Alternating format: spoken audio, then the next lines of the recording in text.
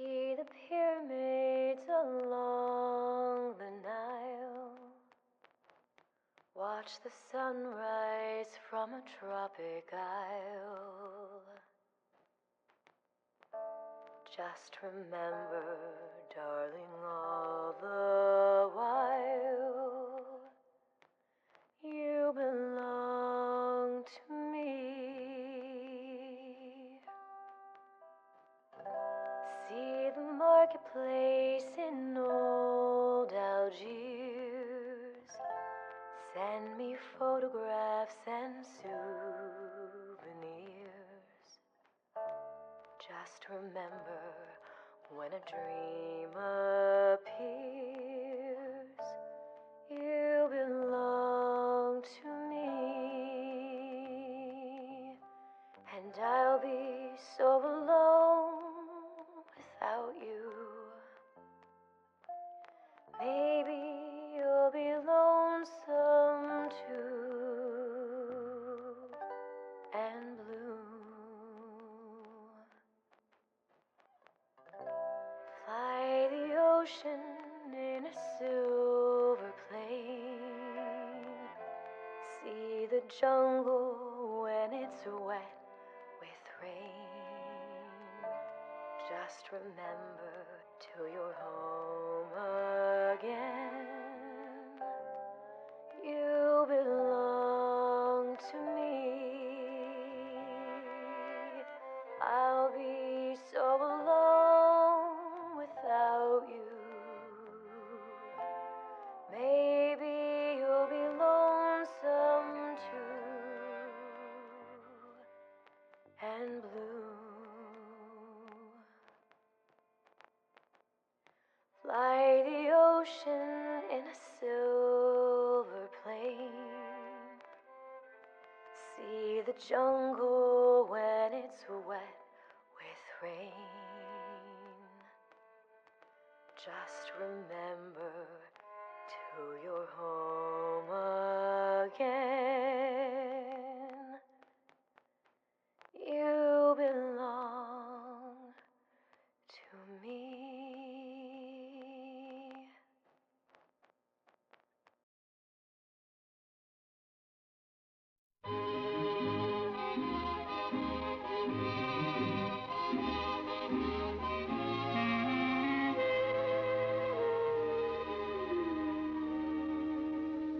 Des yeux qui font baisser les miens, un rire qui se perd sur sa bouche, voilà le portrait sans retouche de l'homme auquel j'appartiens.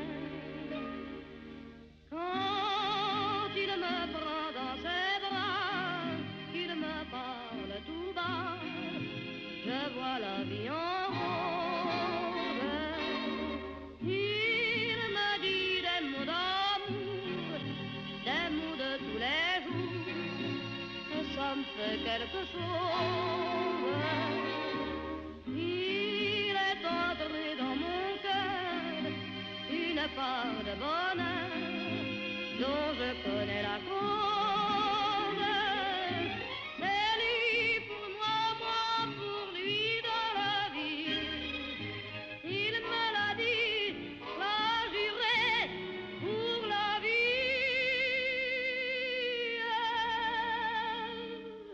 Et dès que je l'aperçois, alors je sens dans moi mon cœur qui bat. Des nuits d'amour à plus finir, un grand bonheur qui prend sa place, des ennuis, des chagrins s'effacent, heureux, heureux, à en mourir. Quand il me prend dans ses bras, qu'il me parle tout bas, je vois la vie en rose. Il me dit des mots d'amour, des mots de tous les jours, et ça me fait quelque chose. Il est entré dans mon cœur une part de bonheur dont je connais la cause. C'est toi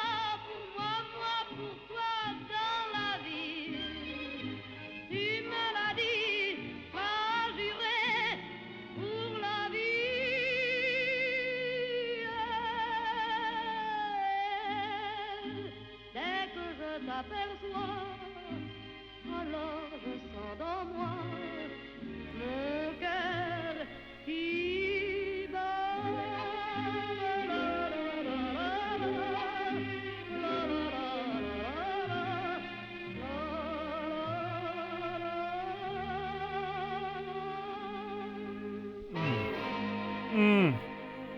How's that for some Edith P.F.? Now, yes, I'm aware. I'm already fighting fighting copyright claims on YouTube here, but you know, it's Bioshock and they riddle their game with good music. So, you know, what can I do? Hi, chat. Welcome to the channel. Hope you're doing well on this Saturday. My weeks are all topsy-turvy. Hi. Hope you're doing well. Hi, Vesper. You're aware? What kind? The where. I'm a where. Where human is a little bit redundant, isn't it? I'm just aware. Just a where. Who's where? Me where. I'm a one-of-a-kind where. Now that's what I am. I'm where unique. How you doing, Vesper? Hope you're doing well. We are right back here on the channel, this little corner of the universe of all things Twitch, where we're trying to apply literature criticism to the games that we play. We do close readings, we do structuralist analysis, we do deconstructions, pretty much anything that we can get our hands on. And tonight we are playing Bioshock Infinite's Burial at Sea, or we're continuing Burial at Sea, which is, I find Burial at Sea to be an absolutely beautiful capstone on top of all that is Bioshock. It is gorgeous. We spent about, an hour and a half yesterday just fapping around in Rapture. And, man, Irrational Games did character interaction just fucking fantastic. The fraught relationship between Elizabeth and Booker is, I'd like to say, wonderful, in the fact that it is complicated and abusive, but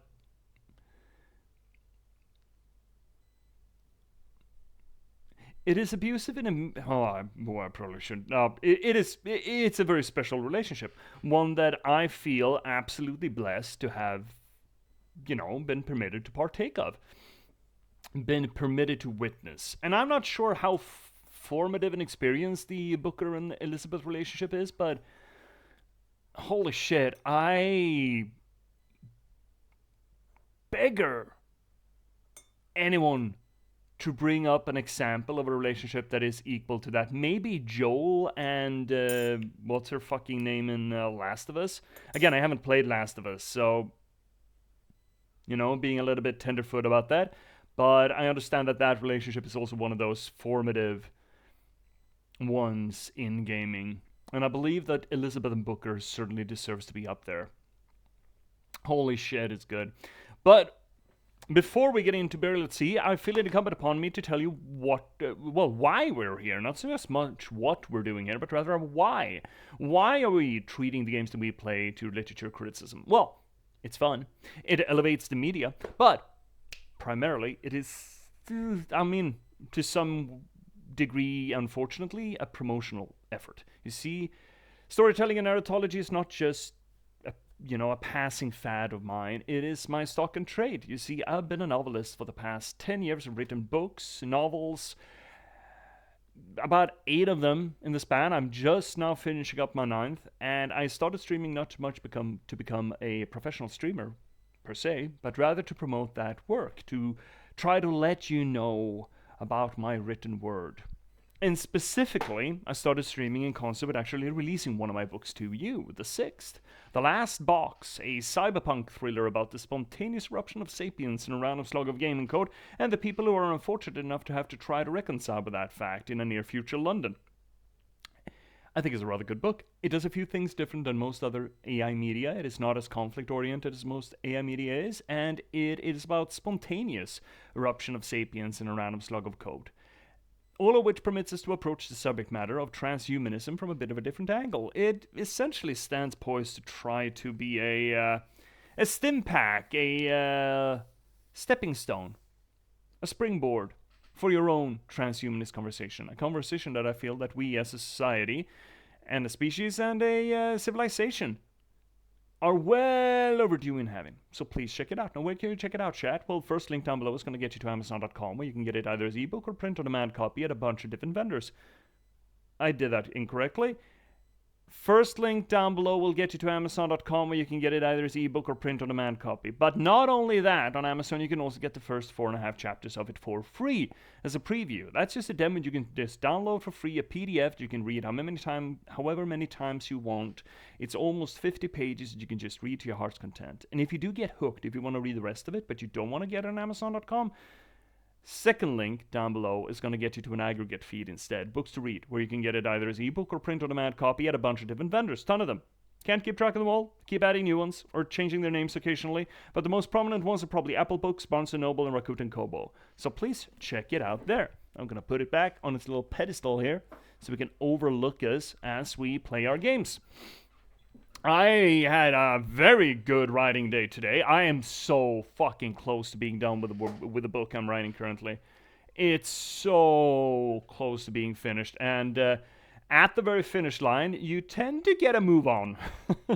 So instead of usually when I can dedicate myself to writing full-time, I usually try to hit the mark of 2,000 words a day. I heard that Stephen King writes 2,000 words a day when he's working, and if I can write as much as him, I'm doing something right. That's my argument. Now that I got other things sort of jangling around for my attention, I usually settle for 1,000 words a day. Today, I knocked out 3,400 words. It's at the very end. I've usually, always find the end the easiest thing to write. Because generally, I've had the end in my head so crystal clearly defined for so long. I've set up all the moving parts for the end, and when I finally get to it, it's such a catharsis to get through it. So I just mow through it. It's great. Holy shit, I'm not as close to those 3,400 words certainly got me closer, but I thought I was going to get further.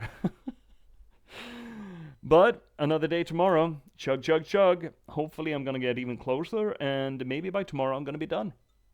Or by Monday I'm going to get done. That's going to be nice, and I can focus on other things, but holy shit, I got trucking today. Anyway, another day, another dollar, another day, another doubloon. What say you that we get ourselves locked and loaded into Bioshock Infinite? Shall we? So while this launches, where were we last time? Last time on Dragon Ball Z. We woke up as a booker in 1958's Rapture on New Year's Eve. We are a private investigator in the city, and we are neck deep in gambling. We're not doing very well, and in walks this femme fatale bombshell in this Hugo Boss looking... Okay. Hello. There we go. In this Hugo Boss looking flight attendant get up, and a real femme fatale Elizabeth comes to us. We don't know her, we don't recognize her, and she offers us a job to find the girl. Apparently some little sister, or will become little sister, that we sort of lost, because that's what happens to kids in Rapture, apparently. Whoops. So we have to find her, or well, Elizabeth drags us along to find her. And it sets up this sort of almost a Freaky Friday situation between Booker and Elizabeth, where their role seems to be almost entirely reversed from the main game. In the main game, Booker was the one that dragged Elizabeth along for the most part of it.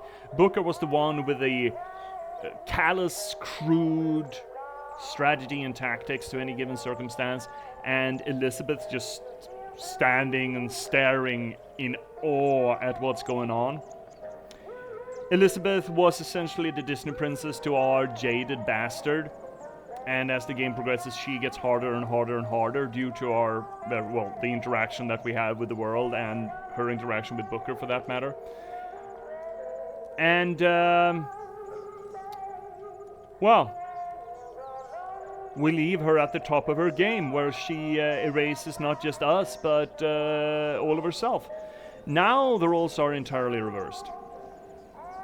Elizabeth has gotten a makeover out of Nazi Germany, it almost looks like.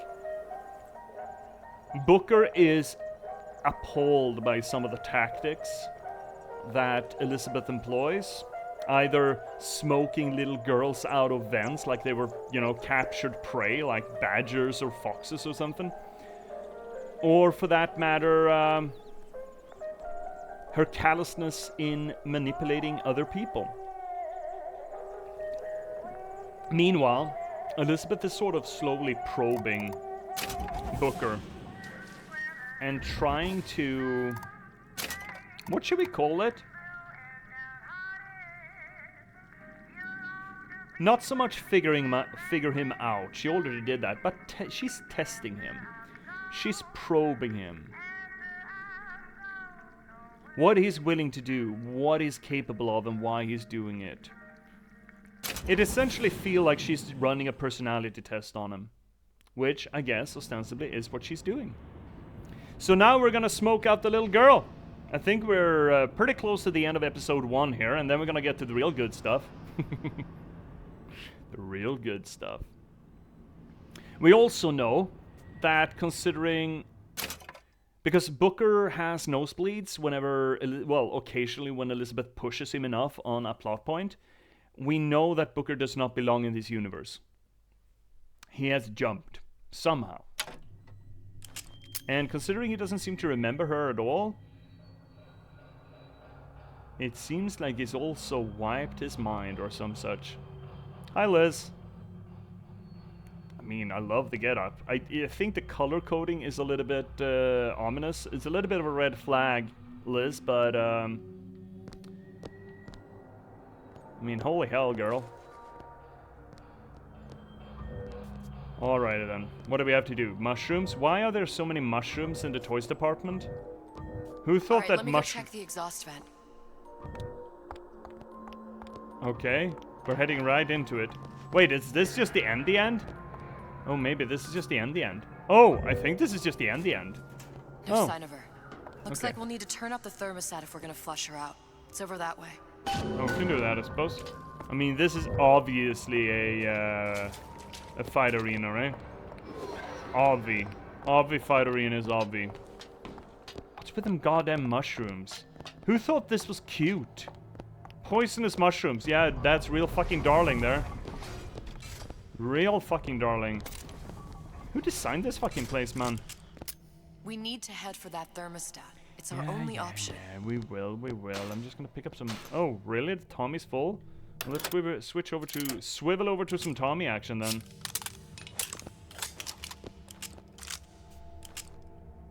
The thermostat, Mr. DeWitt. Waiting won't make this any Oh easier. my god, Liz! Yes, I get it! I'm fucking picking up ammo here. Good fuck. Calm your tits. Thermostat's right there. Turn the heat up. I'm not going to burn her. It's the only way to bring her to us. If you won't do it, I will. Just Yeah. give me the word. Why don't you do it, Liz? Why is it all... Yeah, fine, I'll do it, I'll do it. What? Turn the goddamn thermostat up. Oh, he can't do it himself? He has to have Elizabeth do it? See, this is what I'm talking about, right? He feels qualms about causing pain to this little girl, while Elizabeth is just fucking trucking on. It is a complete polar opposite reversal of what we saw in the original game, which obviously is not it's not a whoopsie. It's not a mistake. It is not inconsistency. Ken Levine has proven to me that he is good enough at writing character to know what the hell he's doing. There's a point to that. Holy shit. Did you hear that? Yes! We need to get back to the exhaust before I we fucking use the heard girl it. again. You couldn't have turned it up just a little bit? Sally, come out! It isn't working. I told you she's coming. It isn't working. Turn If it you off. turn it off, it's not gonna We work. have to turn it off. We are hurting her. Sally! Sally? Come Sally, on, it's girl. Booker. You're fucking me. cooking in there. Sally, come on. I'm gonna get you out of here. Sally! Come out here right now! Sally. No. Ooh, hello.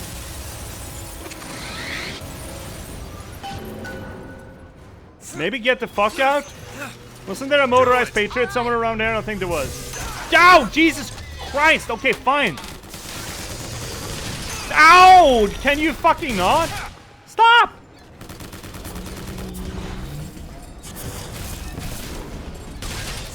Whee! Fuck off!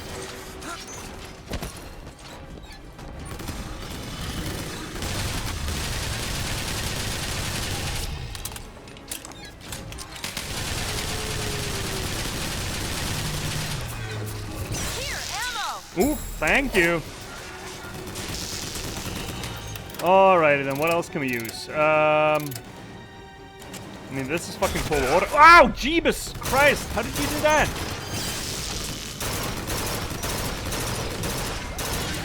Whee! No, don't hit me. I was just... Ow! How did you do that? Oh, hi, buddy. No, no, no, no, no, no, no, no, no, no. Run, run, run as fast as you can. Oh, we did it? Sally! Great. Sally, come out! Yes, yes, yes! It's okay, Sally. Is she?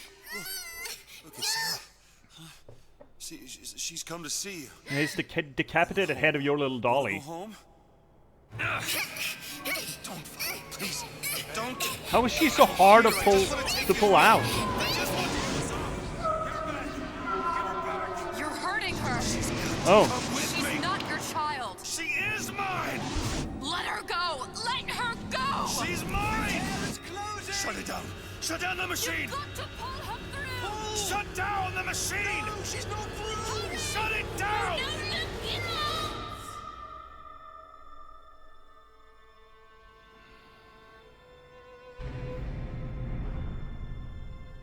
I remember all of it. That poor child.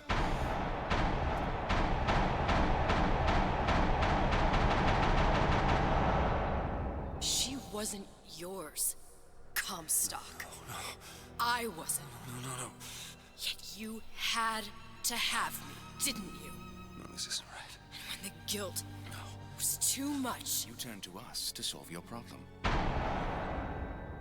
To provide a place to go where you might forget.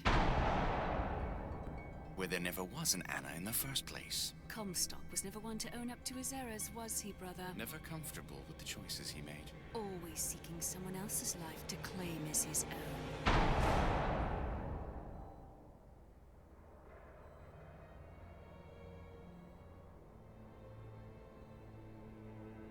Elizabeth.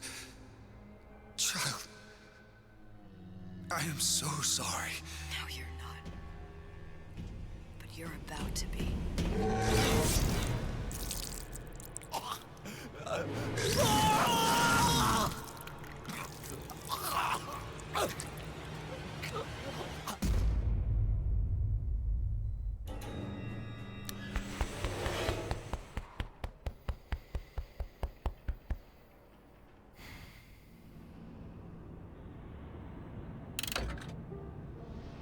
that's fucking great, though.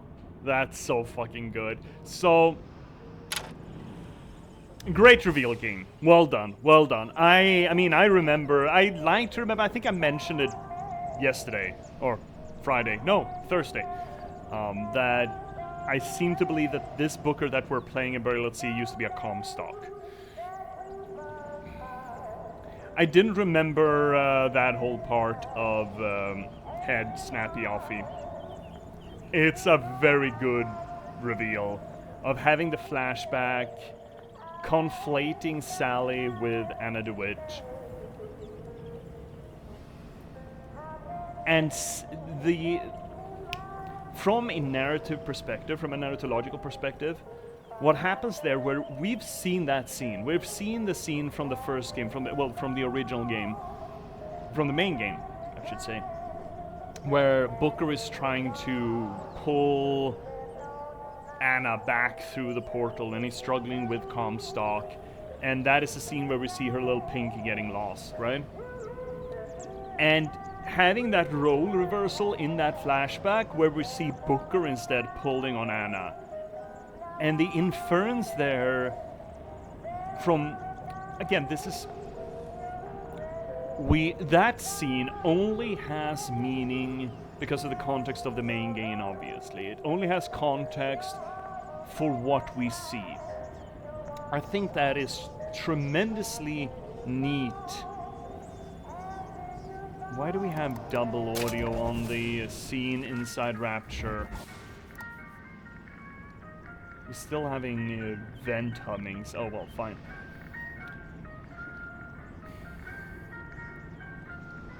That scene only means something through perspective, right? Considering that the game plays in a first-person view, in book storytelling, in narratology in writing, in novels, this sort of perspective would be considered internal focalized. There's another word for it. Internal focalized. Ignorant? Or innocent. There's a word for it. It essentially means that your perspective is locked in a third-person perspective inside a character's body, and you do not know more than they do. It is a kind of rare perspective when it comes to books. Usually we run the standard projection is either a first-person projection where the narrative is driven by the first person, by the I. So it's essentially one person telling their story. That's the old way of doing it.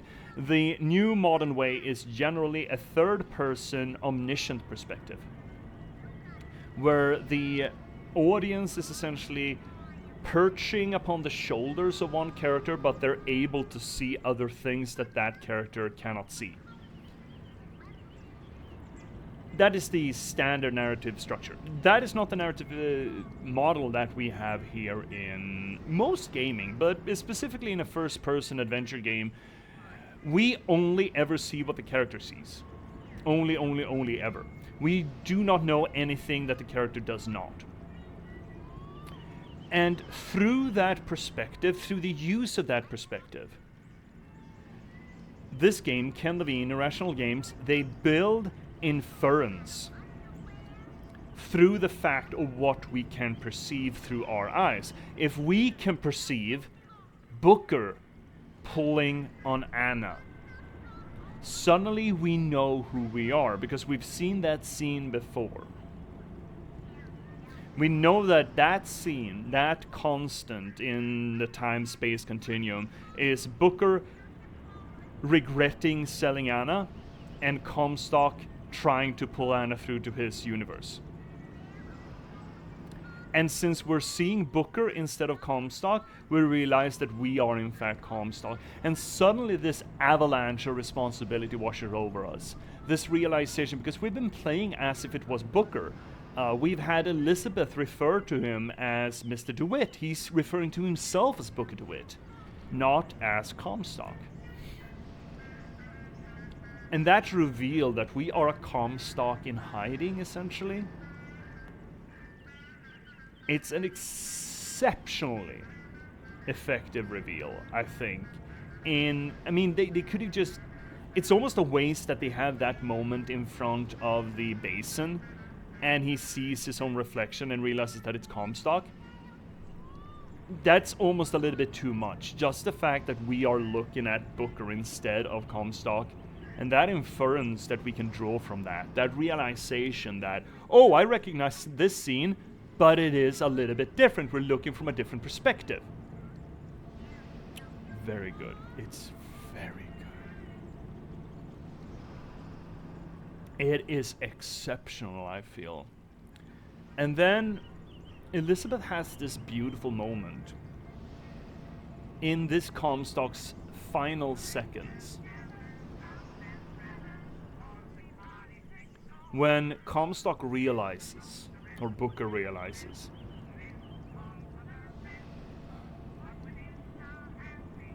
and he apologizes. He knows, he remembers what he's done, and he apologizes to Anna, or Elizabeth, whatever the fuck.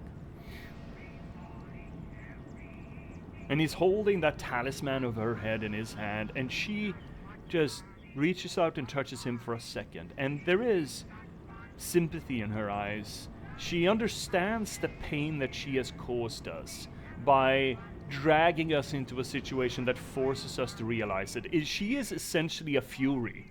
She's sort of she anthropomorphizes the role of the ancient Furies. Those primordial beings whose only purpose was to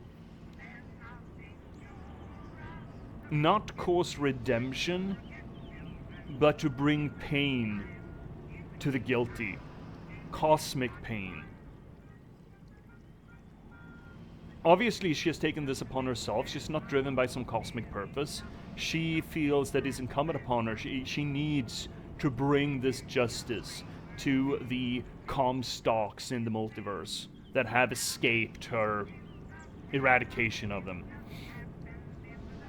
But that does not mean that she does not understand the pain of guilt. And she has this second, it's just a second,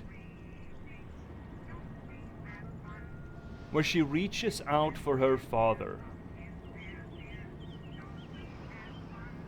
Not to say that I forgive you, not to say that it's okay, but just to say, I do understand that you're in pain.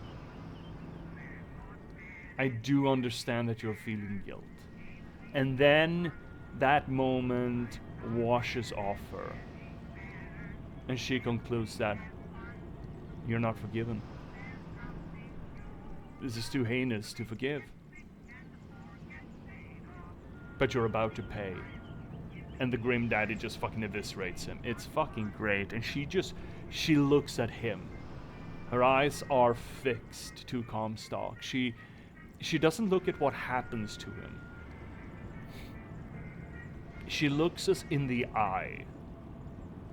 And that is another connection. She doesn't, it tells us that she doesn't care what happens to us. It doesn't matter that that how we die is irrelevant. What is relevant is that she is there with us, and that we know that she is there with us. That is a connection, even though she's driven by, as a Fury, by retribution, revenge, hate, love, a little bit of everything. It is not the satisfaction in the event. It is the connection in the event.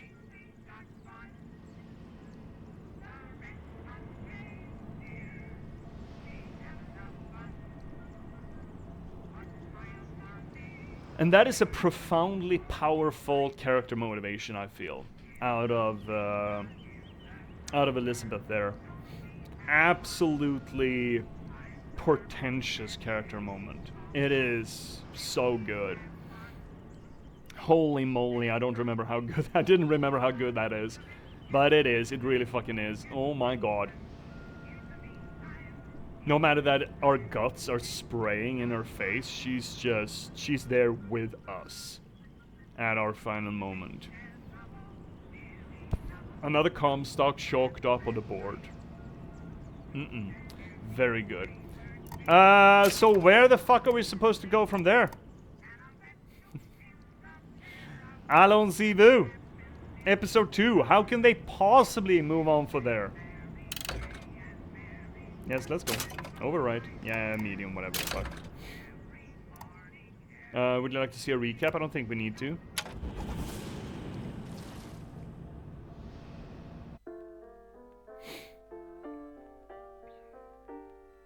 La Pouche de Tom Café. La Poche? La Pouche?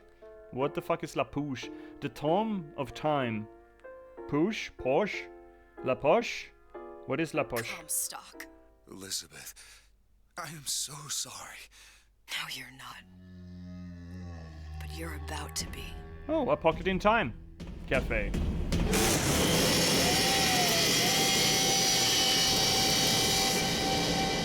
That is one hell of a sound. So, apparently we're loading into a Pocket in Time Cafe. Oh. Here we got it again.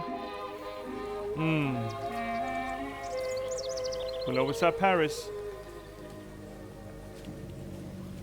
Mademoiselle, Yes? quel est votre nom? Elizabeth. Pour vous, Elisabeth. Oh, no.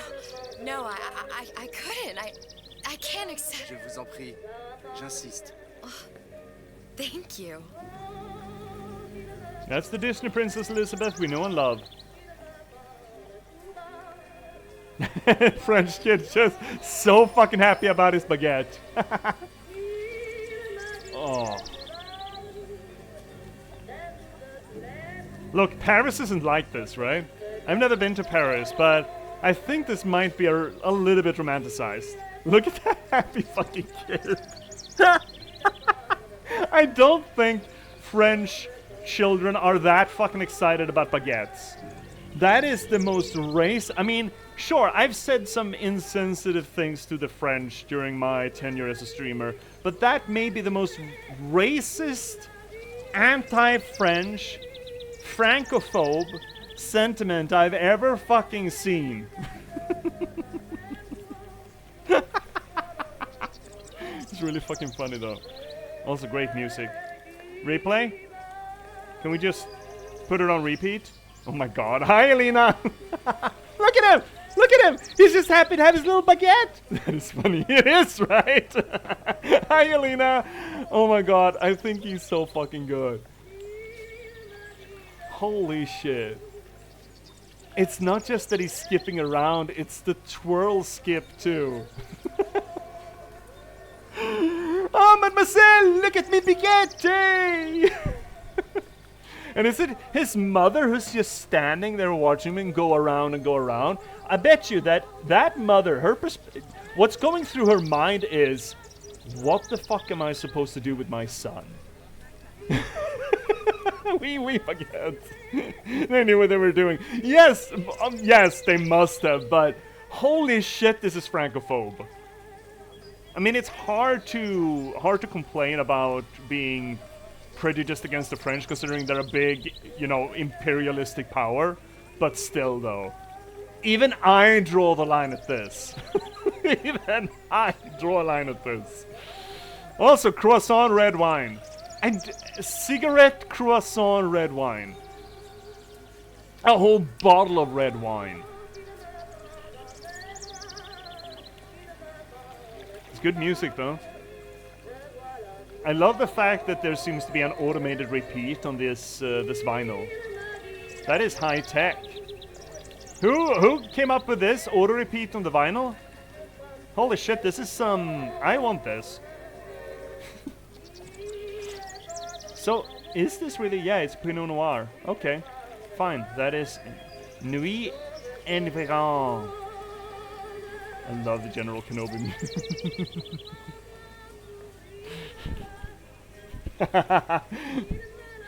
Oh.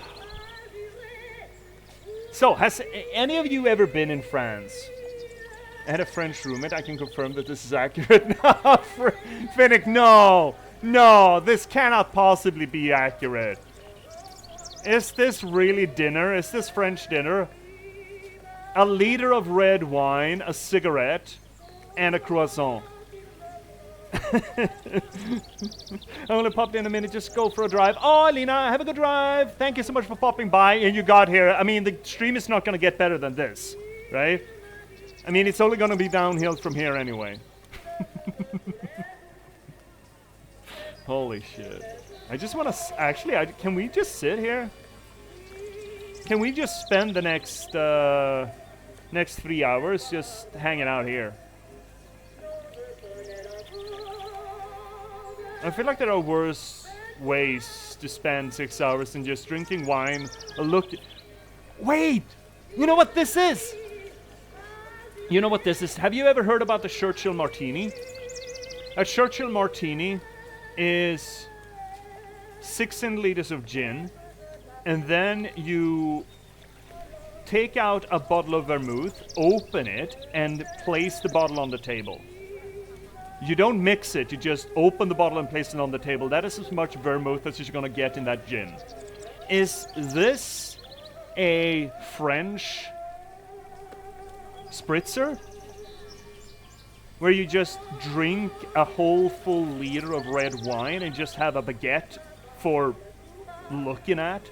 Just a viewing baguette or a viewing croissant?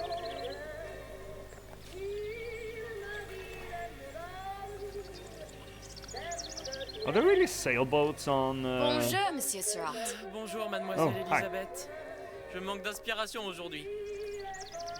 Oh, you haven't gotten far, bud. You need to stop just dotting the canvas, bud. Just pull a stroke or two, bud. Holy moly, buddy. You know, that beret isn't gonna earn itself. Bonjour, Elisabeth. Ooh, hello. So what have you done here? Oh, wait! It's that painting. It's that fucking painting. I don't know who made it, but I know that it's in Animal Crossing. My painting shops are exclusively what's in Animal Crossing. Oh, the strings are coming in. Super, c'est apéritifs. This should have just had croissant and red wine. La Rue de Marche, and then just really fucking baguette happy kid. Bonjour, Elisabeth. Bonjour. Why are you on first name basis with Baguette Comment Boy? allez-vous? Ça va bien? I know that he's just talking to us when he's doing the gamut. Oh, that's fucking good too. Bonne journée, mademoiselle. Yes, we got it. You can say bonjour. Girl. Did you drink Bien, while you were bonjour, pregnant? mademoiselle. Did you drink while you were pregnant? Or maybe, how many baguettes did you eat while you were pregnant? Too many? 500? I think this child is baguette damaged. Lady? Do I need to call social services? Or is this some sort of a Dagon Lovecraft situation where you're, you got baguette DNA in you?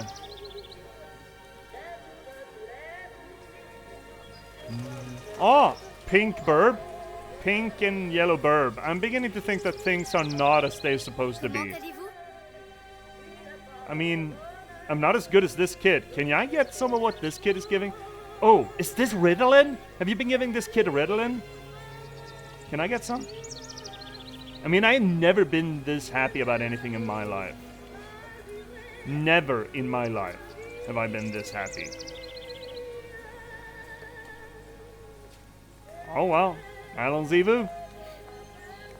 So you're doing better. You're doing much better. No, it's actually the perspective. Oh, nice. Good work, my dude. Yeah. Bien, bonjour. Oh, hi. Oh my god. What are you wearing, my guy?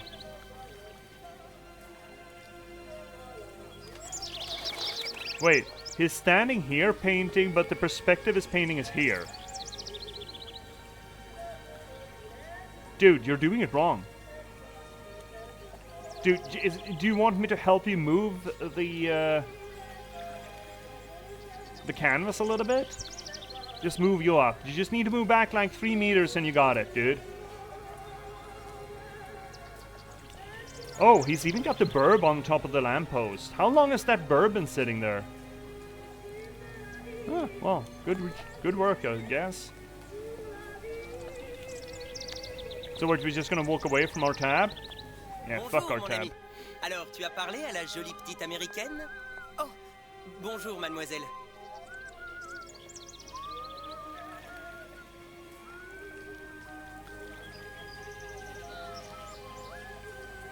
$1884?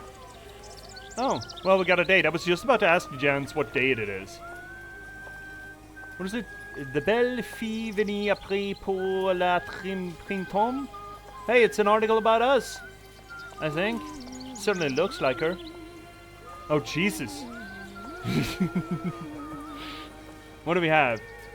Bonne journée. What is Comment that? ça va, Elisabeth? Hi. I'll get over to you real soon. I just need to look at the... Ooh, it's some of those... Yeah, this looks like late 19th century poster art out of Paris. Looks like the Moulin Rouge paintings, right? So what are they selling here? What is that? Chèvre? Yeah, it's chèvre. That is not chèvre, my guy. I know what chèvre looks like, and it's not that. Brie? That is not brie either. Camembert? Camembert? I don't think that's Camembert either. That's Swiss? Gruyere? That is... I don't think that's Gruyere either. Cantal? Roquefort? I don't really... That could be Roquefort, I suppose. Les Fleurs de Paris? Un spectacle de belle danseuse? That's a Moulin Rouge artifact for sure. Has Paris ever been this beautiful? I don't think it has been. It's almost like it's wish fulfillment.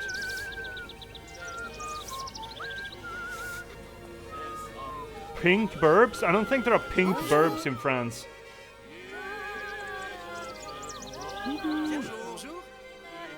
Cabaret de la Belle Vie? That's a strip club, my guy.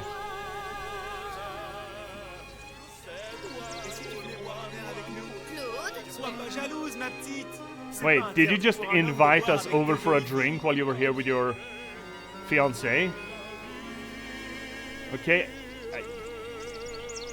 I get that instrument choice. That is a bit of an odd one.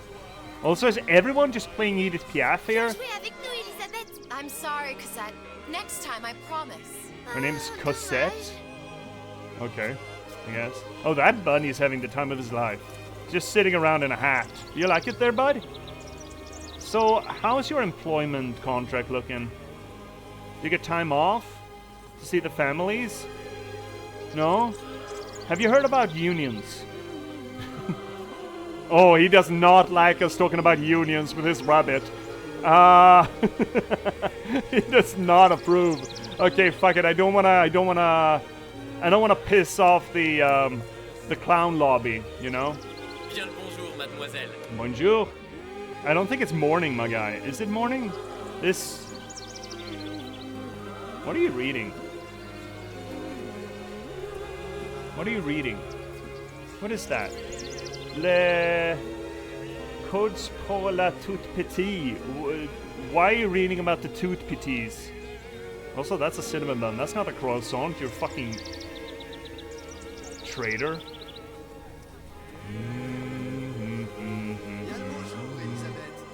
Hello.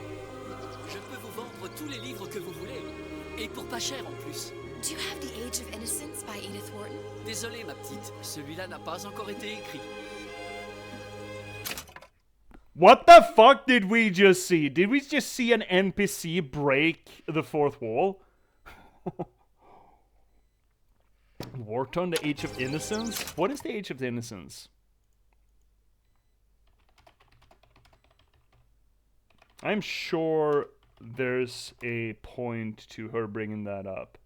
The Age of Innocence, 1920. American author Edith Wharton. It was her 8th novel and initially serialized in 1920 in 4 parts. What is it about? It's just... Okay. Oh yeah, that doesn't exist yet, that NPC.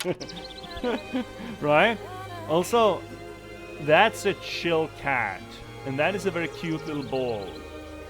I think that cat might have a tummy ache. Oh, those are some big fucking keys. Also, why is every newspaper running an article on us? I'm beginning to suspect that this is indeed wish fulfillment. It's not actually really Paris. Bonjour, mademoiselle.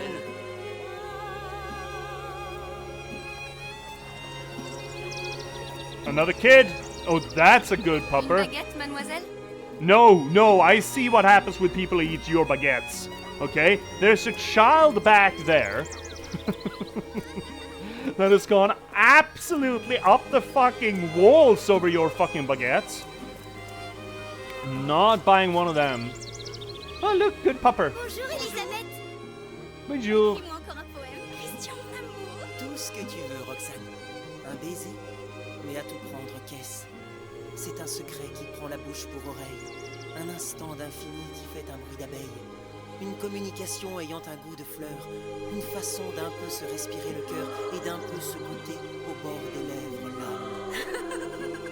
Et maintenant, mon amour, où va-t-on? Où tu veux. Did you just rip that out of your back pocket, my guy? Impressive. Also, good pupper. Why did you tie her to a lamppost? What are you feeding her? That looks like burned ramen.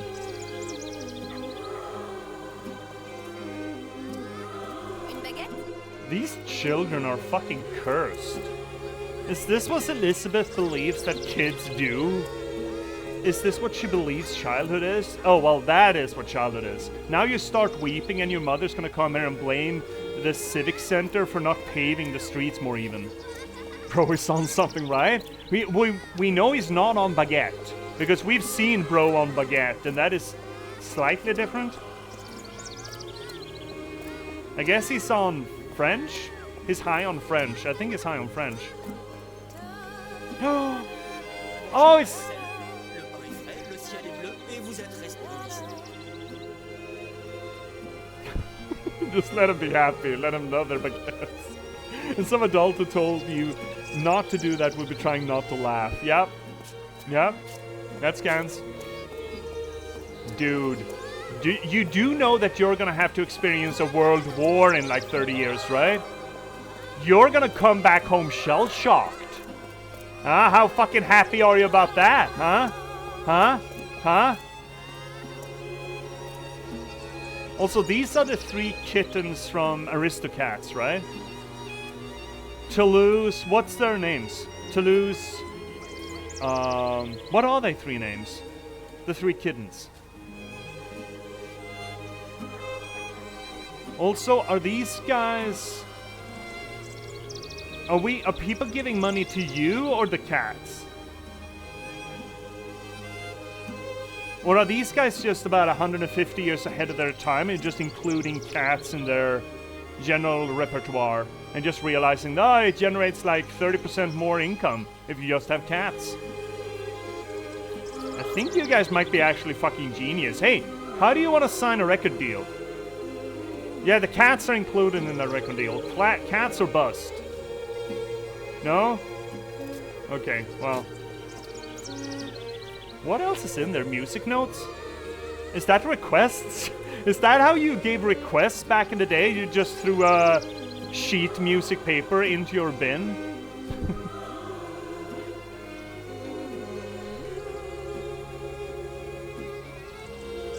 The bar, I recognize that painting too, I think. That painting too, and that certainly is a painting that I recognize. I don't know who made it. That is also a badonkadonk. We saw a real fucking badonkadonk while she was playing Hollow Knight earlier.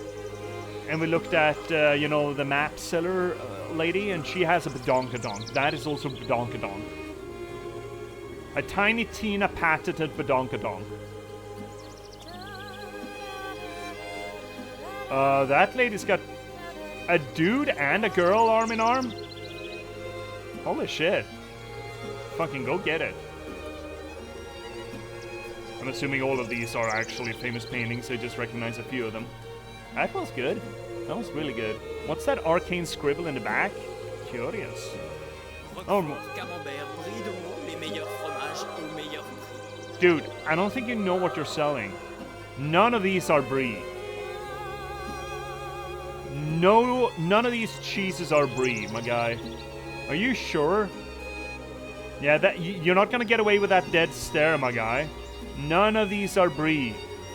Or chèvre, for that matter. Oh. Oh, I see that the produce modeler just phoned it in. They spent all their modeling money on the cheeses. Not a goddamn cent on their pepper, carrots, tomatoes, and potatoes. Oh my God. That's very French too, I suppose. Oh, we need to make 100 different cheeses for our game. But we also have a produce stand. Ah, fuck the produce! Whoever eats a carrot anyway! Fuck carrots! Jesus is where it's at! Huh? Are you really questioning the French? Yes, Finnick, I am questioning the French on their cheeses. Their French cheese is a staple. I mean, look at this, though! It's really fucking horseshit modeling. Compare that to the fucking cheeses, man. It's like a different fucking game. This looks like it belongs in like Wolfenstein or something, original Wolfenstein. While these fucking cheeses are primo. They are incorrect, however. Frederick, seriously, is any of these cheeses a breed? None of these cheeses are a breed.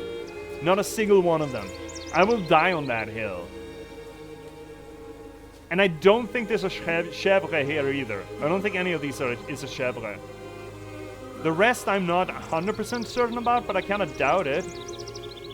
I don't really know how a Roquefort, Cantal, or Gruyere looks. A common bear I could probably recognize, and maybe the brown-skinned one is that. But these are not Brie or Chèvre. And they're the same fucking cheeses all over the place. Four Fang 60 for 200 grams of cheese? Is that a lot? I think that's a lot in 1880. I think that's a real fucking lot in 1880. You know, chat? You know, chat? You know what? We've been fucking around for like an hour. We're running up on our first ad break. And we're gonna run that. And I think I'm just gonna leave you with the background music. I'm just gonna let the game run. Because it's beautiful accompaniment, right? It's La Vie en Rose. Of course you're gonna love it. It's La Vie en Rose and incorrect cheeses. What else can you want? And it's absolutely fucking high children. I mean, they're high as fucking kites. I didn't know Ritalin was a thing in 1886 either, but hey, here we are.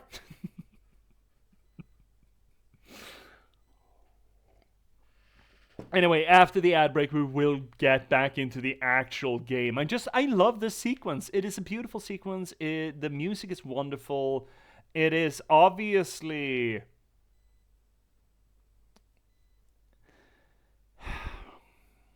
I do not think this is the France that is real France. But we'll get to it. We'll get to it as soon as we get done with the ads. They're going to roll... Sorry. It's going to be 3 minutes. I'm going to go make myself some more tea. And I'll see you right back here in 3 minutes. Yeah, chat? Please don't go anywhere in the meanwhile.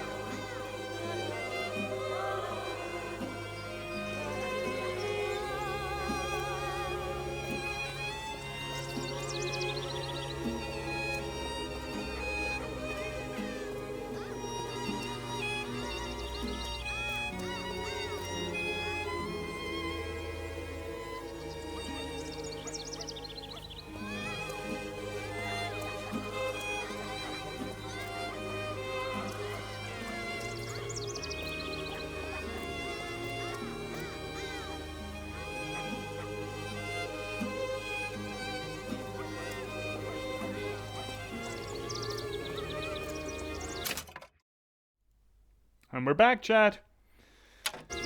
Right back at it in this dreamlike Paris. You know what? It's loud though. Holy shit, it's loud. You know what breaks my immersion here completely? Is that every one of these fucking Frenchmen are so nice. That's what really tips this over. The uncanny valley for me. Elle est tellement plus belle en vrai, tu trouves pas? Si tu veux mon avis. I don't think this is reality. Best kept in dreams? Oh, foreshadowing. How's this proto stand? It's also shit.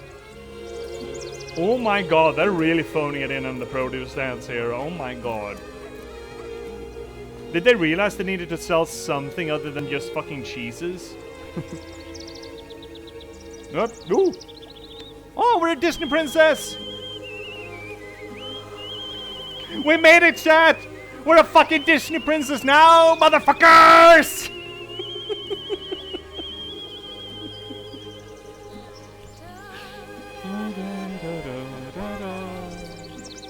Ou la cage. Oiseau ou la cage. Pourquoi pas les deux? No. That's ominous. We know about cages and burbs, and I don't think we're particularly fond of any. Actually, I got trauma that involves burbs and cages, my guy. Also, that's not how you fit your pocket watch. It's not supposed to be on the second from the top, it's supposed to be on the second from the bottom. Also, you're not supposed to button your last button. Jesus H. Tap Dancing Christ, Frenchman. Oh, well, that's ominous. A little girl with a very red balloon. I think that is literally a red flag. Again, Ken Levine is not subtle. He's effective, but he's not subtle, okay?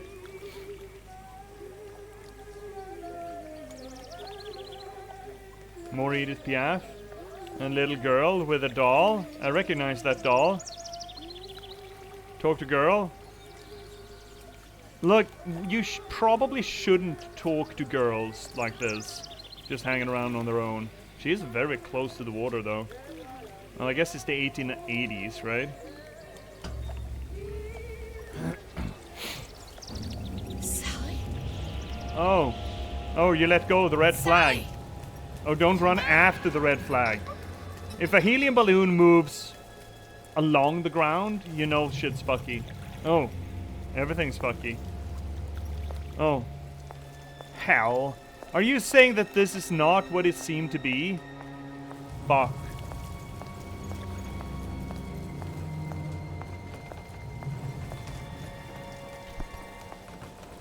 Oh. The Lutesses. Do you recognize the Lutesses? I recognize the Lutesses. You think that's Booker?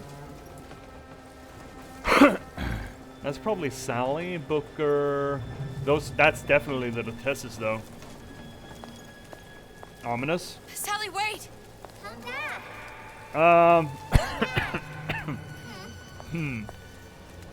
Why did this suddenly become... Wait! color-coded like Schindler's List? Oh. Well, that's probably not good either. Sally, stop!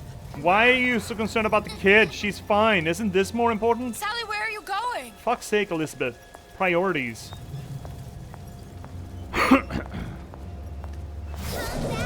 Sally, hold on!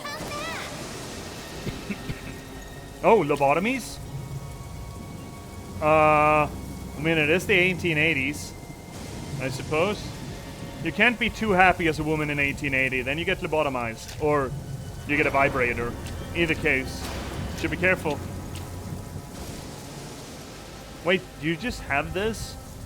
It's just drop-in lobotomizations? Is that just a thing that we do? I mean, it is the 1880s. I recognize that statue. I used to live in one like them. Where did she go? This feels more correctly Parisian, right? This counts. Oh. Oh no, he's here too? My god. Oh! Right, we did this.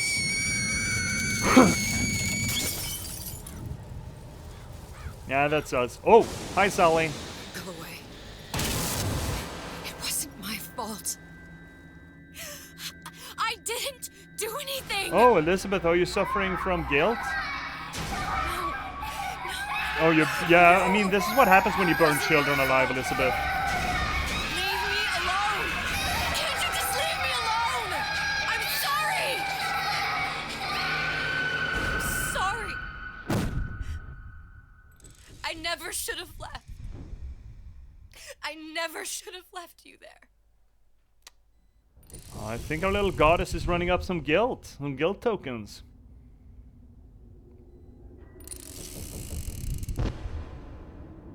I need to go off and fetch my tea. Oh. Oh, hello, boys. Actually, I'm just gonna go fetch my tea. We'll be right back. I'll be right back. It won't be 1 minute.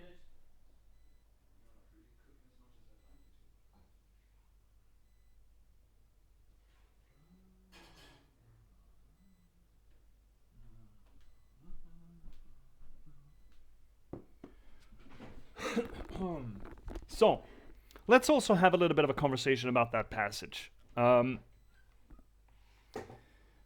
Obviously, it wasn't really Paris. Because, you know, timey-wimey, wibbly-wobbly bits. I think it's fair to say that was perhaps the first moment of actual wish fulfillment out of our dear Elizabeth. Where she goes to that place, that one place, where supposedly she's always wanted to go. It's essentially her retirement plan.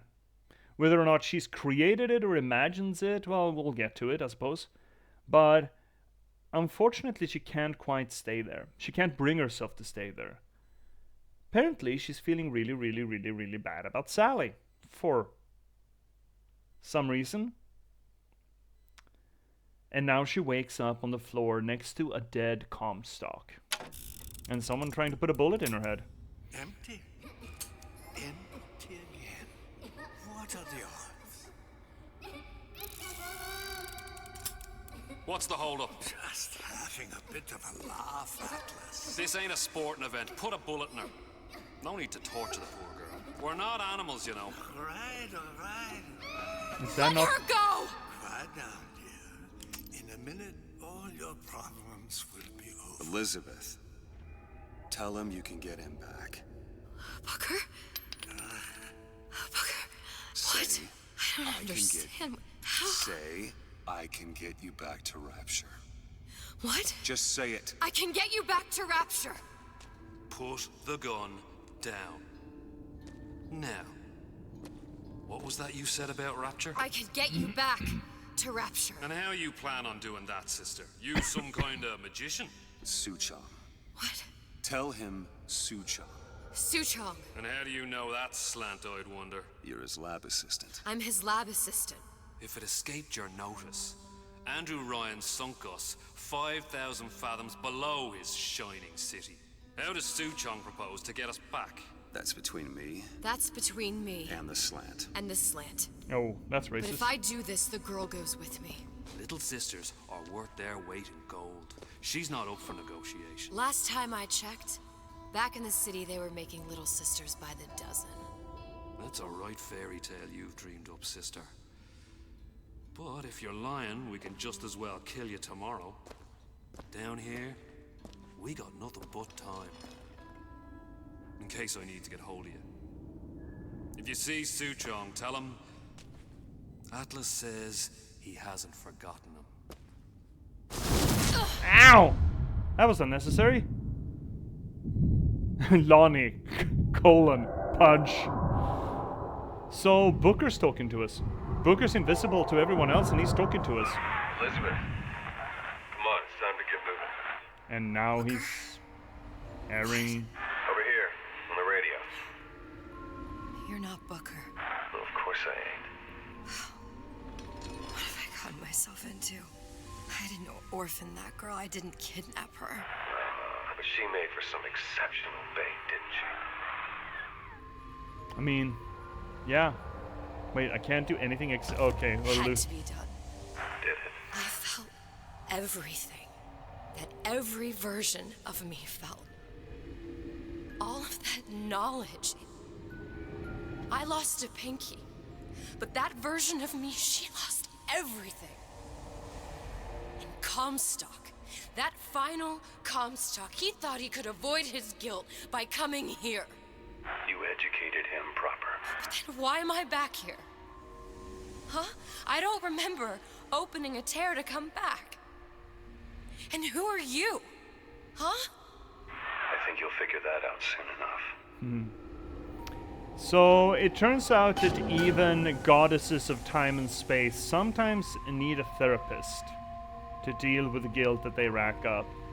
So yeah, she certainly got Comstock. Certainly got him good.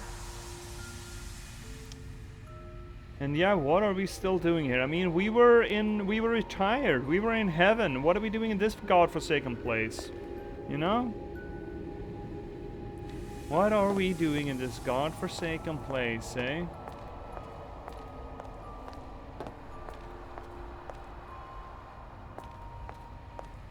Whatever are we doing in this godforsaken place?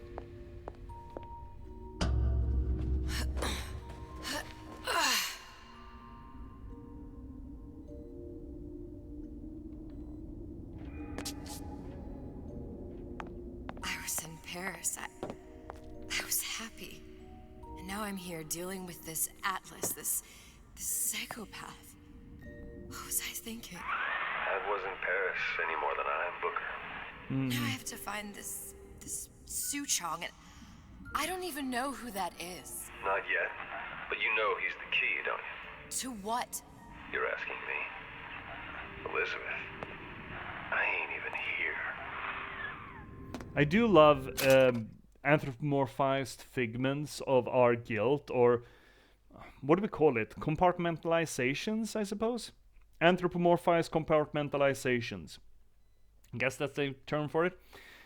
I love, anyway, I love, what did I call it? Shit. Anthropomorphized compartmentalizations of guilt that are self-aware that they are anthropomorphized compartmentalizations of guilt. There's got to be a faster way to say that. Anthropartments? Anthropartments? Yeah, let's call it anthropartments from now on. Let's tidy our language structure up a little bit, shall we? Now that's something you can make a thesis study of. The anthropomorphization of internal guilt and shit in media. And how they interact with us.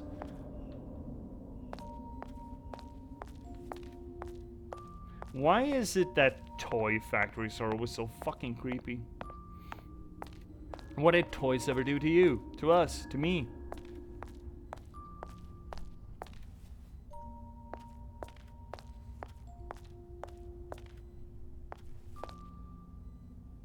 I feel like I'm missing something here because I thought there was going to be one specific thing that we really needed to look at. Move, rubble. Rubble. What are you? Huh? And how did you know exactly what to tell Atlas? Let me ask you a question. You feeling like yourself, Elizabeth? I feel strange and smaller. I can't see the doors. What's behind the doors? I can't see the future. I can't even see any tears. Oh. Oh. Oh my god. Nazi Liz got Stay dead. away from me. Booker. No, please don't. I died here. What comes around? I was killed by that. Stay away from me! But then, how am I Here. How can I be dead in this world? Oh no, you got nosebleeds. Oh, Liz. My finger. Oh no, what did you do? I don't understand. I... If we're going to end up in the same place, I don't see the harm in enjoying the ride. Are you being cute? I've come round to your way of thinking. Have you? Yes. I do believe one can change things, but after all the bother, one often wishes that one had not. You're a fatalist. A physicist. A fatalist. So was Newton, especially when it came to apples falling from trees. They always contrived to land with a splat. She left the child to rot. Are you implying she's the apple? I'm implying that she did not fall far from the tree. And now she wants to go back. I need to go back. To fix what I broke. Back to where she has no right to be. Back to where she doesn't belong. Doesn't belong? Wait, what do you mean? Do you want to tell her brother, or shall I? Because I died. There are rules. Even for one such as you.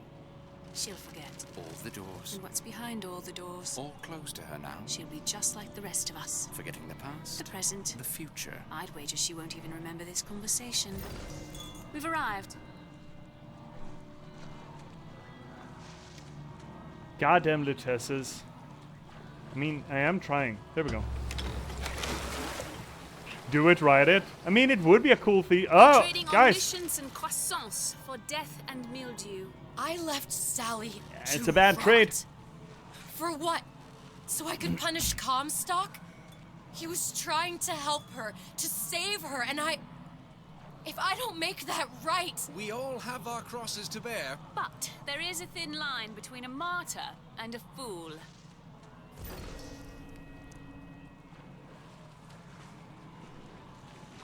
Is there a line at all?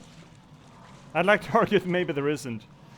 So, what we have here is Elizabeth. I mean, she's ostensibly, presumably, she's been on a rampage for a while. And suddenly she cannot quite bear. There's just one...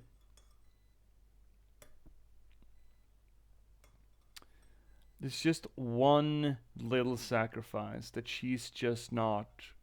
Well, I guess it's the straw that broke the camel's back, supposedly.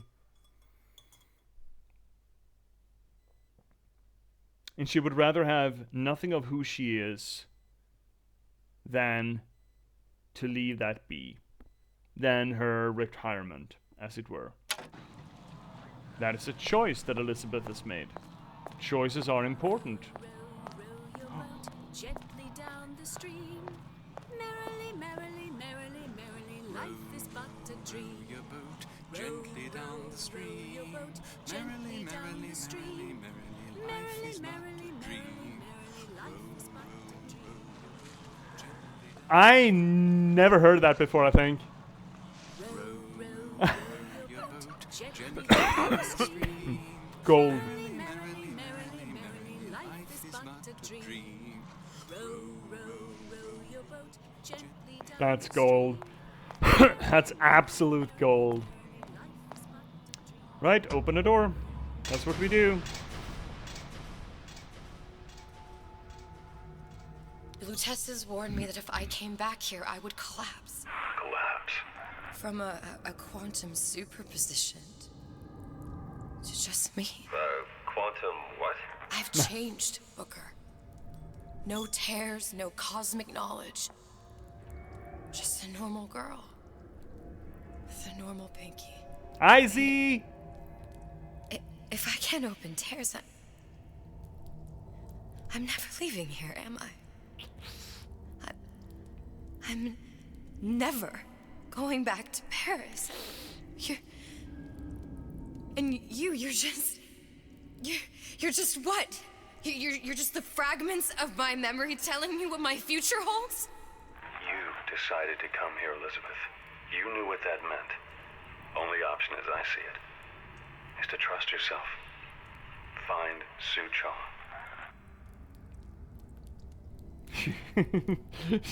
She doesn't look like she's going back to Paris, to be honest. To be fair. No, that's true, see. So, what happened here is... while Elizabeth led Booker to his death, because it wasn't Booker, it was Comstock. And she let a Big Daddy kill him.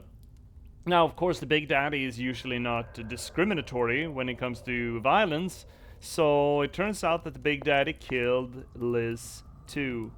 And Liz, we opened this second DLC in a dreamlike, a heaven-like Paris, where Elizabeth is essentially just hanging out, looking at croissants and drinking red wine, where the children are actually Ritalin happy about baguettes, and the cheeses are incorrect, and everything is playing Edith Piaf on repeat.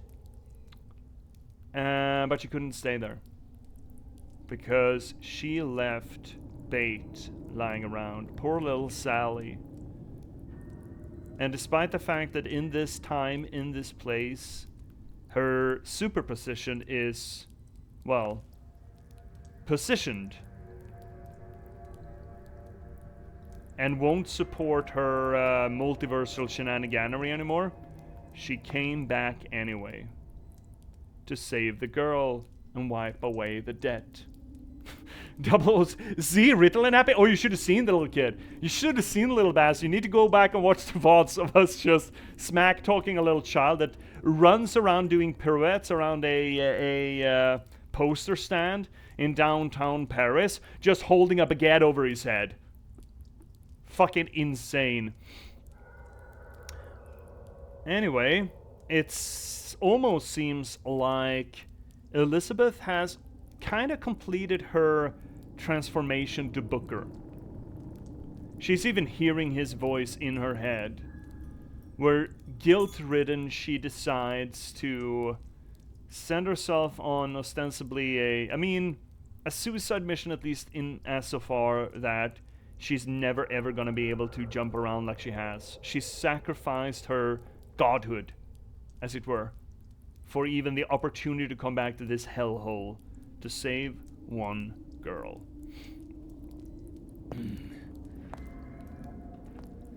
Still Wakes the Deep. Oh, you played that, see? Oh, I've been looking at that for the channel.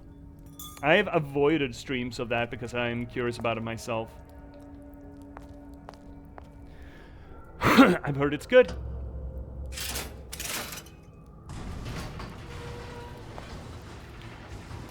Down we go. So Liz, how does it feel to be a normie? This made it out in one go, wasn't bad. I heard this. It's Scottish. Scottish. So Elizabeth, why didn't you go to fucking Scotland instead, eh? To Inverness. Why not go to Inverness instead of fucking Paris? I think you'd like it. Yeah, I've thought about it. It's on the short list, I think. You can't talk to me like that. Don't you because I'm a salesman. You think you could talk to me like that? Do you have anything fun here? Gun? Do we have a gun?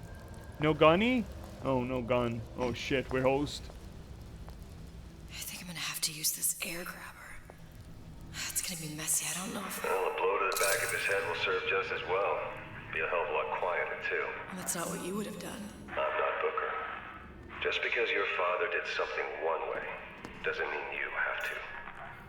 These new songs, they're real personal to me. They're like love letters. Straight from my heart. All my fans stuck with me. Okay, so this is the look. Okay, here's another side by side. Elizabeth is essentially, she's hearing voices out of Booker's mouth because, well, it's still her dad, you know, and Booker was essentially the only father figure that Elizabeth ever had, the only role model that she ever had. And now in her, let's say, adult state, she's hearing his voice talking to him. Why the fuck couldn't Dishonored 2 done something similar? This kind of interaction is essentially what you want. This back and forth between two characters. And yeah, if you can't have the actual characters in place, no reason why you cannot make them insane enough to hear the voice anyway. This is one of my biggest pet peeves with Dishonored 2, that they didn't take advantage of the Corvo-Emily relationship at all, essentially. I felt that was close to criminal negligence on the part of Dishonored 2. Deadbeat. You'll want to get the drop on him, and quiet. He can't hear what's only in your head. Got spliced.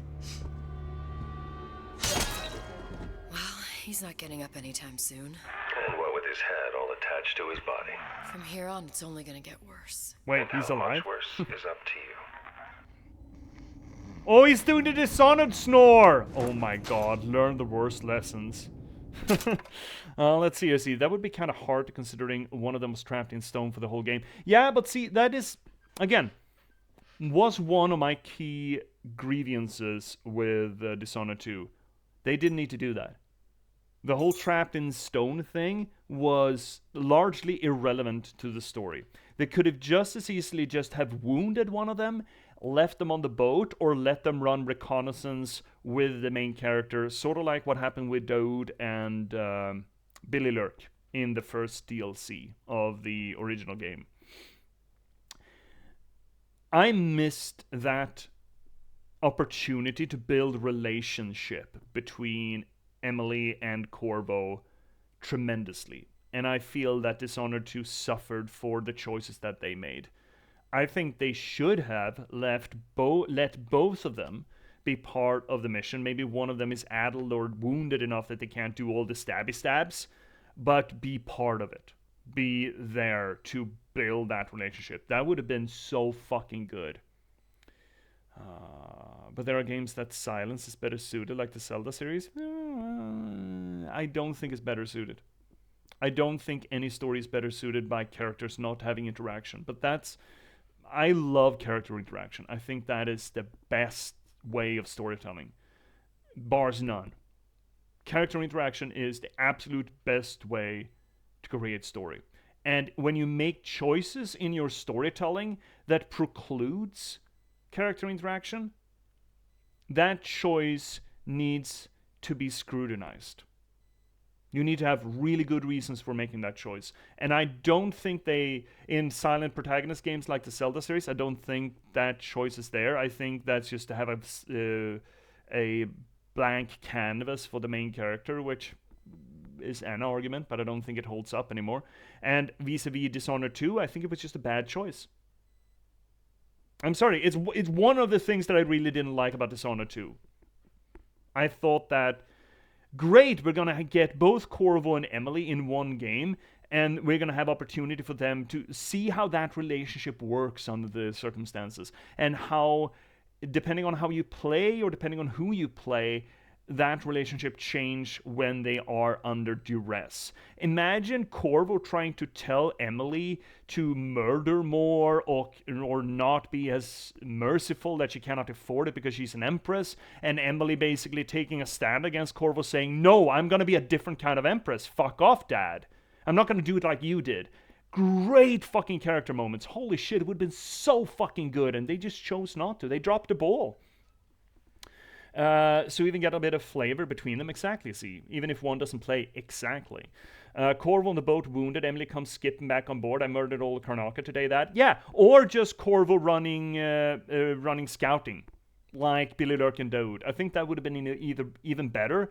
Let's say Corvo's arm is broken or something. He can still blip around, but he can't really fence anymore or something like that. That could have been easily argued, or Emily for that matter, could have been easily argued during the raid. That one of them is injured. One of them is wounded but still wants to jump around because they both, marked by the outsider. Let's hear Finnick. But I feel as a big part of games, of you exploring a story through your observations and what you choose to interact with. That is one part of it, and that is one part that games excel at. You're right. But if you... Look, there are plenty of games where that is the big draw. But when you have games that are supposed to be character-focused, like Bioshock or Dishonored, you gotta lean on that. You can't just half-ass it. And I feel like Dishonored half-assed it. One reason why I think Bioshock does a few things better than Dishonored is that character engagement. The character writing in Bioshock is worlds ahead of Dishonored, even though Dishonored is much better in other aspects. And Corvo just has to watch his daughter turn into a monster. Right, see, wouldn't that be so fucking cool to have that conflict? Let's say that you're running a high chaos run with Emily, and she's turning into the worst that she could have possibly been, and Corvo just anguishing about it. And you could even run it so far that if you get high chaos enough with Emily, or with Corvo, I mean, I understand that that is one potential end with playing Corvo, that he just kills Emily and takes the throne himself. Let's say that Emily just kills Corvo at the end if she's running too high chaos, and you get the choice where Corvo's trying to make her stop. Let's say that Corvo's trying to get in her way, trying to kill Delilah. And Emily just kills him too. Wouldn't that have been so fucking good? You know? Holy shit. Hi, Cats! Let's see. I'm sorry. I'll get to you, Cats. I'm just running a little behind here. Finnick, like What Remains of Edith Finch. Yeah, What Remains of Edith Finch was great. Having that monologue, internal monologue, and then counteracting that with the events of the other characters, that was great. Z. So for me, sure, the extra stuff would be cool, but I'm also happy with what they've done with the games too. Yeah, again, look, I'm seeing, it's the same thing as with Warcraft 3 last Sunday. I'm not disliking the game for what it is. Now we're talking about Dishonored 2 again, comparing that to Bioshock.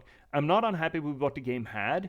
I just see what they could have done better, and it would have turned it into not just a very good game, but an absolute masterpiece, you know? And it frustrates me when I can see a line that the developers could have taken that would have made it a vastly better product.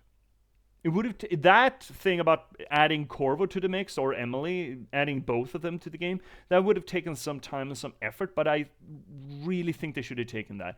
But I'm seeing a gap. I'm seeing something that isn't there that could have made it so much better, and I'm frustrated that the creators didn't, take it the extra mile, as it were. That's not me saying that Dishonored 2 isn't good. I think Dishonored 2 is great. I'm just saying it could have been even better if they changed that, right? That's what I'm saying. Finnick, but mostly used in Infinite, not in 1 and 2. You're correct, Finnick. Yes, that is exclusively an Infinite thing, this character work. Let's see here, Cats, guys. Did you ever dig into Barotrauma's story like this, too? No, I didn't. We didn't. The story in Barotrauma, I remember you and NBC and others telling me that there was story in the background of Barotrauma, but we never really dug into it because that was never the point of Barotrauma. Now, that is not to say that I could not have done it, but I just never interacted with it that way. I don't know if I didn't get far enough into the game to do it. I just played it like a sandbox, and I understand that you can read the news clippings, the scroll-bys and stuff, and infer story and progression in that, and that would be cool. I just never really got to it, I think. It'd be interesting being able to choose between them per mission, see. In Dishonored 2, yes. I actually thought that you were going to be able to swap between Emily and Corvo. The trailers seemed to suggest that it was going to be a joint effort to overtake Karnakia? No. Well, the city, anyway. The game. The coup. And I was, in the beginning, in the first stream there, kind of really fucking disappointed that they asked us to choose a character right from the get-go and just took the other character away. I think that was a damn shame. Oh, let's see, Cats. Yeah, you'd have to explore the stations and find the quests. Yeah. I mean, I'm not going to say that hiding your story is a bad thing, but there is certainly a balancing act you need to perform if you're going to hide your story like that. Again, I keep saying that FromSoft is one of the best interactive media storytellers that I've ever encountered. And their story you certainly do need to look for. But the traces of that story are fairly blatantly in front of you. You get cutscenes where people tell some of the story to you. You got the item descriptions where where it's right there. The problem with finding or understanding the story of a FromSoft game is not so much finding where it is, it's more so putting all the pieces together. While in Barotrauma, I felt it's more you really need to dig down a few layers before the story's even made available to you, kind of thing. And that, I'm not sure that is wise. Maybe that is taking it a bit too far in my argument here. And especially a game that feels so much like a sandbox game, you need to be careful there too. In a first-person, interactive, character-based adventure game like Bioshock or Dishonored, you're expecting that story to be made available and apparent to you. While in a game like Barotrauma or Minecraft or Valheim, maybe not so much, you know? And then you need to put a little bit of early effort into just proving that there is story to be had there. Children, a clay, Bradburn. It's up to us to see they become Grecian urns and don't return to mud. Ryan the Lion reminds you parasites are never welcome. So either nationalist, socialist, or Christian. Yeah, religion, ideology, and nationalism are all to be avoided according to Ryan the Lion. Again, Ken Levine is not subtle. You don't have to be subtle. You really don't. Let's see your cats. No, you just meet NPCs and they tell you their stories and you take on new missions or get storyline quests and they get easy to skip though. Yeah, that's the easy to skip bit when you're sort of churning through missions and you puzzle it all out. It's a lot less hidden than in Souls games. And I mean, I'd argue that considering that there are cutscenes and people actually, you know, voice-lined segments that even in Dark Souls, you get a part of the story put right in front of you. Either you need to rekindle the fire, you need to rekindle the flame, succeed Lord Gwyn, or you need to follow the Grace and become the Elden Lord and take Marika's hand. There is a story that just put right in front of you, right on blast. But there's so much more filtering down underneath it that you can just sort of dig into to get better context for the shallow story that you're being told, right? It's essentially the game or the game characters lying to you. Well, lying or at least withholding some part of the truth. And if you want the whole picture, you need to dig into it. As opposed to not hiding the story, but putting it where there's no expectation of you finding it. It's kind of like what I understood that the first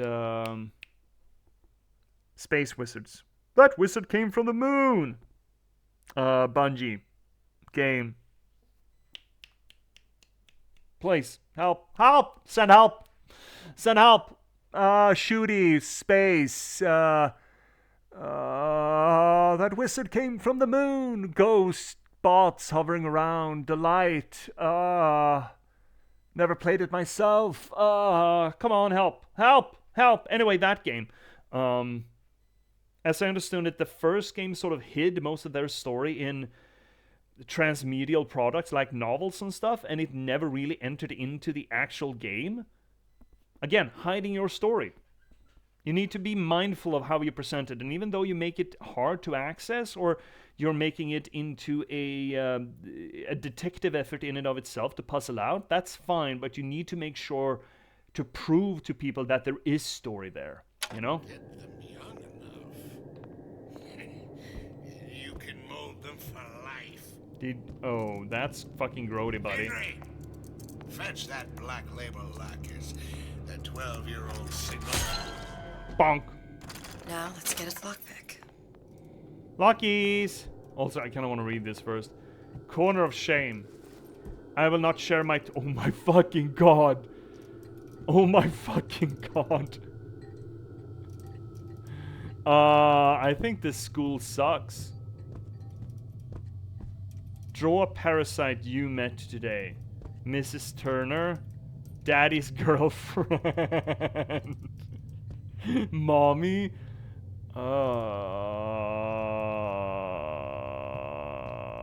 I don't like this place. I don't like this place. I don't like this place. It doesn't matter how you play, it matters how you win.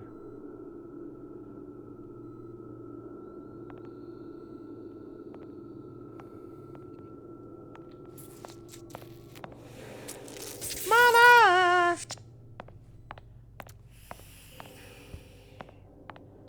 These guys kind of fucking suck. Destiny. Thank you, Finnick. Destiny. That's the fucking name of it. Yeah. Destiny is the name. Wait. Skyrim? Lockpicking can be easy with the right tools and know-how. Use your lockpick to probe a pin. A neutral pin will open the door. A blue pin will open the door and knock free a noisemaker. A red pin will open the door, but also sound an alarm. Okay. Simple enough. Just a 6-pin tumbler. But there's an alarm. That could come in handy, though. Press F to probe a neutral pick and pick the lock. A red pin will open. Okay. Because that thing just goes. Okay, well that wasn't very interesting.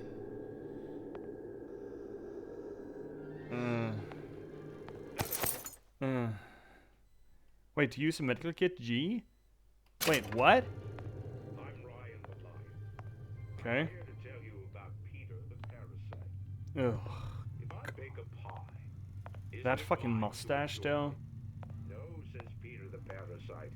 Isn't it implied here that the lion has drawn a mustache on his fur? On his lip? I think that's the implication here. What a fucking bellend, am I right?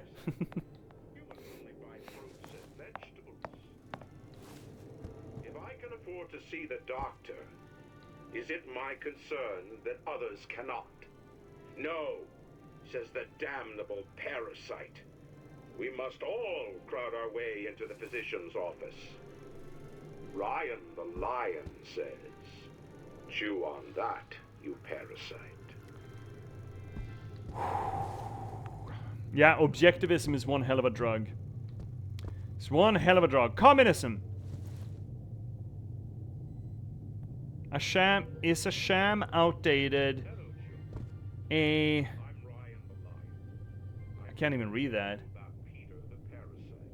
Not good, delusion, hypocrite, a lie to people invented by parasites, property theft, a stupid idea is stealing, moochers, okay, empathy for weak people is for the unfit, and something that is scratched out, not a value, drags you down, is for parasites, is stupid, not positive, not a virtue. Yeah, objectivism is one hell of a fucking drug. Ow! Nosebleed. What was that? You know, don't you? The doors, they're cracking open. My memories of the future and somewhere I'm going to go. You sure it's your future you're looking at? If not mine, then whose? Are we gonna get gun? Or we shoot to kill? But I wanna, where's the thing that I shoot with? I want the thing that shoots. Shooty shoots. Is it not my right as an individual to have shooty shoots? Is that not what objectivism tells us? For the pacification of disruptive children. Child pacification bolts? Nerf gun? Oh. Pick up crossbow. Sure you're ready to use that? It's a crossbow. Looks like the bolt delivers some kind of sleep agent. Probably phencyclidine or sodium thiopental. They had all kinds of books in my tower. How do you think I always knew what ammo to toss you? Knowing ain't the same as being ready. Why don't you ask Comstock how ready I was? Your father's blood runs in your veins, but it doesn't have to be on your hands. And It's up to you. Wow. Those who cannot create will always So yeah, now we're just Dishonored here. Where is your empathy? Asks Peter the parasite while he picks your pocket. You'll find it in the dictionary under L-I. Nope, I'm not there. Boys and girls. What does Ryan the Lion tell us about the tragedy of the commons? Peter the parasite. I heard that. Nope, there's no one here. Find the parasite. You didn't hear a goddamn thing. Dark recesses. There she is. Nope. You're against a guy making an honest buck. I thought Rapture was open for business. Come out.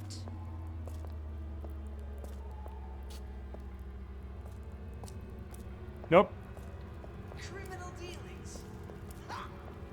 Fallacy, There's no one here. Mush mush. Oh shit. Nope. Where does one find the parasite? I don't know. In dark Have you asked them? recesses. Have you run a census? Or is that socialist propaganda too? First, the law against bribery. And you'll want some fella in my privy advising how I defecate. What? What the fuck are you talking about, bud? Come out. Look, where's my blink? I want my fucking blinkies. Can't ask me to keep doing this without my blinkies. I did think about how cool it would be to play a Dishonored 2 without the powers, actually. I hope we all learned something from that. Learning from our mistakes? Obviously, you haven't been paying attention. Us? Learning from mistakes? What was that? I don't know. What of it? I've been told this town was friendly to free enterprise. There she is. We must find it, root it out. Pay attention, class. The parasite is here. Proving a melee attack on an alert enemy will only stun them. Evade your foe. Wait, what? We can't melee kill them? That only seems to be knocking them back. You're only gonna do What the fuck? real damage that way if they don't see you coming. Why though? That's what they call a fellow who's prosperous. Determined. High and low. We search high and low. You got me. This is bullshit, by the way. Absolute bullshit. Where's the other dude? Is he in here somewhere? Seems to me you're against a guy making an honest buck. I thought Rapture was open for business. No? We must find it, root it out. We got ammo, we just don't have any guns. I'm sure disruption behind us. I would love to class. leave this little disruption behind us, but I'd also like to bonk you on your noggin. Criminal dealings. Ha! Fallacy and misdirection from those afraid to let the market take its natural course. Oh my god, shut the fuck up with your objectivism. Also, objectivism is technically not the same as It's a superb capitalism. life, children. I wish they'd make more of a distinction here. Ever weaken. It is possibly worse. You're gonna patrol, right? No, she's not. The law against bribery. Perfect. You'll want some fella in my Bonk, because I want your pistol. You got to pistol it. Donk. Fucking get. Taxes, yeah, okay, thank you for telling me. This time. Telling me proper, now I all got a real gun. Ho ho ho. Now we got a boomstick. Snow free lunches. How many chat, have you read either The Fountainhead or Atlas Shrugged? What up? I've been told this town was friendly to free enterprise.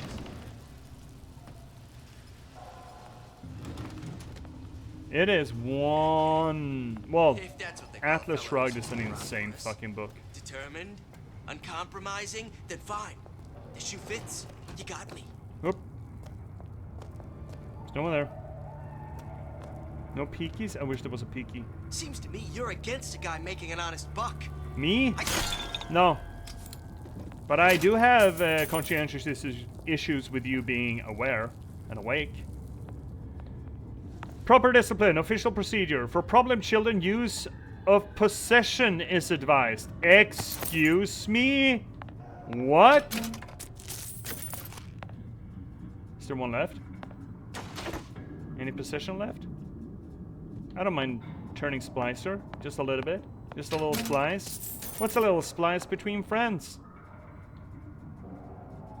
Suppose it's too much to ask here, is it? Well, boo-hoo! Oh, ammo. Okay. Apparently there's ammo here. How much ammo do we have? Some. Not a lot. Some. Sneaky, sneak, sneak.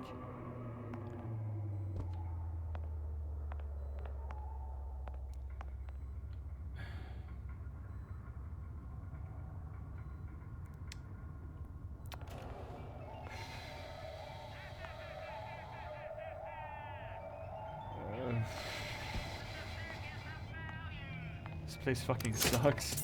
It sucks real fucking bad, chat. Oh my god. Open door. Let's get the fuck out of here. This school is bullshit. Look, Suchong. That's the name you had me tell Atlas. Huh. I don't follow. Looks like this character Suchong has taken over the Silverfin restaurant.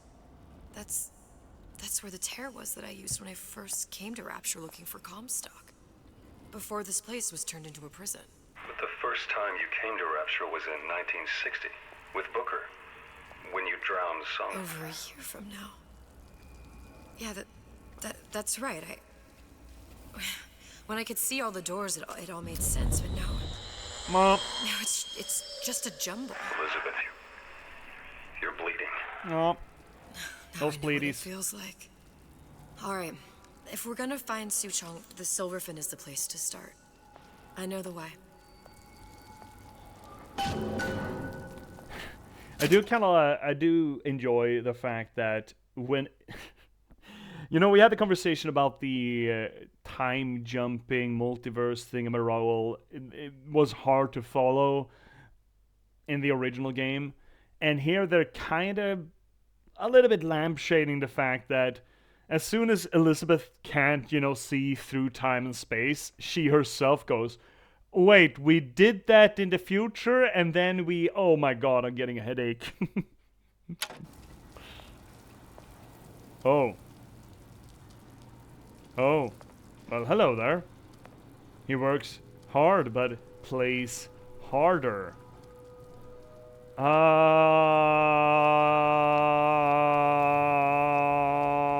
Rule 34. Appetite for sin. See the temptations of Rapture through the eyes of a Midwest girl. Oh, yeah? Oh, she likes baguettes too. Well, is she in for a treat? Ooh, kinescope. Sex without compromise. Oh, yeah?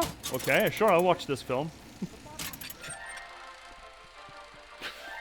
Uh-huh.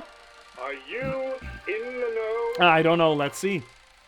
Human reproduction is vitally important to society, but there is no reason that the act of copulation cannot be pleasurable as well. Oh, finally I Remember get these confirmation tips. of that. Sex is egotistical. Without self-esteem, those participating in coitus are revealed to be fraudulent, hypocritical animals. Ego is indispensable in the bedroom. Negotiate with your mate. Intercourse can be mutually beneficial to both parties. Set out expectations with your partner beforehand, outlining the services you will provide one another, and hold them to their side of the deal. Never forget, oral contracts and handshake deals are for starry-eyed gigolos. Always get it in writing. Your pleasure is your business. Remember, you come first. Nobody's going to keep an eye on your pleasure except you. Don't be left high and dry.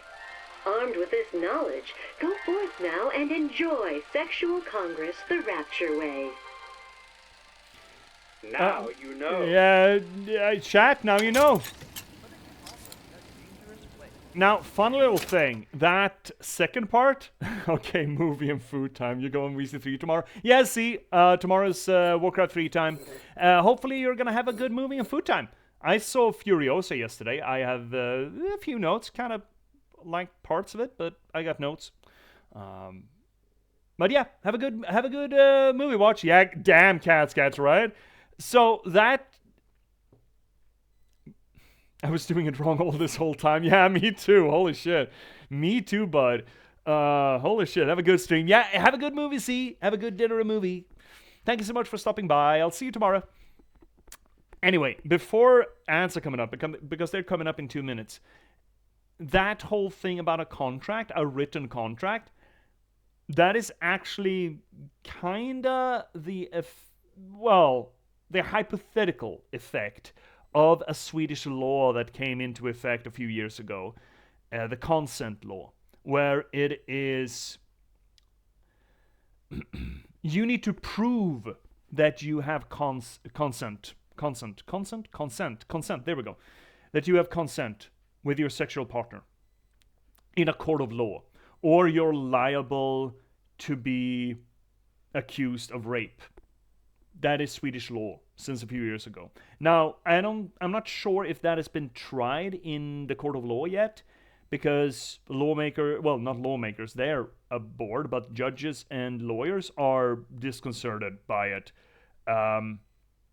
They feel it's weird, and it is weird, because it essentially requires sexual partners to write exactly those kind of contracts if you're going to be safe from libel, or, being accused of rape, essentially. So that is startlingly close to the Swedish reality at the moment. Anyway, we got an ad break coming in. 35 seconds. So, chat, please don't go anywhere. Twitch is going to have its pound of flesh out of us. I'm sorry, I can't do anything about it. It's going to be 3 minutes so we can rest easy for a full hour afterwards. Suffer through them. I'll see you all at the ass end of this ad break, yeah? Please don't go anywhere in the meanwhile. I'll see you shortly. See ya.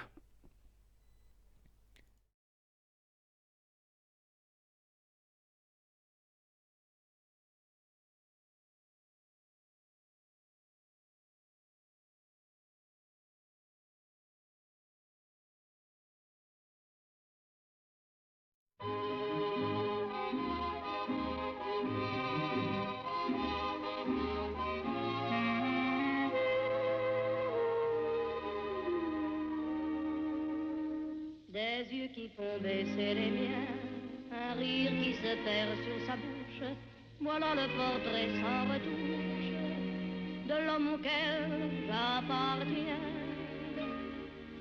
Quand il me prend dans ses bras, qu'il me parle tout bas, je vois la vie en rose. Il me dit des mots d'amour, des mots de tous les jours, ça me fait quelque chose. Il est entré dans mon cœur une part de bonheur dont je connais la cause. C'est lui pour moi, moi pour lui dans la vie. Il me l'a dit, l'a juré pour la vie. Et dès que je l'aperçois, alors je sens dans moi mon cœur qui bat.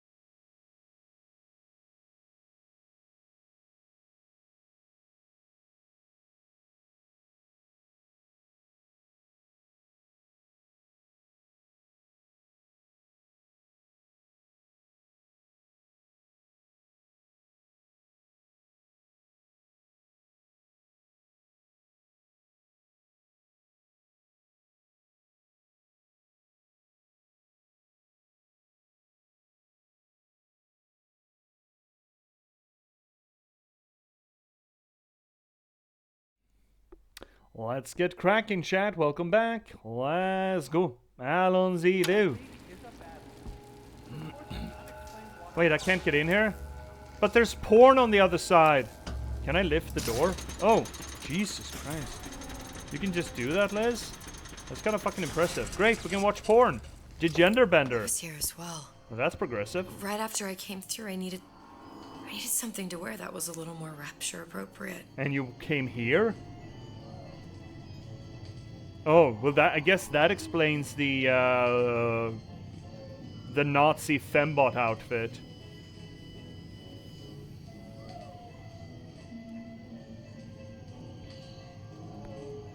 Okay, what's here? Wow. You didn't have these books in my tower. Mother, may I? Okay, so we got the pearly gates. Sinners at the pearly gates. Okay, fun. Below decks. Alright then, Mother, may I? It's never too late for an education. Ready to get down and dirty. Okay. And the gender bender. Okay. Oh, lockpicks. Fantastic. What's here? Lusts. Oh, we asked about that already. Is this really where you went to get clothes? That's a lot of lockpicks we're finding. Elizabeth, I have opinions about you getting clothes out of a place like this. I'm your father, damn it, girl! Oh.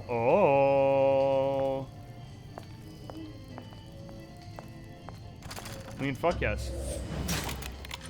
Open it up.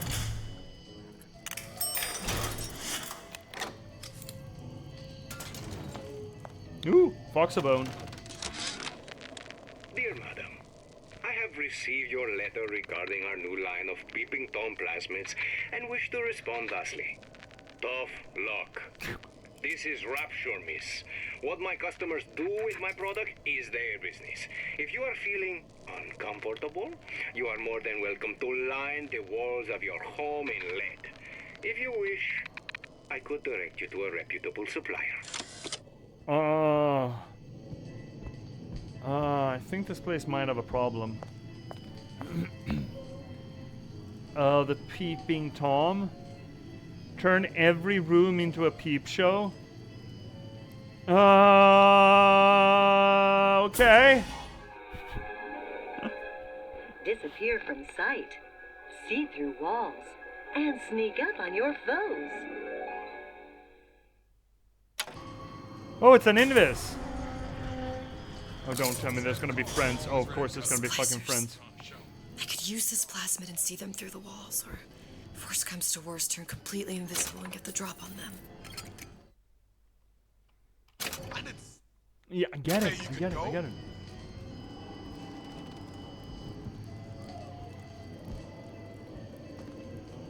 Don't leave me!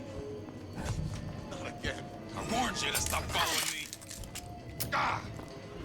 Oh! Where'd you up and disappear to? We were just getting started. How could you just walk away?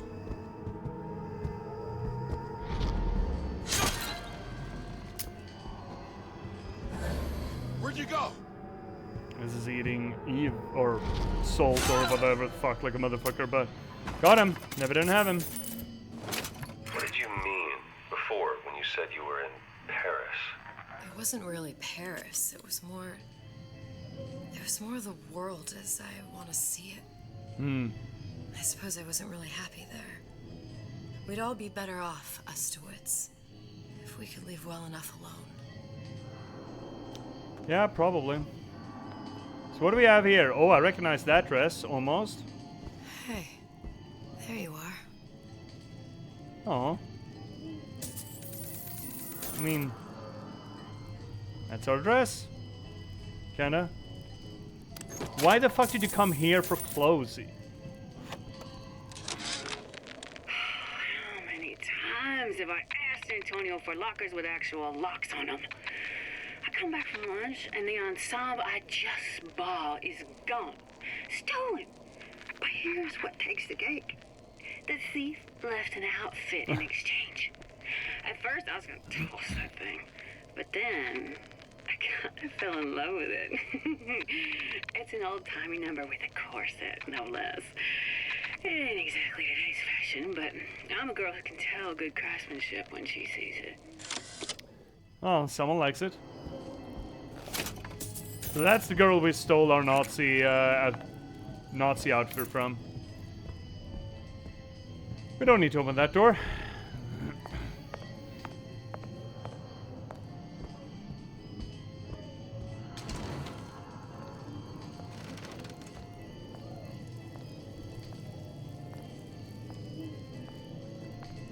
So, for anyone who wonders what objectivism is all about, it is essentially a sort of anarcho-libertarianism.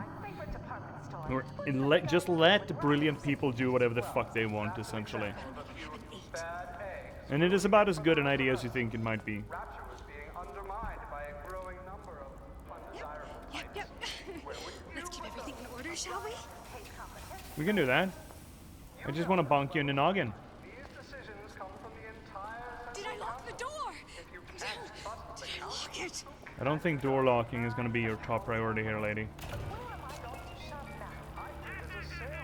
Touch the floor. 1, 2, 3, 4 times. 1, 2, 3. 4 times. Bonk, bonk, bonk. Bonky! Oh. She's not asleep. She's got brain damage. What is this then? Free men and free markets. Uh-huh. They're leaning a little bit too hard in the idea that objectivism is just pure capitalism, which is in this game, which is not untrue, I guess. There's been a lot of idle talk from gadflies and naysayers following the nationalization of Fontaine Futuristics.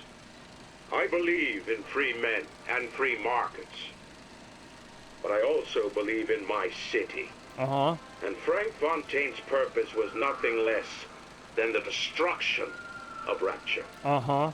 It was he who gave comfort to the laggards and layabouts. Uh-huh. It was he who coddled the tramps and vagabonds. Uh-huh. Fontaine was poisoning the people of Rapture. Uh-huh. But his venom wasn't made of arsenic or strychnine. Uh-huh. No. It was concocted from something far deadlier. Oh, yeah? It was brewed from altruism. Oh, heaven forbid! Oh, how dare he! Altruism in our objectivist utopia? Oh, heaven forbid. Let's take a look at the circus of value instead. What is this? Oh, no. Oh, we can buy lockpicks. Interesting. Cool. Well, let's crank this thing open instead.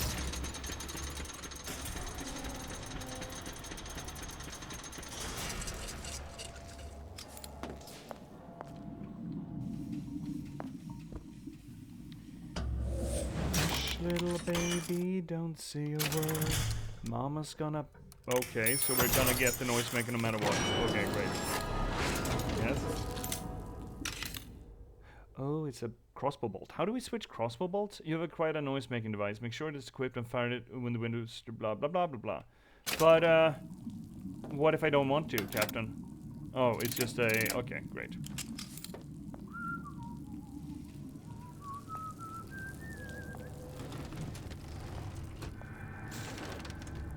You don't want anything to do with her. She's just a cooch with legs. Do I have to? She's just a cooch with legs. It's such a fucking thing to say. He's no better looking than me. I was in the war. I won these scars. Uh-huh. That seems ominous. Selfishness, says Peter the parasite. Oh my god. Self-interest, says Ryan the lion. Why share anything with your neighbor except a fence? What is this I come find you?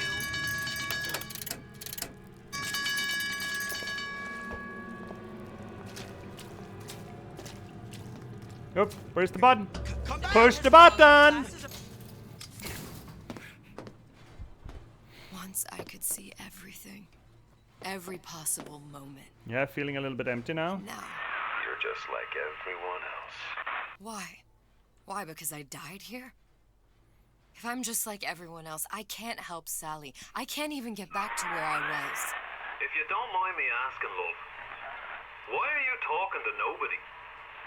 If I had pegged you for a loon, I might have had second thoughts on our arrangement.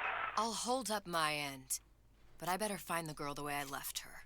You're in no position to make demands. But I must confess, I do like a bit of sass in a lass.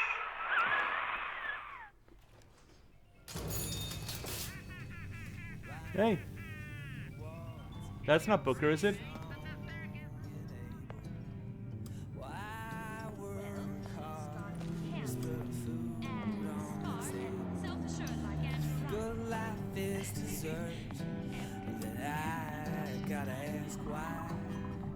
Why don't I have a slice of that pie? Why, oh why can't I have a slice of that pie? If Ryan can't have it, why can't I? Why can't I have a slice of that pie?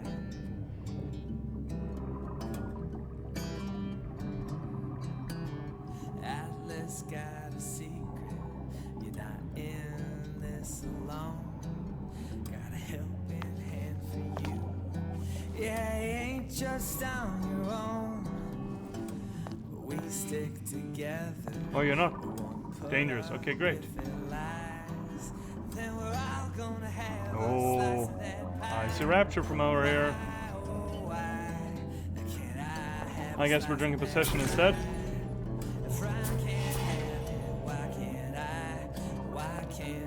I'm just gonna steal your orange, bud.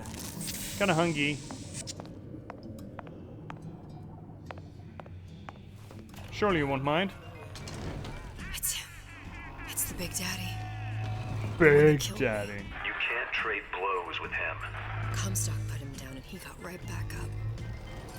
I can't hurt him. I could keep my distance, but if I watched myself, he could come in handy. Enemy of my enemy.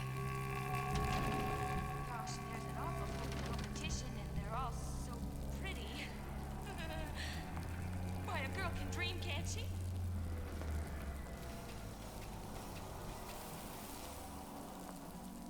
Apparently a girl can dream. Who moved my glasses?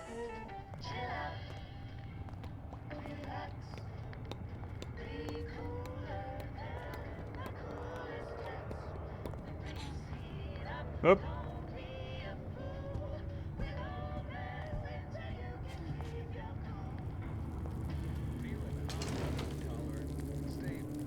Everyone calls me superstitious. I don't know. Bonk. Even that happens. The Humpback, is that another porno?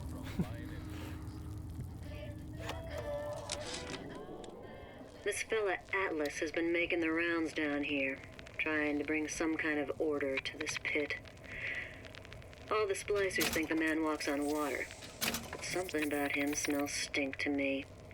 Reminds me a bit of my former employer, Frank Fontaine.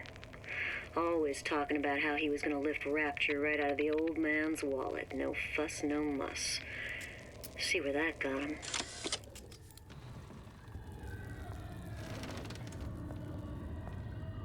Is this the way we're supposed to go? I have a nagging suspicion that it isn't, or is? I don't know. I have mixed feelings. Where's Big? Mr. Big? Where's Mr. Big? The big boy. He's over there. Proceed. Oh, well that's handy. Ooh, sneaky. Sneaksy poo! Where are we supposed to go? Okay, over there. Yeah, over there. Okay, so we're not supposed to go in the test drive, which means that I wanna. Okay, let's go back. Let's go on the test drive. Whee! Ooh, sneaksy. Sneaksies!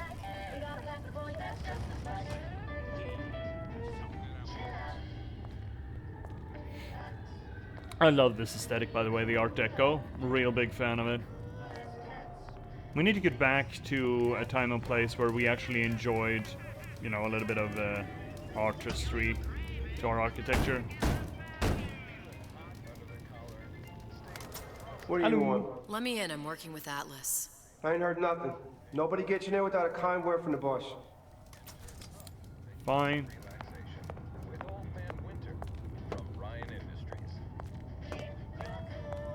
It's gotta be hard to sneak in heels, right?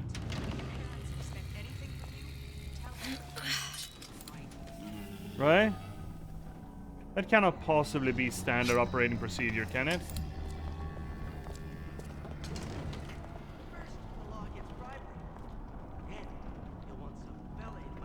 So hypothetically we can use the Big Daddy to kill friends. Alright? Like these friends?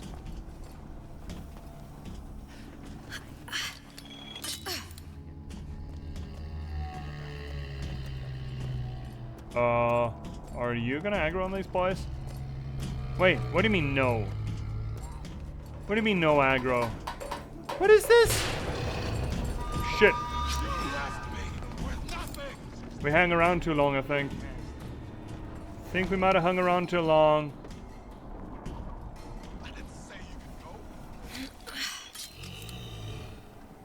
Did we hang around too long? Did we put undue stress on hookies? How the fuck do we? How do we fuck this panda? No excuse for a racket. I got work to show yourself. So Daddy's over there. He's kind of stuck a little bit. The lads are going back to their circuit. Where's Daddy? Where's Daddy? Down. There he is. Okay.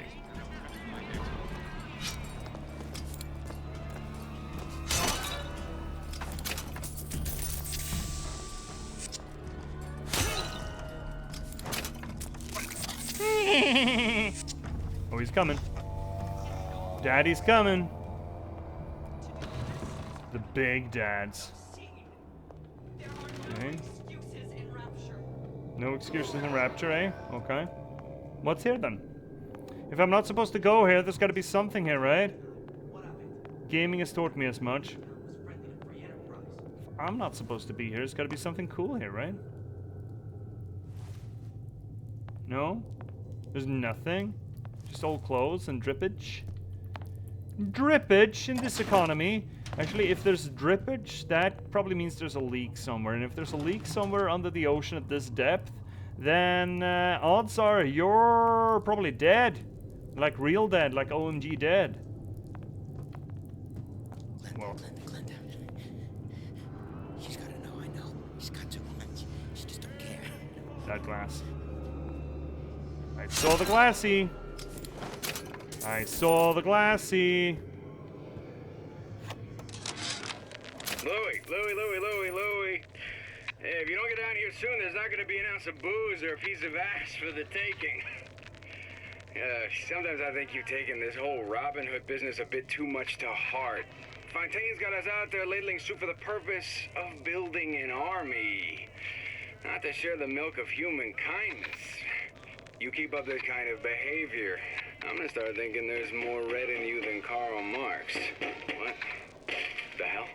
Splicers. Busting me! Horwitz! Tell Fontaine the perimeter's compromised! The Slicers had some fun with Fontaine's buddies. There was nothing. Oh yeah, you just come around. Oh, you can't anymore? You're downstairs? You can come up this way.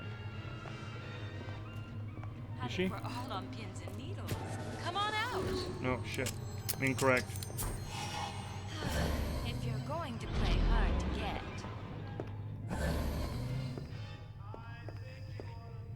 If that's what they call a fellow who's prosperous, determined, uncompromising. Funkies! Okay, so there's a buy. How are you patrolling, buddy? Pay no attention to me. You are on water, though. I do not like that. I really do hate the fact that the poor bastards that we put down unconscious are snoring. That's so fucking dumb. Oh, you got a big gun. I want that big gun. Do you mind? Do you mind giving Geef big gun? Cheapest.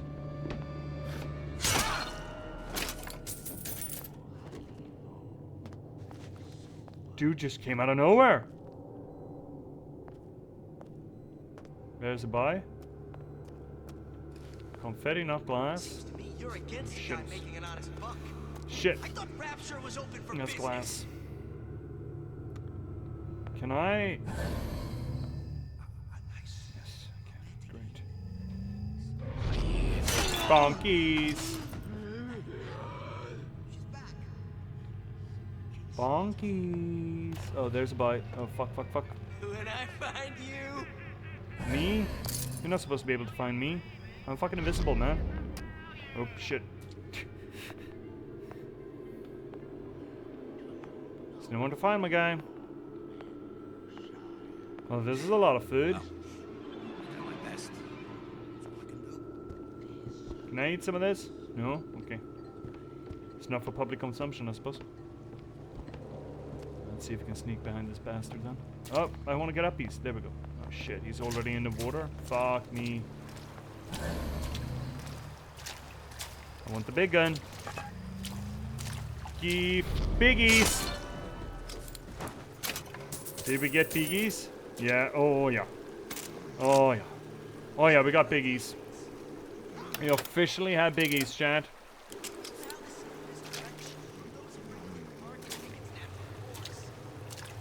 That you, honey? No. It's not. Promise.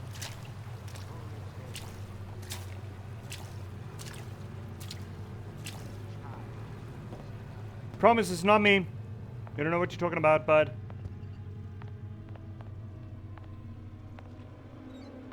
I don't remember a lot of this. But I mean, it was a long time ago since I played it, so. What are you running away for?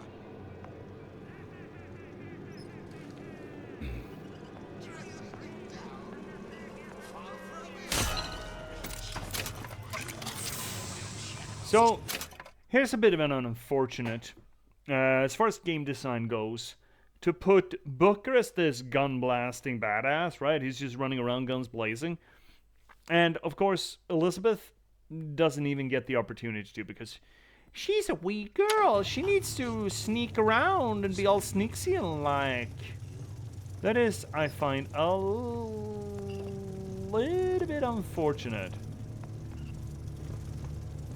I mean, I don't mind this gameplay. This gameplay is a lot more interesting than shittles. A lot more interesting than Don't expect coddling from me. Can I open this? No? Okay. Child who won't really A lot more interesting than Booker's. But the implication is that, of course, a woman cannot be an action hero or a badass. She needs to be sneaky and stealthy.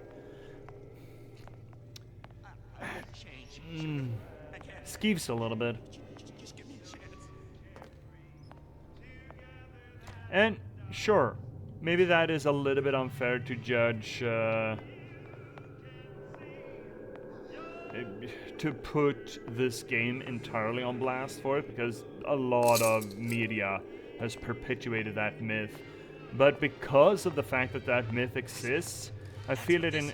Oh, so those are locked. How the fuck are we supposed to get in there then? Ooh, I see. I see. Accustomed to such strange noises. There's no strange noises here. I don't know what you're talking about, bud. No strange noises here. Ooh, cockroaches though. When I find you. Find? Oh, sorry, sir. Are you expecting to find someone? This is gonna make a noise no matter what I do, right? Back to the office. Right, I think it will. Oh wait, is this the ceiling? What of it? Oh, well that's handy. Town was friendly to free enterprise. Okay, so there's the boy. Okay. Are you drinking that water? You probably shouldn't be drinking that water, bud. I think I found out what's wrong with you. You're drinking seawater, buddy. Stop doing that. Dude, come on over here.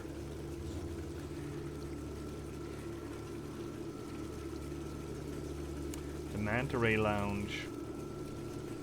I mean, holy shit, the Rapture is so... Oh! We're gonna get something good here. Let's see here, Finnick. Isn't it about personality and that she want to be different from Comstock? Nah, if any... No. Look, she's still hurting people. Sure, the myth of the knockout punch is also a pervasive myth in not just gaming but media. If you knock someone on the head and they pass out, you just gave them brain damage. That's just the way the brain works. There's no such thing as a knockout punch that is completely safe. No, I'd argue it is not. The whole... It's not about choice, right? Because you could argue then, Finnick, that there would be either a way to just go in absolute guns blazing, but everything about this gameplay pushes you to being sneaky. For example, that we can't kill things by...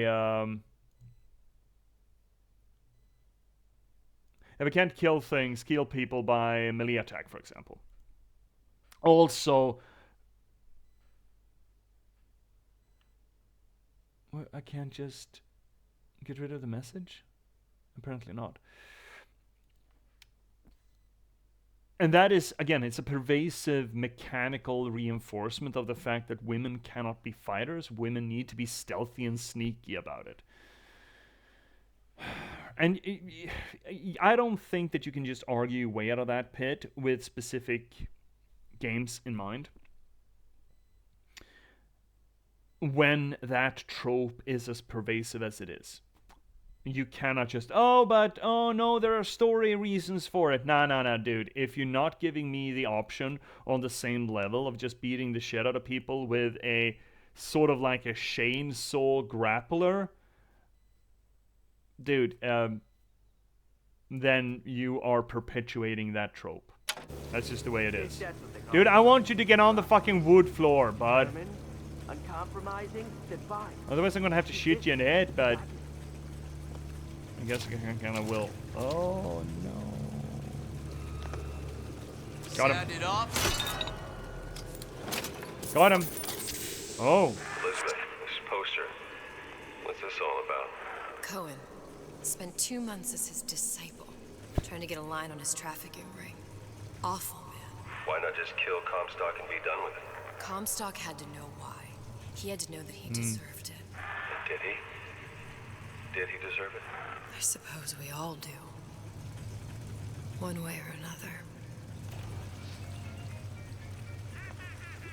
Okay, so maybe my redemption line on her motivations wasn't really there, but... Oh, I still love that scene. Oh, did you stream that alcoholic detective game? I forget. Disco Elysium. No, we haven't. We haven't streamed that, Cats. It's still on the docket. I have played it once, and it is... No, there is replayability to it. There is absolutely replayability to it. And I really want to do it one of these days. But it's still on the docket, buddy. It's really good. It's really fucking good. Disco Elysium is... In certain ways, it is the best. In certain perspectives, through certain lenses, it might just be the best RPG ever made. Not the best game, not the most enjoyable, all things considered, but in certain regards, it is pitch perfect.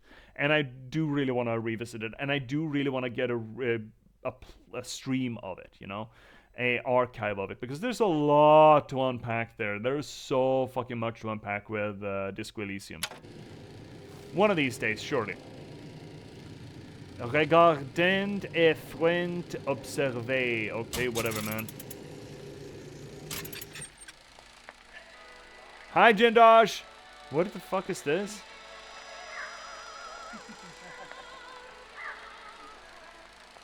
Is this art?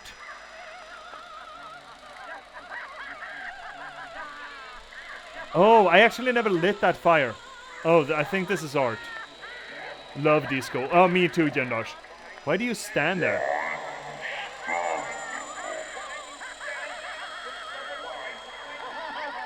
This is art. Don't you fucking do it. Silence.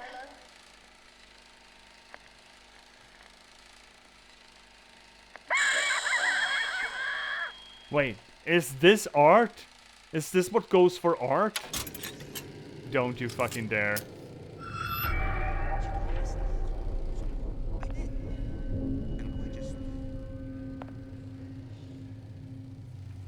I mean, I gotta respect the commitment to the bit, I suppose. Let's see. Un jour je serai de retour près de toi. One day I will turn to your side. It's the fire graffiti of disco. Love disco. Yeah, it is on the docket. It is on the list of things that I want to play, but I think I need a little more time. I mean, holy shit. I actually did stream it with my then partner back in, I don't know how long ago that was. 4 years ago? I don't remember. I had a habit of, my girlfriend at the time, she lived out of town for about a year. She was at a music school, a conservatory essentially. And we got in the habit of playing games together to keep in touch. So we played a lot of Minecraft together, and we also did a streaming thing. I didn't do it openly, publicly, but I streamed to her through Discord. We streamed through Dark Souls, and we did Disco Elysium and a few other things. And Disco Elysium, holy shit, that was a fucking trip. And that would fit tremendously with the channel. I just want a little bit more time away from it before we get to it. But I really think that we will get to it eventually here. We got one of them. One picky. Syringe bolts. Oh, we're full. We can only carry around 4. Oh, still 2 picks, eh? Let's see, Jendosh. It's a tough game because get the best out of it. Oh shit. Let's do this maybe. Oh my god. Oh my god, dude. There we go. Got it. Let's see, Jendosh. It's a tough game because to get the best out of it, you get the most involved storylines, you need to be guided. It's pretty whimsical of what will allow you to proceed down that path or that path. Yeah, yes, I agree with that as well. And I think that it behooves you to save scum a little bit, even though a lot of the failures are absolutely fucking hilarious. I'm not in any rush to play it again. I did a couple of playthroughs this year. And I got the Fall Communist one and a Detective Kuno playthrough. Detective Kuno playthrough, right. Yeah, there are a lot of weird trips. If we pick it up, when we pick it up for the channel, I think I'm gonna do a little bit of studying to figure out what playthrough I want. I think I did the middle of the road playthrough last time. Because I'm sort of I'm not much of a joiner. I certainly don't believe in any political ideologies, and thus I felt like, oh, well, this is a war-torn state. Yeah, we kind of do need a UN, otherwise things are going to get fucked real hard. And Kuno was he was just such a little fucking brat. But I understand that you can essentially replace, I forget his name, but your real partner with Kuno. And that would... I mean, that's just a Simpsons episode, essentially. Yeah. Foul-mouthed little ginger kid as your sidekick, amazing. He just insults everyone brutally. Yep. I would also kind of want to beat the shit out of him one of these days. That would be, that sure would be, cathartic. There's so much politics in disco. Yeah, there is. A lot of the alternative endings are full moralist, full communist, etc. Yeah, I don't doubt. Again, I'm not much of a joiner as far as political movements goes. I guess I'm too much of an individualistic thinker to permit other people to speak for me. And even though I'm... Honey pie? You got a friend over? Stringently anti-capitalist, I'm also not a big fan of communism. I essentially think that we need better choices than just those two. I think it's a false dichotomy to believe that those are the only two options available to us. It is a false dichotomy, I believe, that is reinforced by both of them, because neither of those two avenues of political ideology would survive would survive a third option. That's not to say that I know what a third option would be, but I think that we are ill-served by buying into the notion that there are only those two options available to us. And yeah, Disco is chock-a-box full. It doesn't push you per se, but it kind of pushes you towards either communism or, what was it, moralist or whatever the fuck, the other one. It's a game that despises centrism. Yeah, will call you out for being boring, etc. Yeah, and I did that because if I'm gonna play one playthrough, I'm certainly not gonna do it according to a ideology that I do not agree with, you know?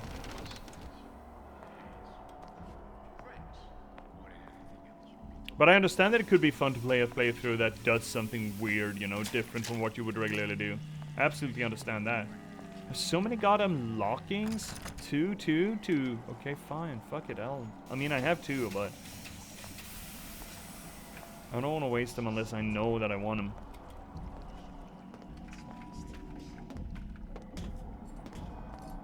But Disco Elysium is fucking fantastic. It's such a good game.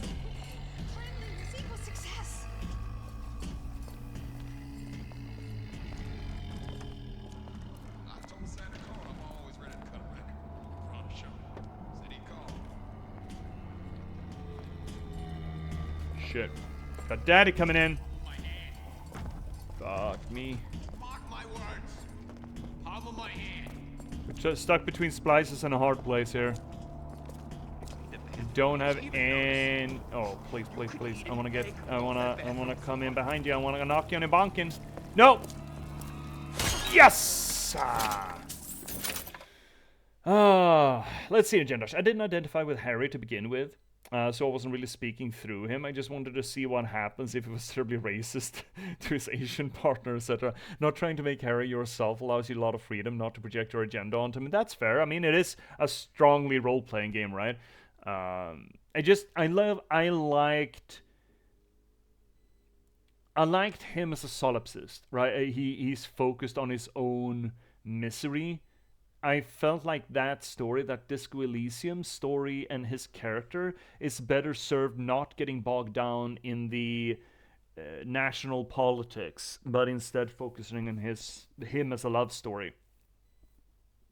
I just don't want to dilute that, you know? And I'm absolutely happy with where Harry was at the end. But he certainly did go the quote-unquote boring line where he did the productive thing of facing his responsibilities. Even though I did allow a few of the dumbass things to happen, like, for example, trying to run away from your tab and just doing a jump away from the bartender, flipping him the bird while you're just sailing into a lady in a wheelchair. Fucking gold. Hi, MacDaddy. Let's see here. Just because you choose communism in the game doesn't mean the Red Book Club are going to show up at your door. Well, we don't know that, do we? It kind of lacked character creation as an RPG, cats. You could argue that. But then again, not all RPGs permit you to create your own character. Look at JRPGs. Cheers, MacDaddy. Not all RPGs. It's a very Western approach to the RPG to permit you to create your own character. In Japanese RPGs, an RPG instead means that you're inserted into a character. So, I didn't mind that at all. Where are we at, MacDaddy? We are in episode 2. We're not very far because we've been talking a lot. But we are in episode 2, so we are playing as Elizabeth. I mean, we spent about half an hour in that Paris scene, I think, and just making fun of... I guess we were making fun of Elizabeth's perspective on Paris, I think. She'll give... let's see her agenda. She'll give you some change in a bureau, and if you really push, she will give you her brooch to pawn. That's Lena. She's so sweet. Lena? I don't remember Lena at all. Oh, we're on the RPGs. Oh, wait, we got into this, McDaddy. We were talking about Cats asked if we have played the alcoholic detective game, and I I had to think for a spell, but then we got into, of course, talking about Disco Elysium, which is something that I do want to play on the channel eventually, but not quite yet. But we should probably I mean, we'll get to it eventually. I understand there's a lot to talk about when it comes to Disco Elysium, but we'll get there eventually. Chat, don't you worry none. Don't you worry about a thing. What the fuck? Huh. What do you mean blueprint? What's this? Oh. Well, seems like central heating came from this room, so it would stand to reason that the ductwork should go to Suchong's. Uh-huh. Wait a minute. Is that really the sense that we're making here? Oh. Suchong wasn't exactly a master of subterfuge. No, he's a bit of an idiot, actually. Wait, are we cutting edge here? Oh, well, let's carry on. Mac Daddy? Oh, her rose-tinted glasses about Paris. How it is amazing and not smell the pee. Yeah, exactly. And apparently children are really excited about baguettes. We made a lot of fun about that kid just running in twirly circles around a poster, sort of poster plinth, and just running around with a baguette over his head. We made a lot of fun of it. It's a great scene, though. It's a beautiful scene. The music is fucking fantastic. It's so good. It is so good. It's such a good intro. Jendosh, Lena is the old lady in the wheelchair. Oh, right. That's her name. I also love the, at the very end of the game, when you were singing that song, the saddest song imaginable. The smallest church in Saint-Saint. I fucking love that. I love both of them. I love both the success role and the failure role. I kind of have a soft spot for the failure role of that, where he just fucking belts it. The success is him sort of playing off a Tom Waits version, but I do love the the wail. It's really fucking good. Why is there a Big Daddy in the vents? Oh, shittles!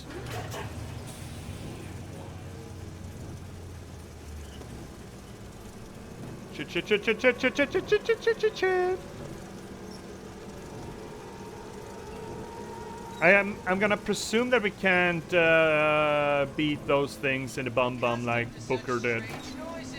The off-key wailing, right? It's so good, right, Jendosh? It's just so fucking perfect.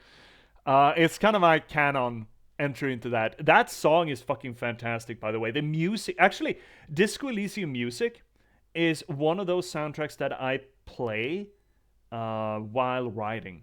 I have a few playlists that I play on repeat. I mean, they're OSTs, so they're like hours long, but the Disco Elysium is one that I play while riding. Especially, there's a slowed down version of like 7 of the songs available on YouTube that I play when I want a certain mood into what I'm writing. And it's just so fucking good. And ending with a slowed down version of the success of the smallest church in Saint-Saint. The people who made the music of Disco Elysium, fucking geniuses. They're called the British Naval Power or something, right? I think. Very good musicians. They're fucking excellent. If you haven't listened to the soundtrack of Disco Elysium, fucking treat yourself. I can hear the horns from in the intro screen on demand in my head. Yeah, it's it's good. Oh my god, it's such a good game. Wait, when did this turn into Alien Isolation? What the fuck is going on in here?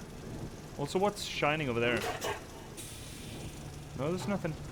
Pay no attention to the girl in the vents.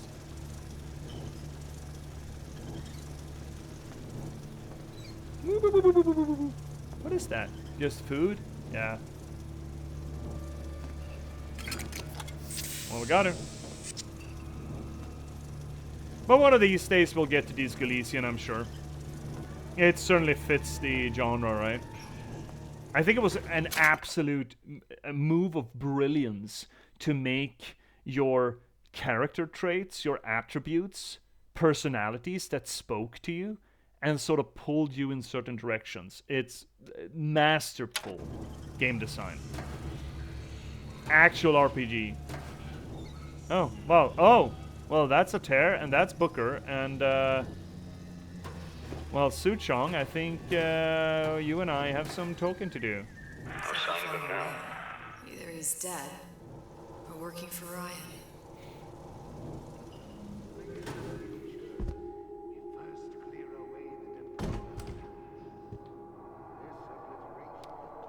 Guessing we're in. That moan is, ominous. Columbia. He knew about Columbia. And Booker and me. The Sutron must have found a way to reopen the tear I made to come here. Must he? How? Must he have? More opportunists. I'm still reading here.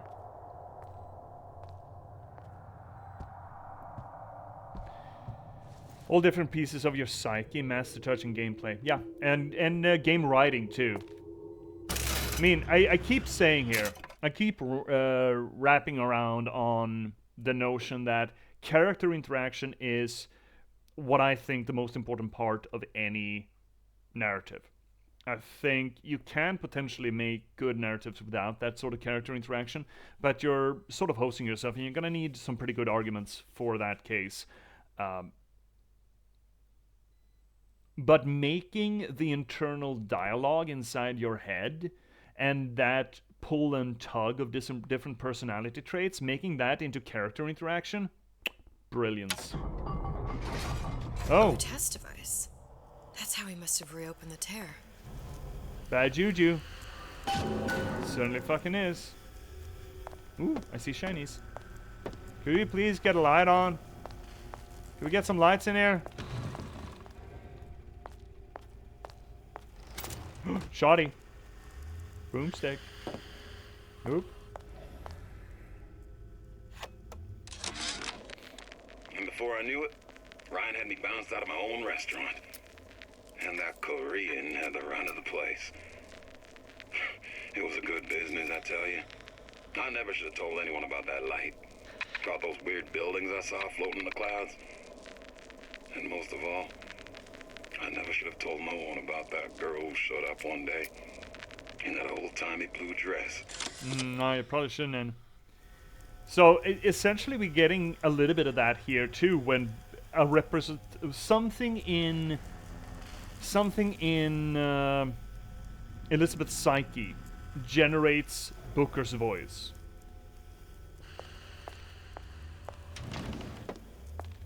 Which I think is a fairly good way of creating that sort of character interaction, even though that character is gone or not available to us. Look, the tear still leads back to Columbia. Plasmids, vigors. He and Fink must have been in communication, sharing secrets. Like the Lutesses before they were physically together. Why did I need to come here? What does this have to do with Sally? You remember, don't you? It hasn't happened yet? I told you I can't do that. Concentrate, Elizabeth. No, the doors are shut.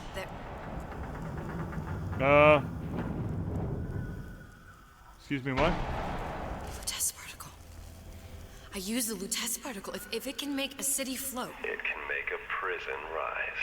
I can't open tears, but we could use this device to go to Columbia and find a particle. But it's been vandalized. You'll fix it. Sure. You know, my tower didn't come stock with the Lutece device repair manual. You will fix it. Yeah, I'll just... Elizabeth, you will fix it. Okay. Okay, there must be some information around. Wait, more... Freeman has been here. God damn it. Dr. Freeman has been here. Fuck! Does that mean there are head crabs too? Lutece 1 and Lutece 2, just to avoid confusion. That's one of my absolute favorite, oh, she just walked out. Absolute favorite jokes out of Monty Python. Sketches out of Monty Python. It is so fucking good, I think. It's the mountain climber one. Where the person who's trying to organize a, John Cleese is trying to organize an expedition to the 2 peaks of Kilimanjaro.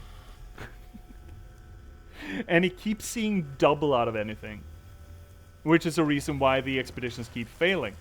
And Eric Idle, who is in there trying to get hired for the mountaineering expedition, calls John Cleese on, and John Cleese just holds one hand over his eye when he greets, the two Jimmy Blenkinsop. I'm alone. So you are. Okay, I will call you Jimmy Blenkinsop 1 and you Jimmy Blenkinsop 2 just to avoid confusion. And I think it's just so fucking funny.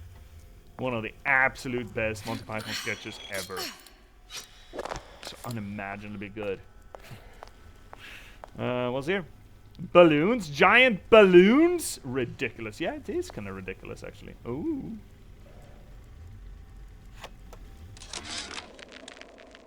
Problem. Big Daddy will not imprint on the little brats. Yet Fink succeeded in imprinting his disgusting bird on his subject. How has Fink, this stupid man, succeeded where Suchong failed? If Suchong could obtain hair sample of Fink's subject, Suchong could determine delta of genetic material with little sister. Proof is in DNA pudding.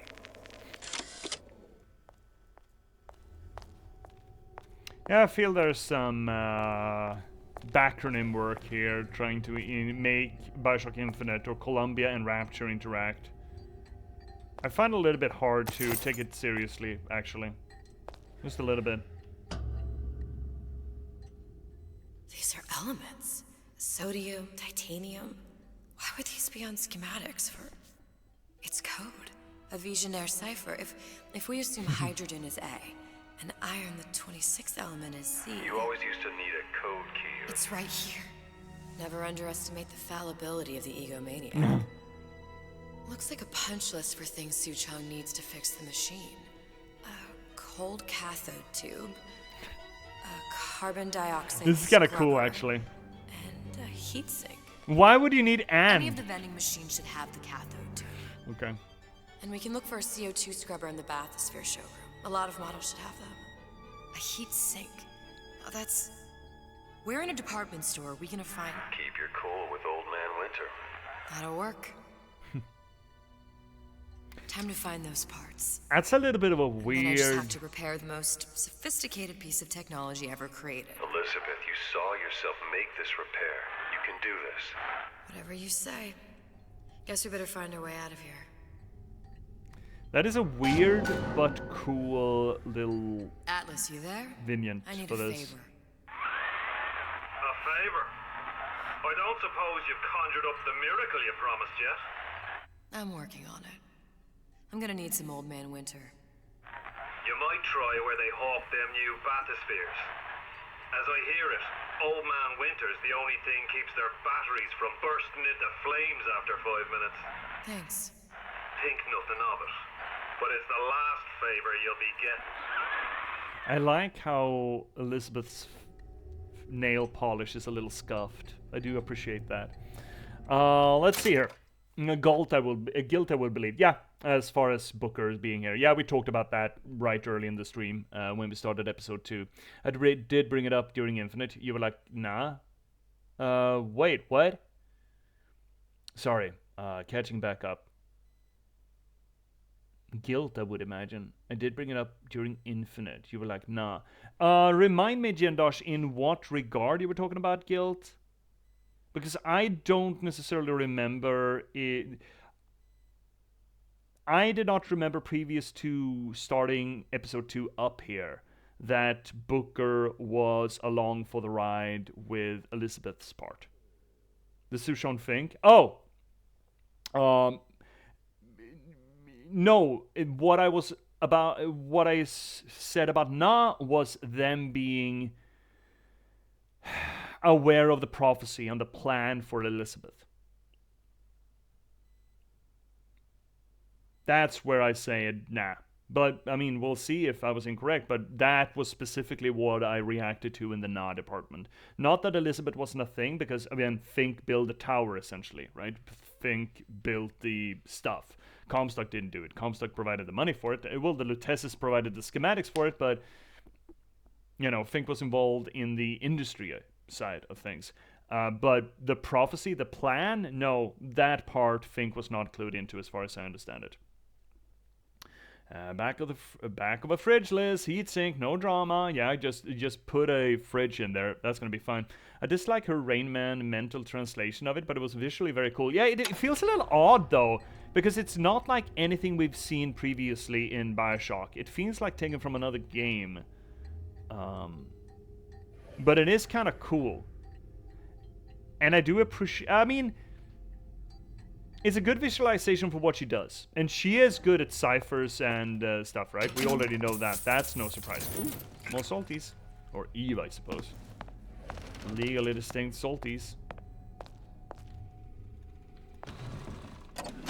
Mammal full. Full? Do we have that? We do. This might be unfortunate.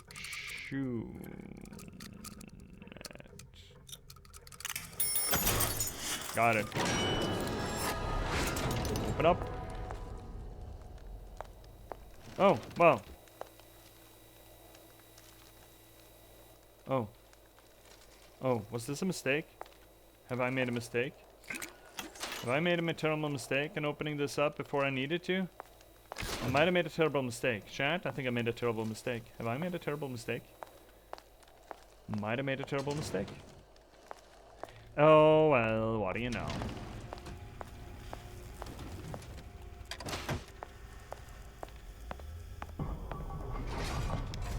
Let's see. Yeah, but even then, a new word cipher, she'd have to make some notes at least, in my opinion. Yeah, that's fair. That's fair, but that's not interesting. That's not fun. Also, unfortunately, chat, we got another ad break coming in. So we're going to let that run. That's going to be 3 minutes. So, you know, stretch your legs, go touch your pet grass, do whatever you have to. And we will be right back here at the end of the commercialist tunnel, which Andrew Orion so unfortunately forces upon us. I mean, Jeff Bezos. They're the same people. Anywho's, see you after these messages, please. I'll see you right back here. Please don't go anywhere.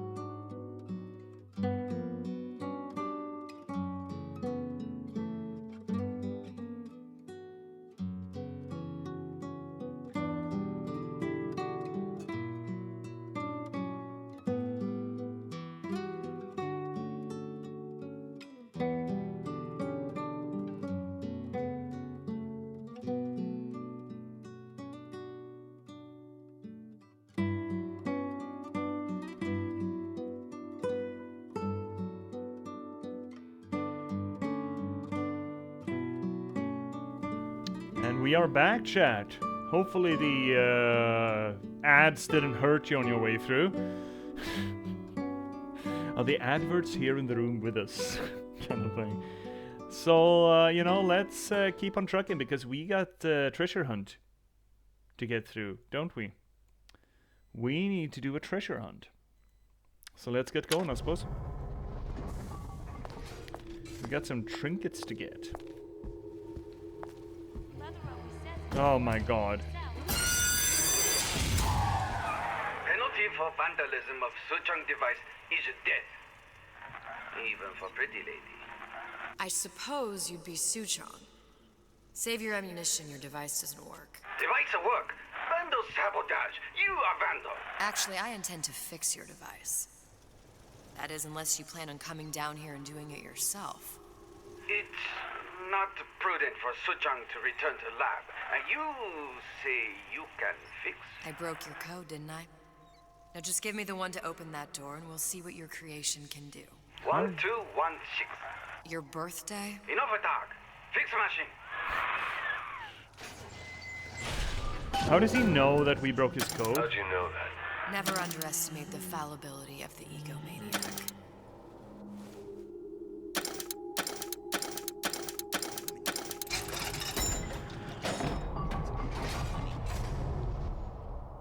Yes, sir. Gun. That's correct, sir. I'm representing Olympus Heights. Hope I do you all proud, gang. For the talent portion, I've chosen a song that's ever so dear to my heart, suggested by my dear, sweet mother. Sounded awful irregular. But that didn't go very well. And I thought I had such a neat line there. Just like you. Alas. Fuck. That was so hot! And I fucked it up. No. Let's try it again. If she's still there. No, she's not. We got a lad coming in though.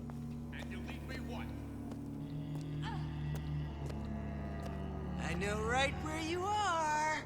Oh fuck. Ooh, what's that? Lockpick!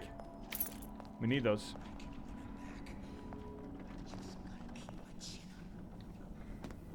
Okay. Okay, so where are we going? The bathysphere place. Find a vending machine. Okay, we can do a vending machine.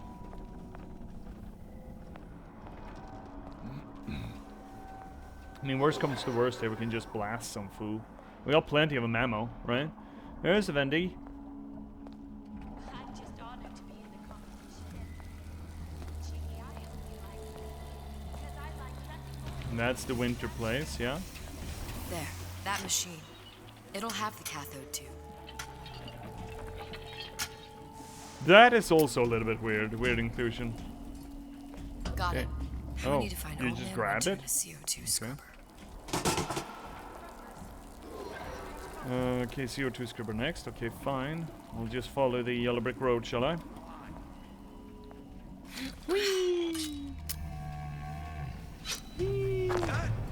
Nope. You're heartless. Oh, fuck me. Totally heartless. Me? What about you?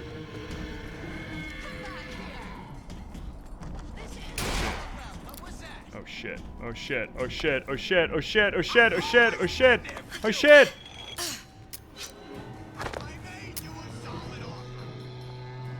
Got big daddies. Big daddy coming. Nope.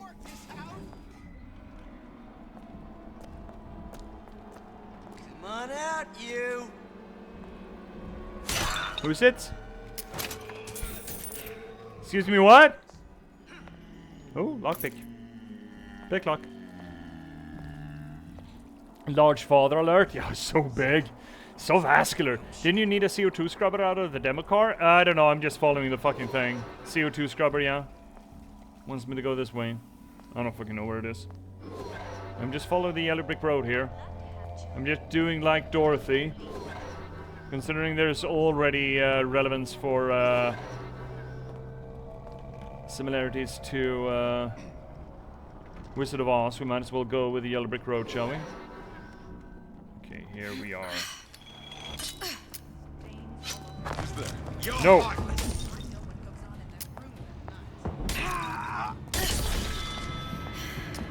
Jesus!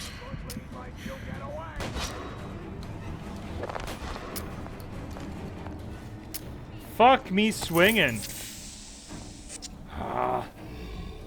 See, it's this goddamn idea that women cannot fight. So of course you need to make it all sneaky and scary. I mean, I like... Okay, again. Prefer this gameplay over the regular Bioshock gameplay. That's not my argument. My argument is that... Oh, there's Daddy. Oh, Daddy's coming. Oh, Daddy coming. Oh, shit.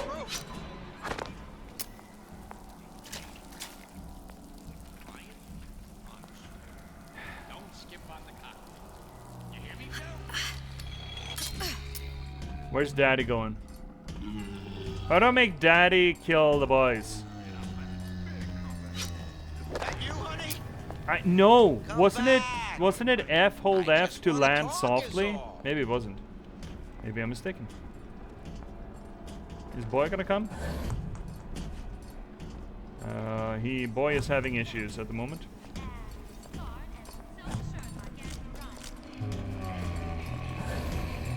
I didn't say you could go.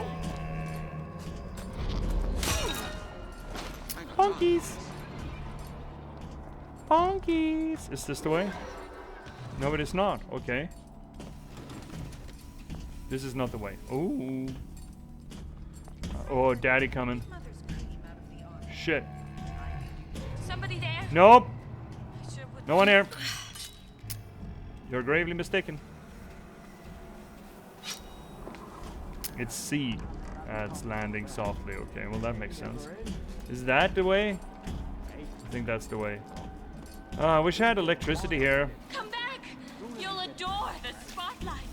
Me? Probably not.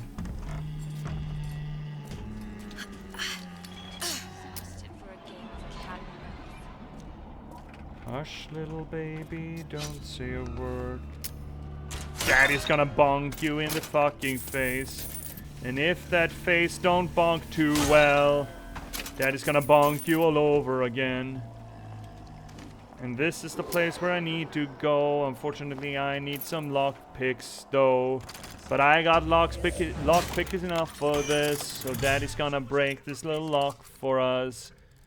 Let's see if we can make some noise. Daddy wants the noisemaker out of this. Uninvested song rewrite. Where there's bathyspheres, there's bound to be CO2 scrubbers. Why is that? If you don't remove the carbon dioxide from the air supply in a submersible, it'll suffocate. And one thing I did like about Rapture, lots of new books to read. Oh. But we'll need a long-haul bathysphere, something where the CO2 buildup would limit the submersible period. Aw, she's a reader. Oh, love me a reader. Love me a good reader. Let's see here, Jendosh. He doesn't have a little sister with him, so he won't aggro just because they get close. Okay, but what does aggro him? Because they said something about using him to kill peeps. How do I manipulate him to that? Dance around him and make him miss and hit him? I mean, we don't need to deal with him. Big daddies are allowed to be big daddies on their own. Oh, dude, you're not doing very well. You're still dripping. Did this happen? Not that very long ago, I'm assuming. Are you hiding your porn? I think he's hiding his porn. There is something Fallout-y about Rapture, isn't it? I mean, the aesthetic is similar. It's not quite the same, but it's from the approximately same era. You okay? I've seen all this happen before. I've seen everything. That will happen, and now I only see darkness. Yeah, it's gotta be You set yourself here harsh. for a reason. A debt. That's what you want to call it. This Atlas. I'm gonna have to kill him. Either that or he'll kill me. Maybe so. I'm not you, Booker. Some war hero. I'm not even me anymore. No tears, no omniscience, or whatever you want to call it. Just a whole lot of book learning. And a handful of lockpicks. That's not bad start though, Liz. You shouldn't knock yourself. You're doing great, Liz. His final words clear my browser. His... That's another good Monty Python skit. In the castle of... I think that Monty Python skit in The Holy Grail, essentially, what, 10 years before, what, 20 years before the first proper video games, already completely debunked the idea of the audio messages being left around, you know? Someone dictating on a cave wall as they die in their dying words. I guess technically Tolkien did that first, or I don't remember. I mean, in the movies there is that, right? The dwarven accounts that just get more and more slurred, and at the very end they're just, you know, sort of scribbling as the enemy appears. Was that in the novel, in Lord of the Rings, or the Fellowship of the Ring, technically? I wonder. Ooh, Bathy. Look, Bathy! Big Bathy! The humpback whale. That thing is as old as the hills. Strictly bargain basement. You gotta wear an O2 tank and a mask. We won't find a scrubber on that. How the fuck do you... Okay, maybe she reads car magazines. You know, she can't remember the writing. If the writing was in the novel, yeah, me neither. It's so long since I read those. But definitely in the movie. It's like, why are you writing this down? Yeah, but I mean, again, this is a long-running trope. It's even from the back in the 70s with the Monty Python's The Holy Grail, right? It's already in there. And the fact that we're still running that trope even today, now 50 years later in gaming, is sort of silly, especially considering that gamers are essentially the people that still keep Monty Python alive as a relevant culture touchstone. And one of the worst instances of that is in survival game, The Long Dark. Oh, Long Dark did that? Unfortunately, I played a little bit of that. You regularly find people frozen to death who bothered with their last moments to write some nonsense. Oh my god, yeah. I mean, to be fair, I would probably do that. I would probably spend my last moments writing. But I'm a writer. It's sort of what I do. I don't think that is a common practice. It would be a common practice. Luckies? Ooh, Luckies! Another pump back? Oh, the 52 Mako. Classic. How do you see a difference? Like the death drop. Oh. 28 known fatalities related to its use. Carbon dioxide poisoning. And they're still on the market. Steeply discounted, though. How? Wait, does she have like photographic memory or something? I think the hypothermia kills fine motor control. I'm sure you'd be able to write it all physiologically, but I would be able to make video recordings. Yeah, probably. I'll probably just speepy. To be fair, I'll probably just talk to myself. There. The Stingray. Submersible time of 90 minutes. That's our girl. All the way up there. The grease monkeys had to get it up there somehow. Just gotta find the controls. Bonk, bonk, bonk. Bonkies. Get straight bonked, by the way. Get straight bonked.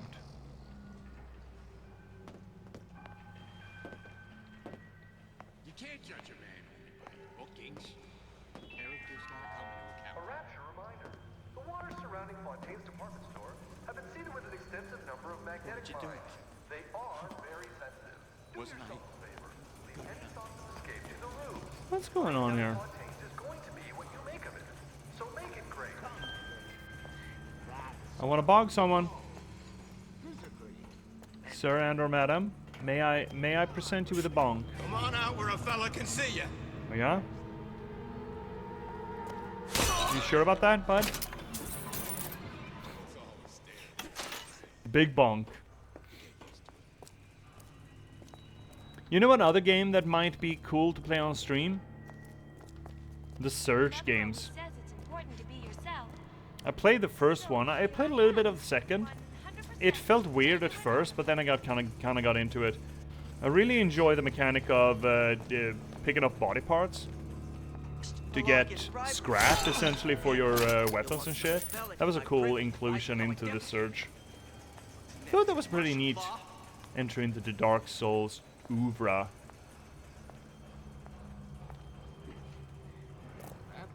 I'm not sure how big I was on the, you know, the story of it per se, but... I've seen what you've done, and it ain't funny. Oh, I beg to differ. It's gonna be fucking hilarious. You just need to get a little bit closer to you. Well, that's unfortunate for you. Too soulsy for me. But at a cool body modding mechanic. Yeah, exactly, right? I mean, I'm a big Souls fan, so I don't mind it. Not a fan of Elden Ring or Souls or anything like that, and that's like to try the boss 100 times before you can beat him. There are like a handful of... No, there are more, if you count Bloodborne, that I had to do like 100 times before I got it. I love Dark Souls. I love FromSoft storytelling, and I enjoy the mechanics tremendously as well. But I don't know how popular it is, so not gonna knock it. I mean, popularity is not necessarily a mark in quality favor, necessarily. I'm not one to subscribe to the idea that just because something is popular, it is good. That is untrue. Patently untrue. However, I do think that Dark Souls is good. I do think that FromSoft is great at what they do. I mean, I even like big parts of Dark Souls 2. Not all of it, but parts. Can we sneak? Here, get him. Could I interest you in our Lord and Savior, the Big Bonk? Oh, he loved the Big Bonk.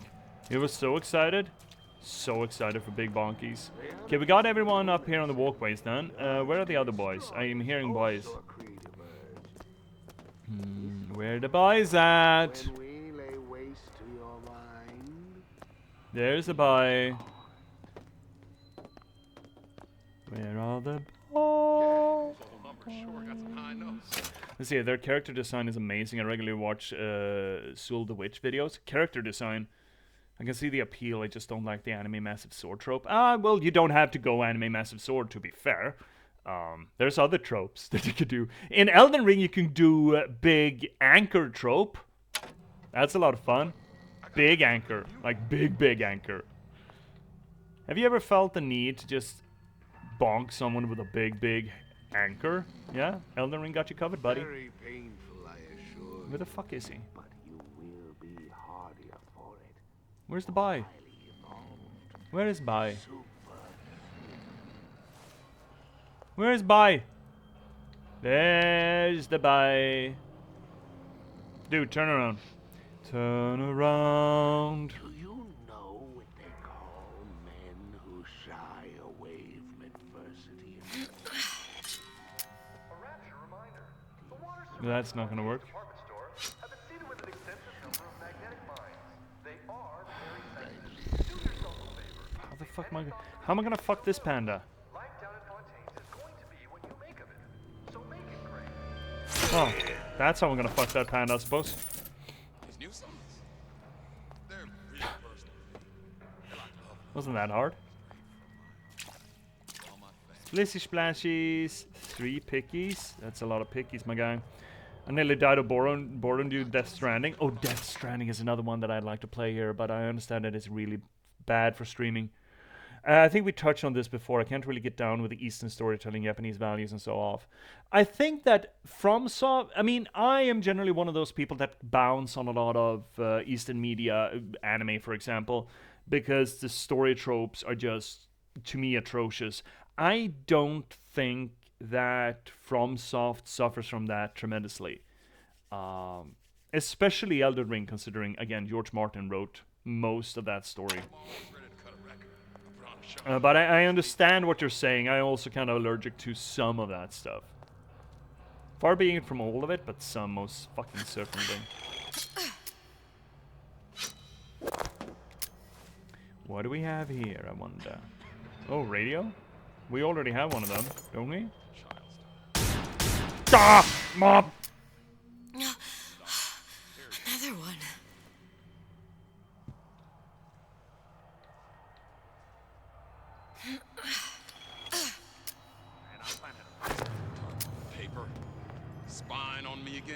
Me? No. Surely not me. Ryan's minefield is well laid out, grant him that. But what security system made that ain't got a hole or two in it? If I was taking book down at Fort Frolic, I wouldn't like my odds. If I jig left when I should go right, there ain't gonna be enough bits of me left to set a crab's table. Come along, my boy. Bonk! Big bonkers. Big bonkies on you, bud. Oh my god. Your fucking face, my guy. Holy shit, buddy. Let's see, genders. Death Stranding of Kojima, the heart surgeon called Dr. Hartman, lives on a heart-shaped lake. Like Jesus, Kojima would get it. Yeah, the protagonists are like parodies of 90s Western. I mean, you can't... Okay, Kojima is its own fucking beast, dude. You can't... Okay, I have a soft spot in my heart for Metal Gear Solid. I do. I love Metal Gear Solid to death. But I will cop to the fact that there's a lot of dumb bullshit in it. Death Stranding, I didn't finish. There was a lot of bullshit there too. And besides, Death Stranding is Kojima off the leash. It's essentially, you're seeing the same progressions kind of with Tarantino, for example. After a while, no one dared to say no to Tarantino, and his stuff got progressively worse, I think. And Kojima is definitely one of those people that he needs like 3 people around him to just tell him no every once in a while. But Kojima is extreme even by Japanese standards, I'd argue. It crescendos in a 2-hour nonsense cutscene. Yeah, he's surrounded by yes men. But most auteurs end up that way. Tarantino's the same way. Same as Zack Snyder. Yeah, Finnick, exactly. And then I liked Twilight of the Gods.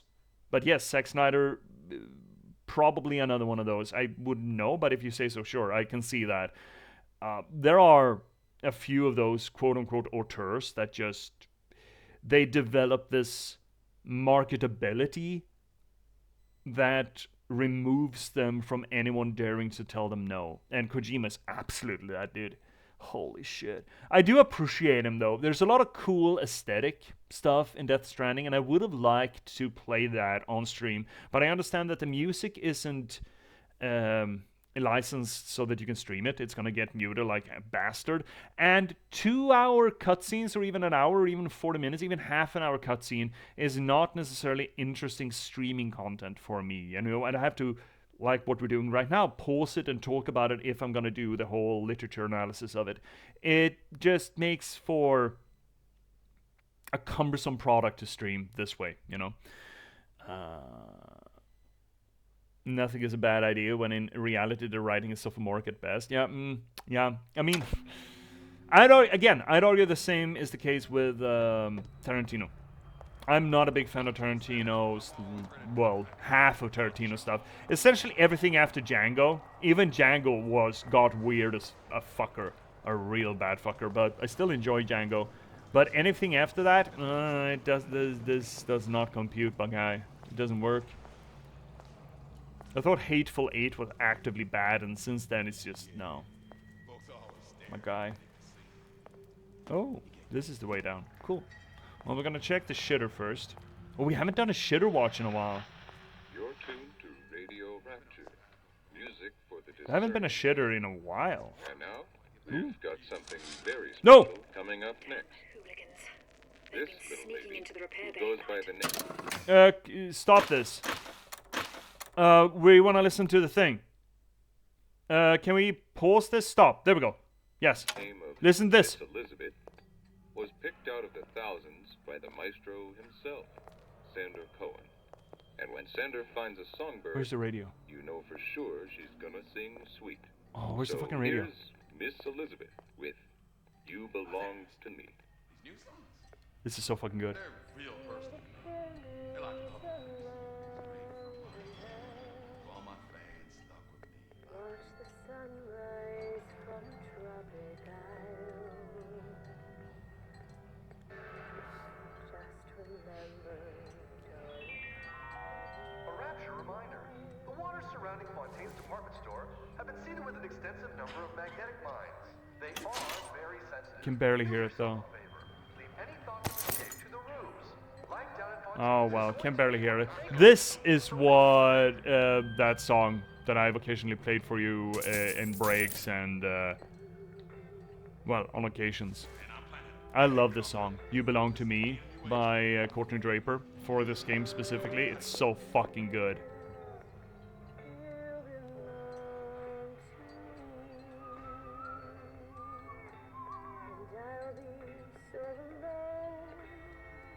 It's so fucking good. Oh, it's so good. Let's hear it, Jendosh. I'm not saying there aren't incredible works of Asian writing. Yeah, Murakami won by the influence of Japanese writing on video games is nauseating, and From Software's evil writing is like nails on chalkboard sometimes. You Belong to Me. Yeah, the song is You Belong to Me by Courtney Draper.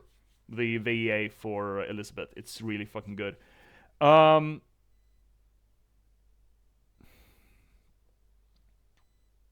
would be, Janosh, I would be tremendously careful of judging what do you call Asian writing by either anime or Japanese games writing. I would be tremendously wary of making such a sweeping statement. Would you really want Western writing as a whole, artistic expression, to be judged solely on video game writing?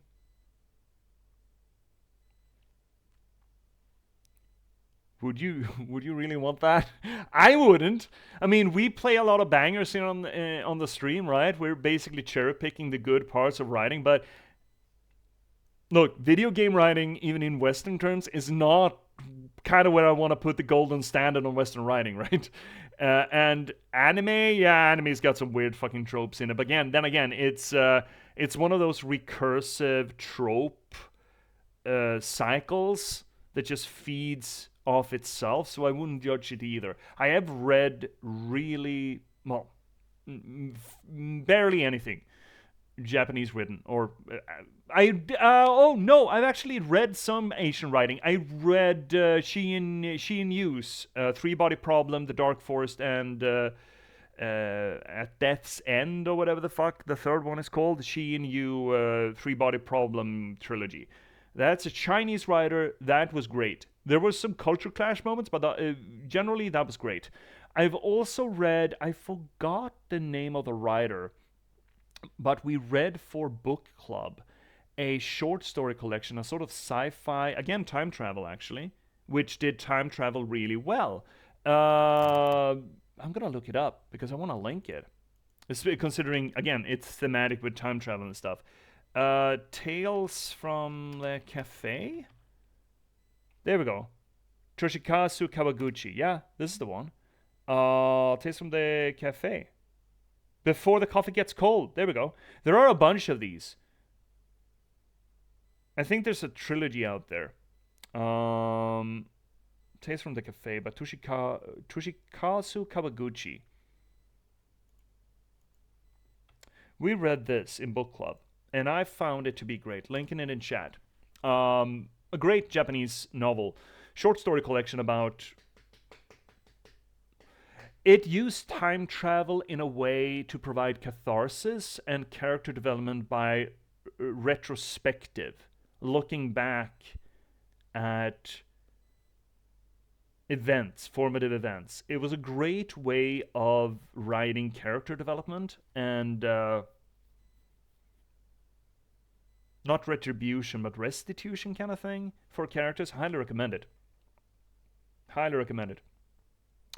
Yeah, you're saying this exclusively in the context of video games. Yeah, good. I'm not conflating the two. Great. When explaining why Souls-like doesn't do it for me. That's fair. That's fair.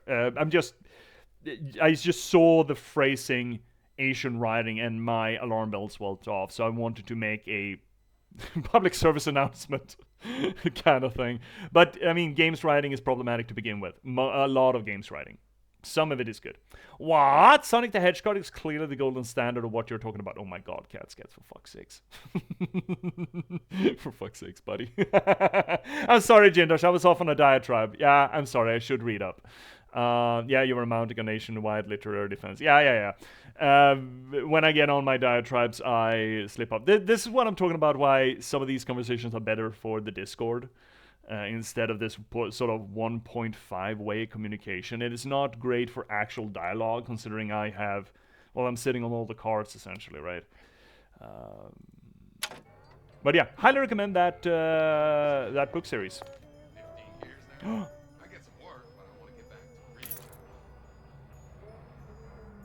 Peeping vision mod? That's a fucking mod? Okay. Removes Eve cost for seeing through walls while standing still. Oh, neat! That's pretty fucking hot.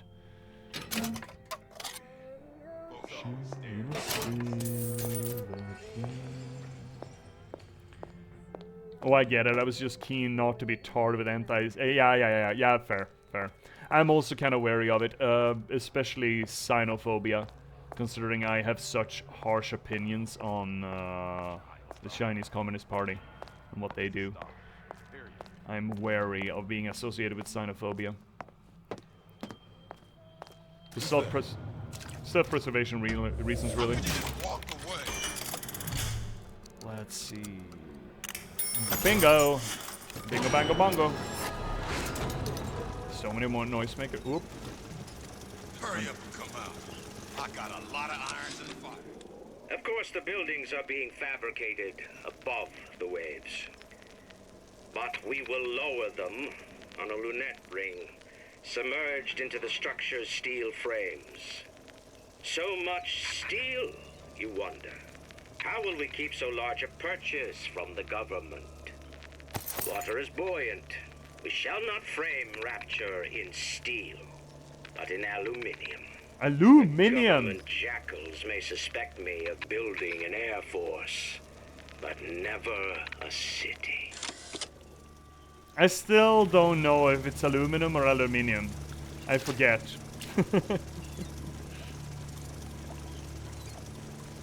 Is it aluminum or aluminum? And again, it's really not helpful to ask that question on stream, in chat, because you can't tell me which is which, because they're spelled exactly the same. See? Aluminum is American. Okay, so it is aluminium. That is the correct one. Okay, great. Yeah, British likes the longer one. It's the same with the U's in like armor and stuff. Saber. I prefer the British spelling. I think, well, I mean, I go on big ass diatribes about calling it C instead of said and stuff, you know.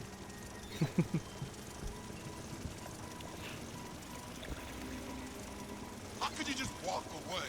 Oh, this is interesting. Oh, can't see shit there, Captain. Someone's been decrypting a code. We've confirmed completion of the ace in the hole. Suchong has it, but unlikely to give it up easily. We'll update when we know more. Oh, I know what that is. What's that all about? Oh, we know what that is. That is reference to the first game.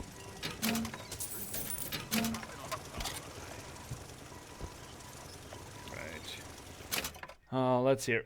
The item is to make an inline with radium, cesium, aluminium. Yeah, fair enough. Cadmium, etc. Cadmium.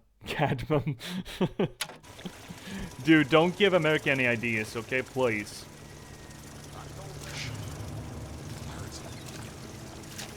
Dude, that's gonna be a bit of a trick. Hurry up and come out. I got a lot of irons in the fire.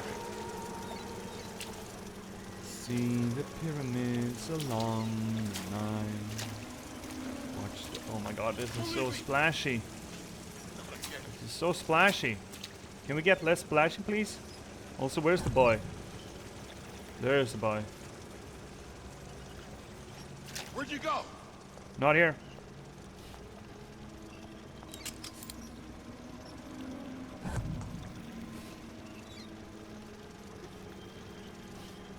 I didn't say you could go. Bonk. You see, you probably shouldn't have a box on your head if you want to see shit, you know? I mean, I'm not here to grump your mump, but as a general rule, if you want to see things, don't put a box on your fucking head. Idiot. Fucking idiot. Can't oh, 5 locky pickies? That's a lot of locky pickies, my guy. So many locky pickies. Ah, freedom units. Oh my god. Let's not start with the imperial system here. We are sheerly anti-imperial units in this place. Like a football field of baseballs worth of no shits given. And used by Merc and Myanmar world leaders. Really? Myanmar uses the imperial unit system? I mean, Britain does too, right? Or are we not talking about the imperial units yet? Haven't we gone that far? Am I just jumping to conclusions? Probably. Fahrenheit? Oh! Wait, Myanmar uses Fahrenheit? Why the fuck are they using Fahrenheit? Look, Fahrenheit is a dumb... Probably a switch around here somewhere. Is a dumb system no matter which way you go, right? Do you know... guys, do you know where Fahrenheit comes from? Do you know why that system was made? Pull the lever, crank. This is gonna be noisy. Well, we killed everyone here. It's probably fine. Oh no, no, there's new people. Oh, they're coming! Oh no! Oh, unfortunately, I got a big gun for them. Oh.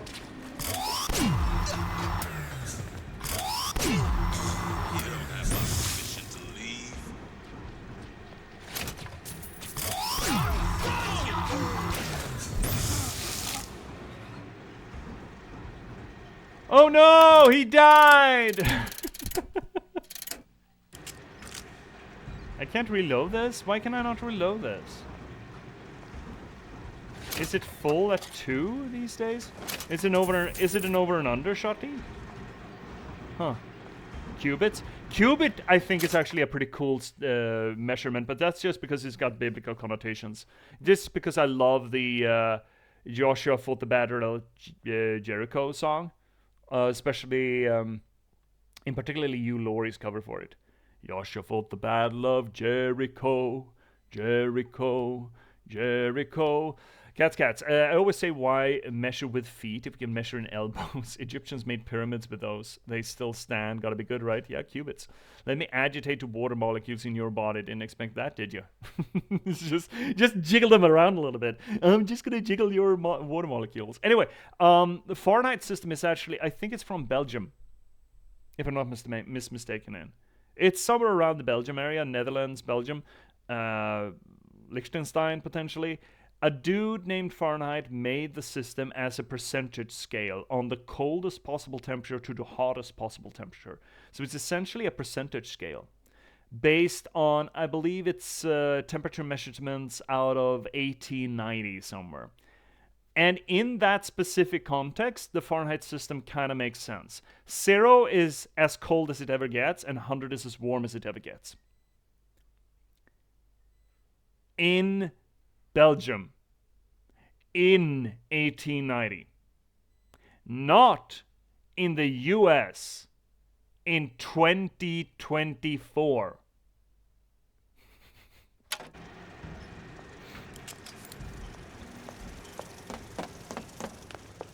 But, you know, it is funny. It is funny that Americans are using it. I want to buy some more pickies. Can I buy some pickies? Do you have pickies? I think you had pickies. Oh, they're just 18 a pop? Sure, give me some. I want to... No sale? Oh, fuck you two. I want to open... open safe. Let's open safe. It's 5 pickies. There's got to be something good in there, right? Obviously, there's got to be something good in here. Not even got noisemaker. Fucking clutch, bud. Oh. Oh, possessed turret mod. Adds ability to possess turrets forever. Ooh, forever you say. Ooh, well look at that. Well, what do you know? Still don't have a code for this fucking door though. Let me see here. What's that part of microwave that does that to water? How very magnetron? Is that, are we talking, still don't have a code for this fucking thing. Magnetron, is that, what is this? It's numbers.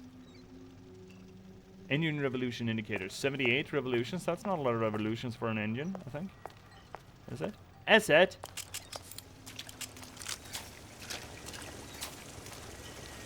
Do I have to do this?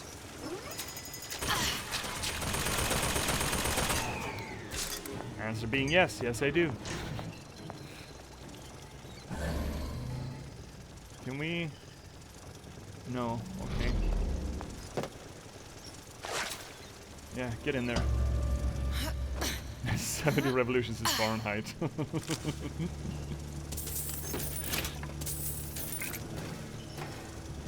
Yes, but what's that in feet?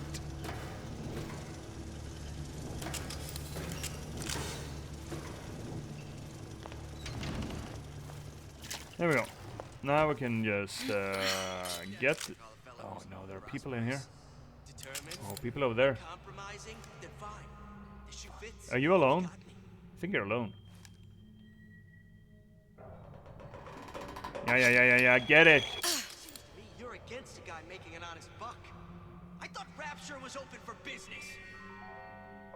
Can you see me if we jump there? You probably can. That's Punk! Oh, dumbass. You absolute fucking dumbass. I gotta be 25 Celsius revolution.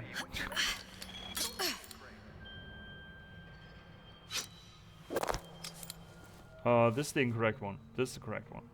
That is the correct one. That is the one we're supposed to jump onto. Whee! Here we go. Getting a thing. CO2 scrubber, get. Got it. Just need to find Old Man Winter and we're done.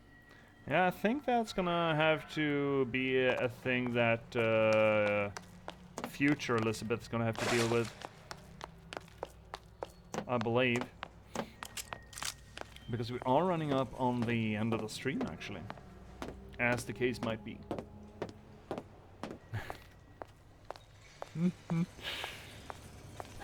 How many smelly blue cheese feeties is that?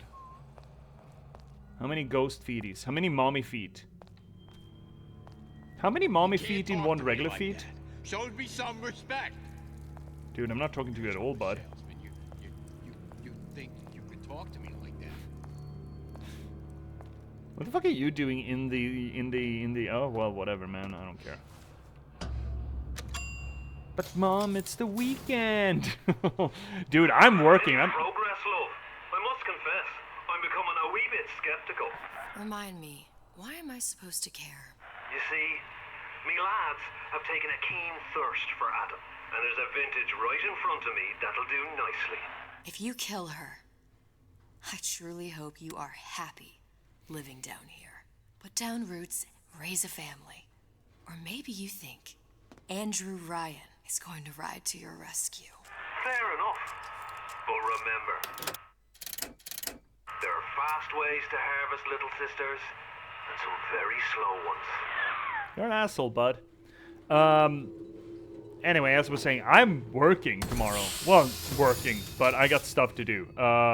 Which I wanna... Oh, this is ominous. Why is there smoke? No smoky. I'm writing. I've done a real good writing day today.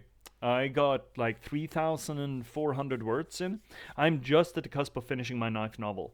And I would love to get rid of it, as it were, so I can focus on other stuff. I also have the layout for the 7th novel. That is the next one that's going to come out in a few months.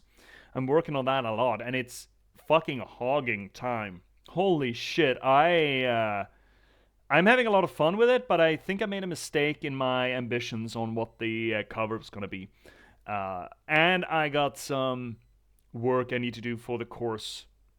I think I'm just going to push that till Monday, but I am looking to, if not to finish the 9th novel tomorrow, then at least get within a bee's dick away for it so I can finish it on Monday. So I got, I'm doing other stuff. 3,400 words is really fucking good. It's almost double of what I have on a regular working day, and it just fucking flowed out of me. I'm so fucking close to the end of that book. It's gonna be so fucking good when I reach it. But I do want to get there, you know? And I think... Okay, here's a question, Jindosh. is there a whole nother bit after getting the Old Man Winter for this DLC? Or are we just on the cusp of finishing episode 2? Sounds like great progress. Good job, dude. Thank you. It is good progress. I mean, the whole thing is right now it's like 76,000 words. It's gonna be a little bit north of 80,000 words, and that is essentially like 300 pages, kind of. You meet Atlas, and that's it. Wait, okay? So make a projection. How much more gameplay do you think there is? Is it like an hour? If it's just an hour, we're just gonna knock it out. Then I'm just gonna push it. It's close like half an hour. So, okay, but fuck it. In that case, let's just go. Let's just go. Let's just truck it.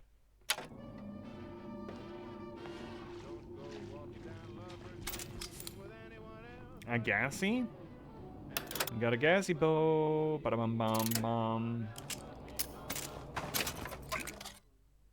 Gas bolts are on with a proximity gas bomb, which renders nearby enemies unconscious. Oh, they're sleepy. Come on in and watch this. Yeah, the mind tricks. It's close, like half an hour. Yeah, okay. Well, you know, if it's no longer than that, we're just gonna truck. Oh, well, that seems to be just what Mommy ordered. Ryan's got the formula. I do like the reload animation on that, by the way. What's that now? What's that? Who's it? Who's on first? Who's on second? We're not finished.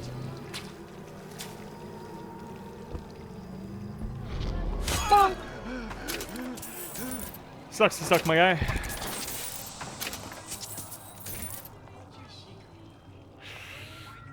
Who's on first? Who's on first? Who's on second? I don't know. I can't read. Okay, where are we going? We need to get Old Man. Old Manny. Oh, what is that noise? That sounds like a daddy noise.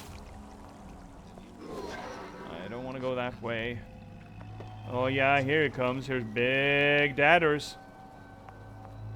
Big Papa John. I tapped the doorway twice. Everything goes all right inside. Wait, what? I heard you back there. No, to no one. You're full of shit. Okay, Daddy. Think I'm some kind of idiot? Yes.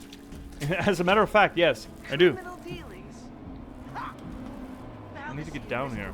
From those afraid to let the market take its natural course. So many buys. Goodbye. I'm getting out of here. You're a patrolly boy. Fuck me swinging. A law against bribery. And you want some fella in my prison advising how I defecate. What's next? Martial law? You know what? I don't care. Fuck you guys. I'm going in.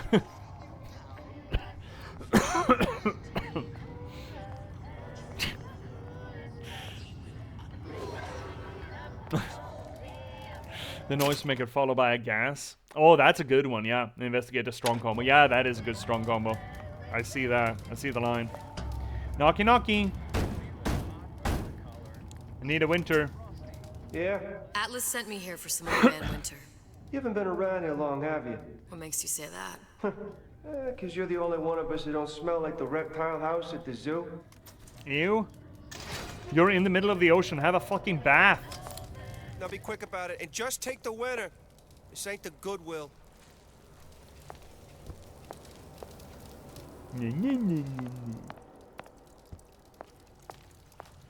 Hi, buddy. Why are you so fucking proud of your work, bud? Ooh. Voxophone. Memo to the sales team. While we deny all customer claims regarding purported burns they have received from, quote, overheating of 1958 bathyspheres, unquote, our marketing team has decided to give away flasks of Old Man Winter as part of a new promotional campaign. There will be no recall of the 58. No recall. Uh-huh. Hi, buddy. What do you have here? Foxabone? So Atlas asked me to figure out where to strike first when we bust out of this place, but, you know, it all depends on when we get out, you know, I mean, November 5th, it's a big founding of Rapture shindig at Fort Frolic. Valentine's Day, you know, I mean, Arcadia is real popular. I mean, it's near New Year's Eve, and hey, we could pop the corks off all the stuffed shirts down at the Kashmir restaurant. Oh, important, vital information. There's the winter. Freeze your enemy. We know this already. We've seen that. Just what we needed. Frosty the Snowman. Now you think you can manage the repair? Sure. I've been fixing quantum field generators since kindergarten. Have you? That's something you should put on your resume. I believe. Tell Ryan things are getting hot down here real fast. The goddamn leprechaun is building himself a regular army. If you'd asked my opinion, which you didn't, I'd send a crew down here and clean up the place before they show up on your doorstep. But who am I except some undercover schmuck you sent to give you straight dope? Wyman, isn't that the name of Emily's boyfriend in Dishonored 2? I think it is. Another coded message. Attempt to retrieve Ace in the Hole from Suchong unsuccessful. Ryan Private Security killed 3 of our men in the bargain. You'll need to explore alternate means of obtaining Ace. Holy shit. Scanning Morse code. Oh. Oh, there are 4 of them? Oh shit. Oh shittles. Show me what you're capable of. Oh shittles. Oh, that didn't do a lot of damage. Is that why you have a box on your head? Oh, this is gonna be unfortunate. This gun is not as effective as I'd like it to be.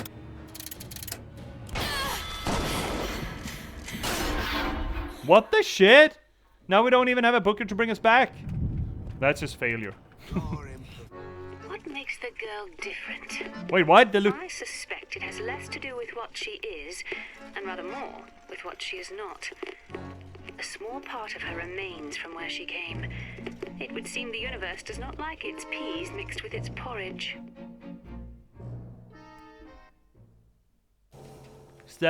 Would that suggest that we could bring... No, we just really roll it. Okay, we just roll it back. Okay.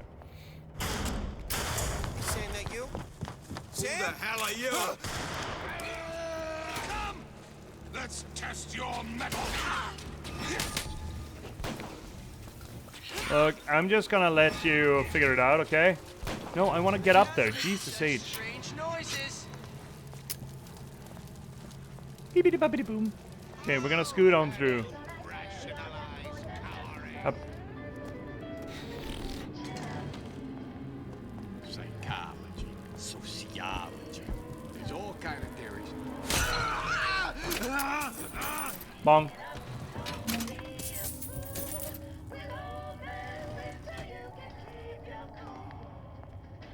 We're gonna actually let's run that ad then. Let's run that ad break. It's coming in like 2 minutes, no 4 minutes, but let's get rid of it, and then we can just truck it for the end of the game, which means that we can start on something completely new on Monday. Probably gonna be Deathloop, but let's run the break. I'll see you back here in 3 minutes, and we're gonna finish off there. Let's see. Yeah, see you soon, chat. Please don't go anywhere.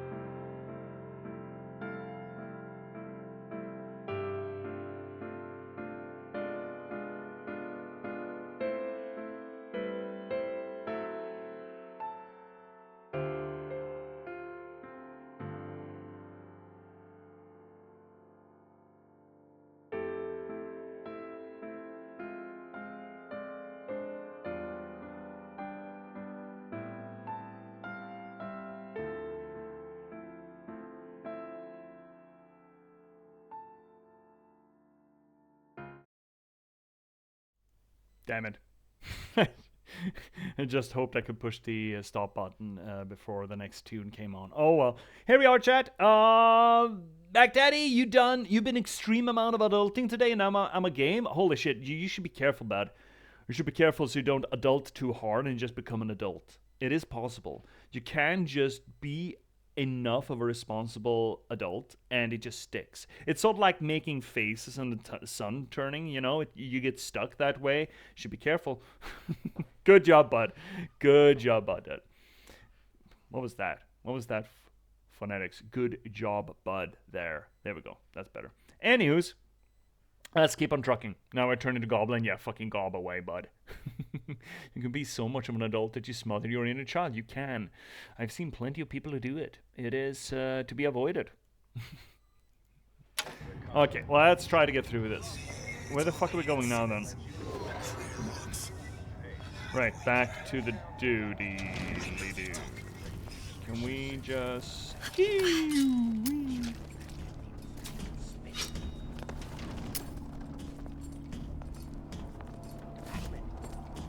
Whoop. Nope. No, fuck, let's go. Control everybody. Public address. Somebody's lurking about. Just like that. Second rater, that's you. Nope. Expose your frailties to me. What the fuck are you talking about, bud? No! No! Run! Liz, run! Get in the vent! Liz, get in the vent! Jump!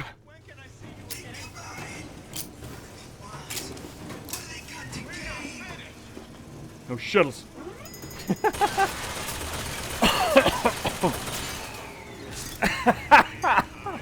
That was kind of funny. Just, oh, no! No, getting stuck in the geometry, no! No, this is like Dark Souls all over again!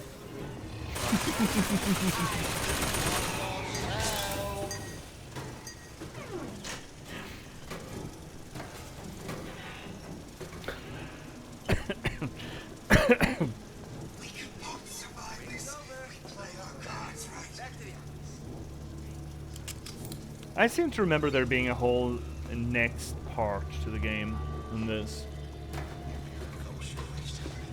Let's see, Janosh.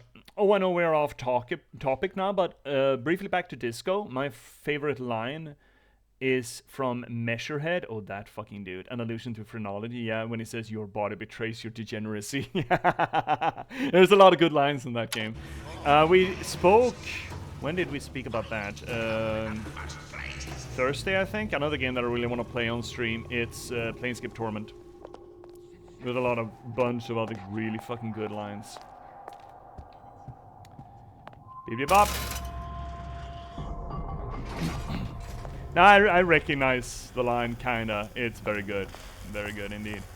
Okay, so that's where we put in the scrub. Immediately die of CO2 poisoning the moment we turn the thing on. Is that a fear? Shouldn't we remove the crowbar?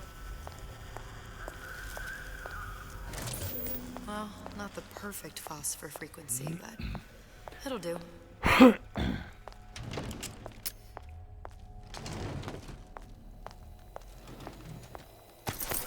Oh, it's a winter mod. Fuck. Okay, that's okay. Well, that's not helpful.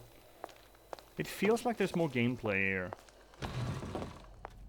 Maybe I've just missed a lot of things, but feels like we're coming up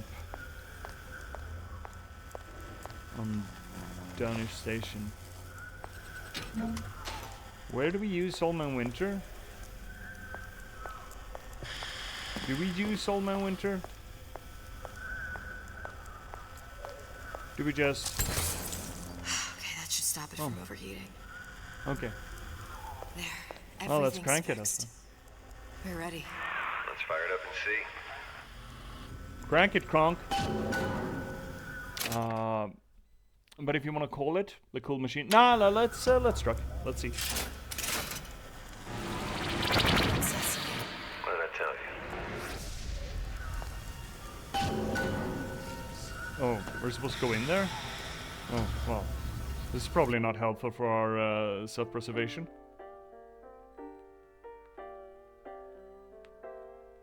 Oh, I don't remember this part at all.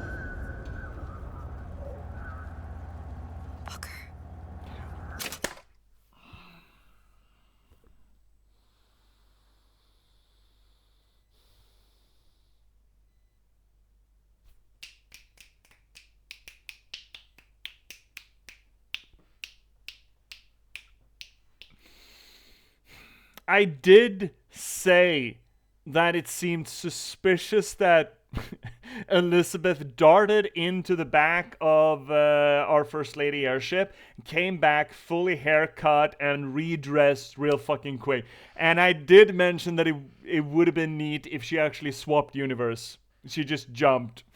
Look.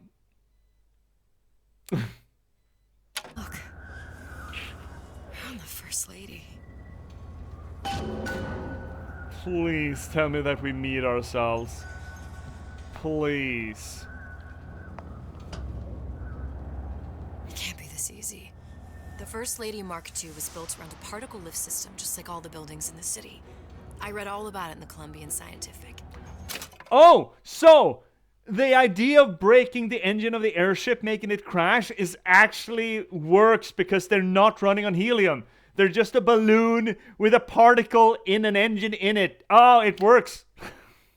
The particle seated at the top of the structure must be up that lift. It's just an aesthetic choice to make it an airship. Can I not get in there? Okay. Perfect. And how the fuck? Oh, elevator? Okay.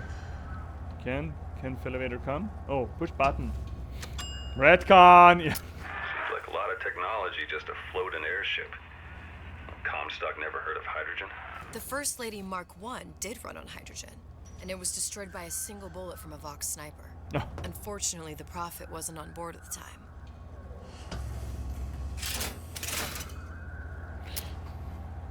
I kind of fucking love that, actually. I love the fact that it's actually not. I think that's great. I think that's really fucking funny. But we're definitely gonna see Booker and Elizabeth interact, right? If I take the active particle, then the First Lady is just a 40-ton paperweight. Best to take the spare. Here we go. Now let's head back through that tear. Right? Honestly, expect Atlas to honor his side of the deal. No, but we'll cross that bridge when we come to it. This is great, by the way. I love this. I love getting validated like this. Handling Atlas. He ain't just some spliced-up maniac. He'll make a mistake. I just have to be ready to take advantage of it when it happens. For a Please. girl you barely know. How well did you know me when you came to Columbia? Yeah, I mean, fair. Please let her come in here. Pretty lady not finished yet. What? Open the tear. Power for device, very expensive. Tit for tat. Just tell me what you want. Such a wonder something is simple. Lock of hair. Oh, you're not serious. Not your hair, stupid. Think has a secret lab. Mothballed, forgotten. In there, hair sample. In jar. Cannot Come miss. on. You get for suture. Then everybody friends. Where's his lab? Closed off, past Fink's quarters. You smart lady, you find. Fuck. That one coming. Please let Elizabeth come through the door and we ask her, can we just cut your hair? You know, let's do a makeover, girl, and we just snip it and never go into Fink's lab. Please. It would be so fucking funny. Please. Please. Please. Shit. Vox Populi. You must have arrived right in the middle of the siege. That means the other you and I are probably inside the factory. On our way up to the First Lady. And what happens if we run into ourselves? We won't. How do you know that? Because we didn't. Because we didn't. Don't worry, Booker. Everything is fine. I think there's more than half an hour. Yeah. Iron Sights, I don't remember this one either. I don't remember a lot. Oh, well, that's not fun. Oh, that's fun. That's funner. I can just suck bullets. That's pretty neat. God. How much is there?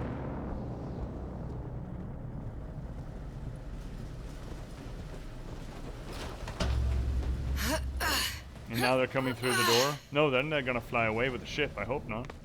I need that ship, or I need to tear on that ship. I've taken your counsel, and you done me good service, but I will not hurt the boy.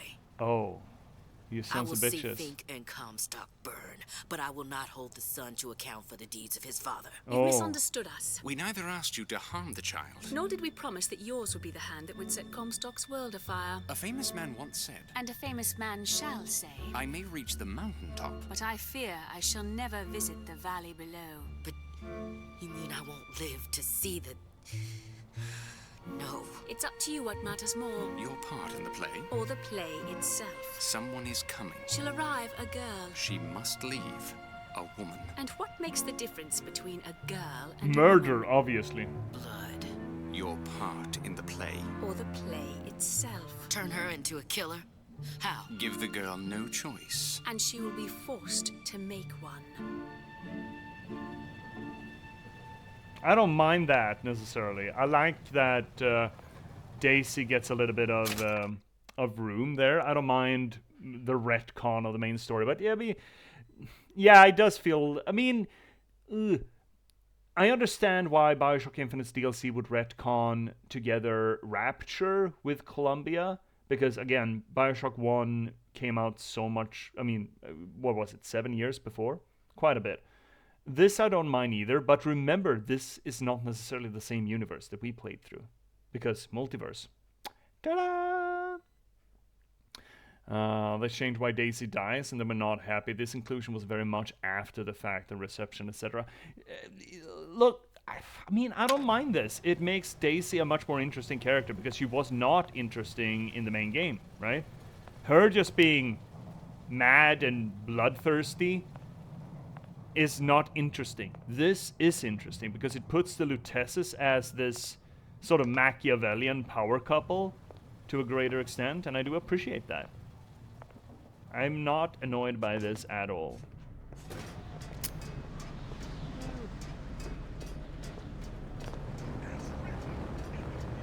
Oh, I guess I'm gonna bonk you. I don't remember any of this, by the way. Don't remember a goddamn thing about this place. I don't remember this being a part of it at all. Dude, if someone told me my fate on this planet, my entire existence was to be a shank puppet for a spoiled rich girl, I'd be like, no thanks, me neither. Jendosh, that is not what they say. That is not what they say.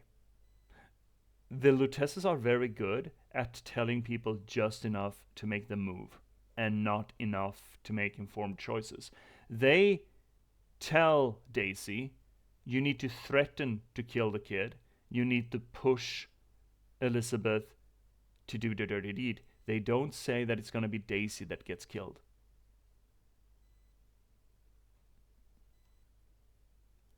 They're tricksy. Hence why my time estimation may be way off. Yeah. I just don't want to end up in the situation either that we play, we got like an hour left, and then I don't know what the fuck to do with myself, you know? Oh. But this certainly feels like there's a lot more than I was expecting. I don't remember any of this. Any of this. Ooh, I remember you though.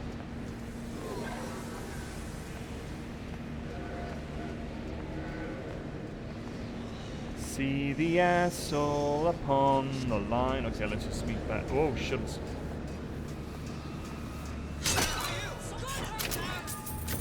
Wait, there's no one. Nope, there's no one here. Something's going kill you. No shit.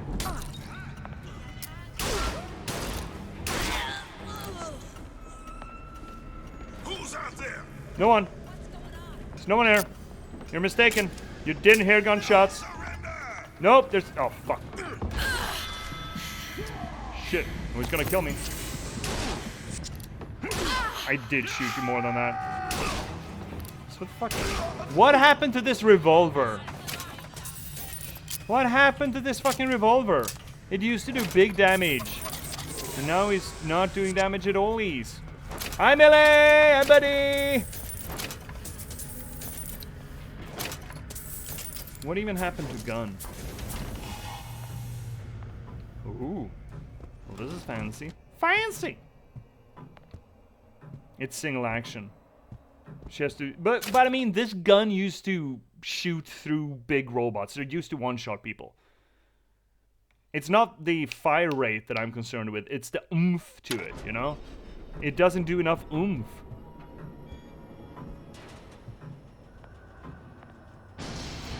Think. A giant clock. Sort of. Looks like the mechanism unlocks certain activities when Fink gives his blessing. So what? We're stuck waiting for the cuckoo to go off? No, there's a slot for some kind of key for manual winding. A crank? Find that. Oh my god. Seems like a lot of work to lock down a few doors. Right? Well, if there's one thing Fink loves, it's a lot of work. Fair, I guess. Oh. You know, I'm beginning to want to roll back my choice to run this until it ends. Is this a good place for it, you think? Let's hear. I thought you were going to ask why that again. Oh, that? Millie, what is that? Oh, the bunny? Dude, if you want to run your hyper badonkadonk bunny through my chat, you know, I can't stop you. By now, I mean, there's just so many times I can ask why and what. Until I am the dumbass. You know? Anyway, holy shit.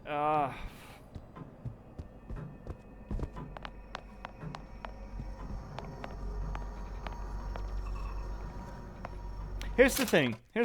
I seem to remember there being a whole segment in this DLC where we're trying to escape with Sally. I'd like to remember that part as well. Or is it just racing? Is this the last part? Chat, would you mind checking how much longer there is, if you can, in some way, shape, or form? Oh, cranky. If you can, if there's a handy way for you to give a approximation on how quick this could be knocked out. Our current state of being, or lack thereof, has left my brother unfulfilled. The biological urge to leave one's mark is strong, and it is not an impossibility. We could instantiate ourselves back in Columbia, return to an old life for the possibility of creating new. But we died in that world. Returning would mean giving up part of us. Ourselves. We'd become flesh and all that it is heir to. The mysteries of the universe would become once again mysteries. Yeah, you wouldn't want that to happen. There's a lot more left? Oh, well, in that case, you know, let's just take this fucking stick and get home. I remember how abruptly this DLC ends. Is you get back to Rapture, then meet Atlas. But there's a lot more left, is what you're saying. We've got the clock key. Is that a save point? Where is save point? Give save point. Where do we put it?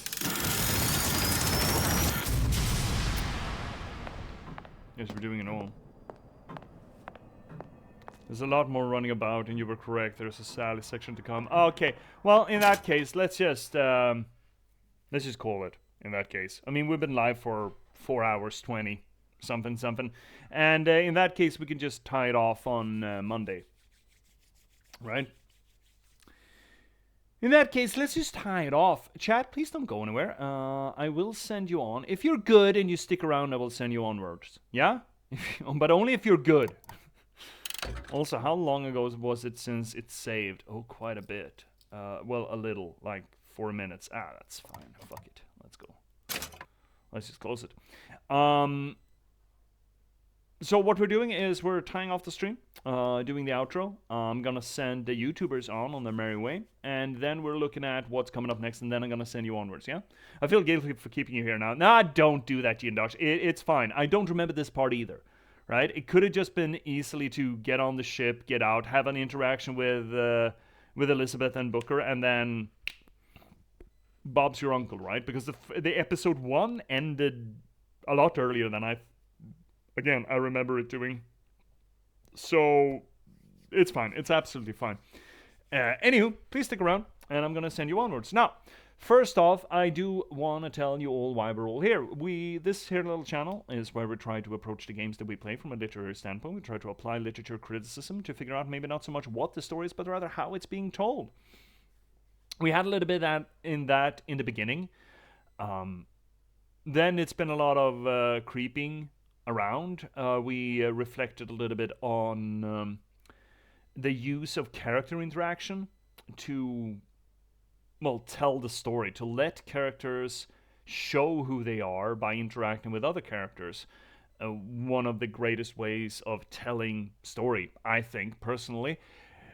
One that, and I made that argument again, I think Dishonored, primarily 2, really dropped the ball on opportunity to make this sort of work. Imagine if Emily and Corvo had the same kind of repartee, the same kind of back and forward as Elizabeth and Booker here.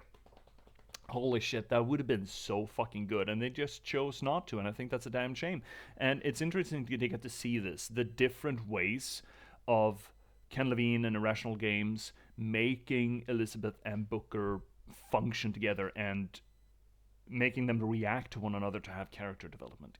Great work, fantastic work, and I mourn the fact that Dishonored 2 didn't make use of that. So that is the sort of stuff we do. We do this because it's fun, number one, because it's interesting. We do it because it elevates the media, but primarily I do this for solipsistic reasons. You see, storytelling and narratology is not just a passing fad of mine, it is my stock and trade, because you see, I am an author, I'm a writer. I've been a novelist for the past 10 years. I've written 8 books in that time, and I am on the cusp of finishing my 9th. And I started streaming not so much to become a professional streamer per se, but rather to actually promote my first book published. It's my 6th in the line, my first that is available to you. It's called The Last Box, a cyberpunk thriller about the spontaneous eruption of sapiens in a random slug of gaming code and the people who are unfortunate enough to have to try to reconcile with that fact. I think it's a rather good book. Does a few things different than most other AI media does. It is not as conflict-oriented as most AI media is, and it is about spontaneous sapiens, not constructed, all of which permits us to approach the subject matter from a bit of a different angle. I mean, I'm biased, absolutely, but I'm also one of my own biggest critics, and even rereading this many years after having written it, I think it's a fucking banger.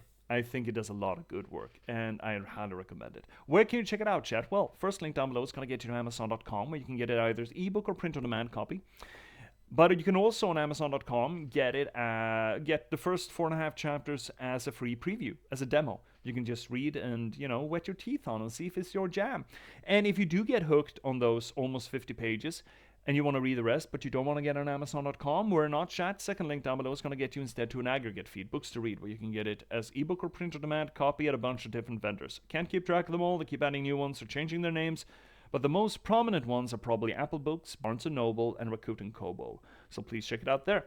Now, if you want to read something of mine that's a lot less lengthy than a full-ass novel, third link down below is going to get you to my online archive. It's essentially, it's a WordPress. It's a piece of shit WordPress. It's my wasted words where I've got a bunch of short stories. I have pieces of poetry and also... Congratulations! Congratulations! Congratulations! Congratulations! Congratulations. Congratulations! Congratulations.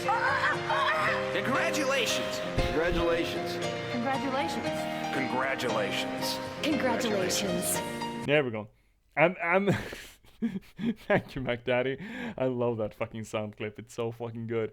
I was also wondering why there wasn't a pop-up in the middle, but I realized that I've reset my webcam and it was on the top of the ordering of the layers. There we go. Thank you so much, MacDaddy. I fucking love that sound clip. But please check out the third link down below if you want to read something a little bit tidbitty out of me. If you want to join this growing community here on the channel, if you want to have these kind of conversations in a more of a level setting, If you want to talk about games, books, movies, storytelling, narratology, or just weird lore, science and tech, weird shit, have fun, send pet pictures. Why not swing by the fourth link down below? It's going to get you to our Discord. Highly recommend it. I would love to have you there. Also, on the Discord, of course, you can give me suggestions on what you'd like to see me play next. There's a short list on there that you can check out and give suggestions to, or for that matter, what you'd like to see either added to the channel or the Twitch or the Discord itself. If you want to give a little bit of a kickback for the work that I do, well, of course, there's the subscriptions and everything, you know, the Twitch's own ecosystem of things, or for that matter, YouTube's ecosystem of things, which for the YouTube archive viewers, you got available to you. But primarily, I mean, read the book, buy the book. Hopefully you're going to enjoy it. If it's not your jam, refer the book. Now that really fucking helps too. It's all about distribution, right? If read the book, refer the book, and also reviewing the book really fucking helps. The 3 R's: read, refer, review. Reviewing the book really fucking helps because, as it turns out, the internet absolutely runs on reviews, and if a thing is not reviewed, it doesn't exist. So big ups on doing that. That helps oodles. So please check that out. But if you don't want to do any of that, or you already have and you still want to give a little bit of a kickback for the work that I do, well, the 5th link down below is going to get you to my Buy Me a Coffee page. It's essentially a Patreon, but it's more focused on smaller one-time inserts. It's there. If you see the work that I do, figure, dude, it's pretty cool. I'd like to buy them a beer. Now you can. All that being said, chat, Twitch, please stick around. I'm gonna turn my attention to you soon. For everyone watching on the YouTubes, thank you so much for watching. Hopefully, probably, there's going to be something hovering around my head here real soon, and you can just click on. You don't have to wait like a day or more to watch something that I've done. Either some other cool, some other cool playthrough that we've done here on the channel, or for that matter, the next video of this Bioshock thing, whenever that comes out, on Monday probably. So please click onwards, and until you click onwards, thank you so much for joining us tonight, and good night.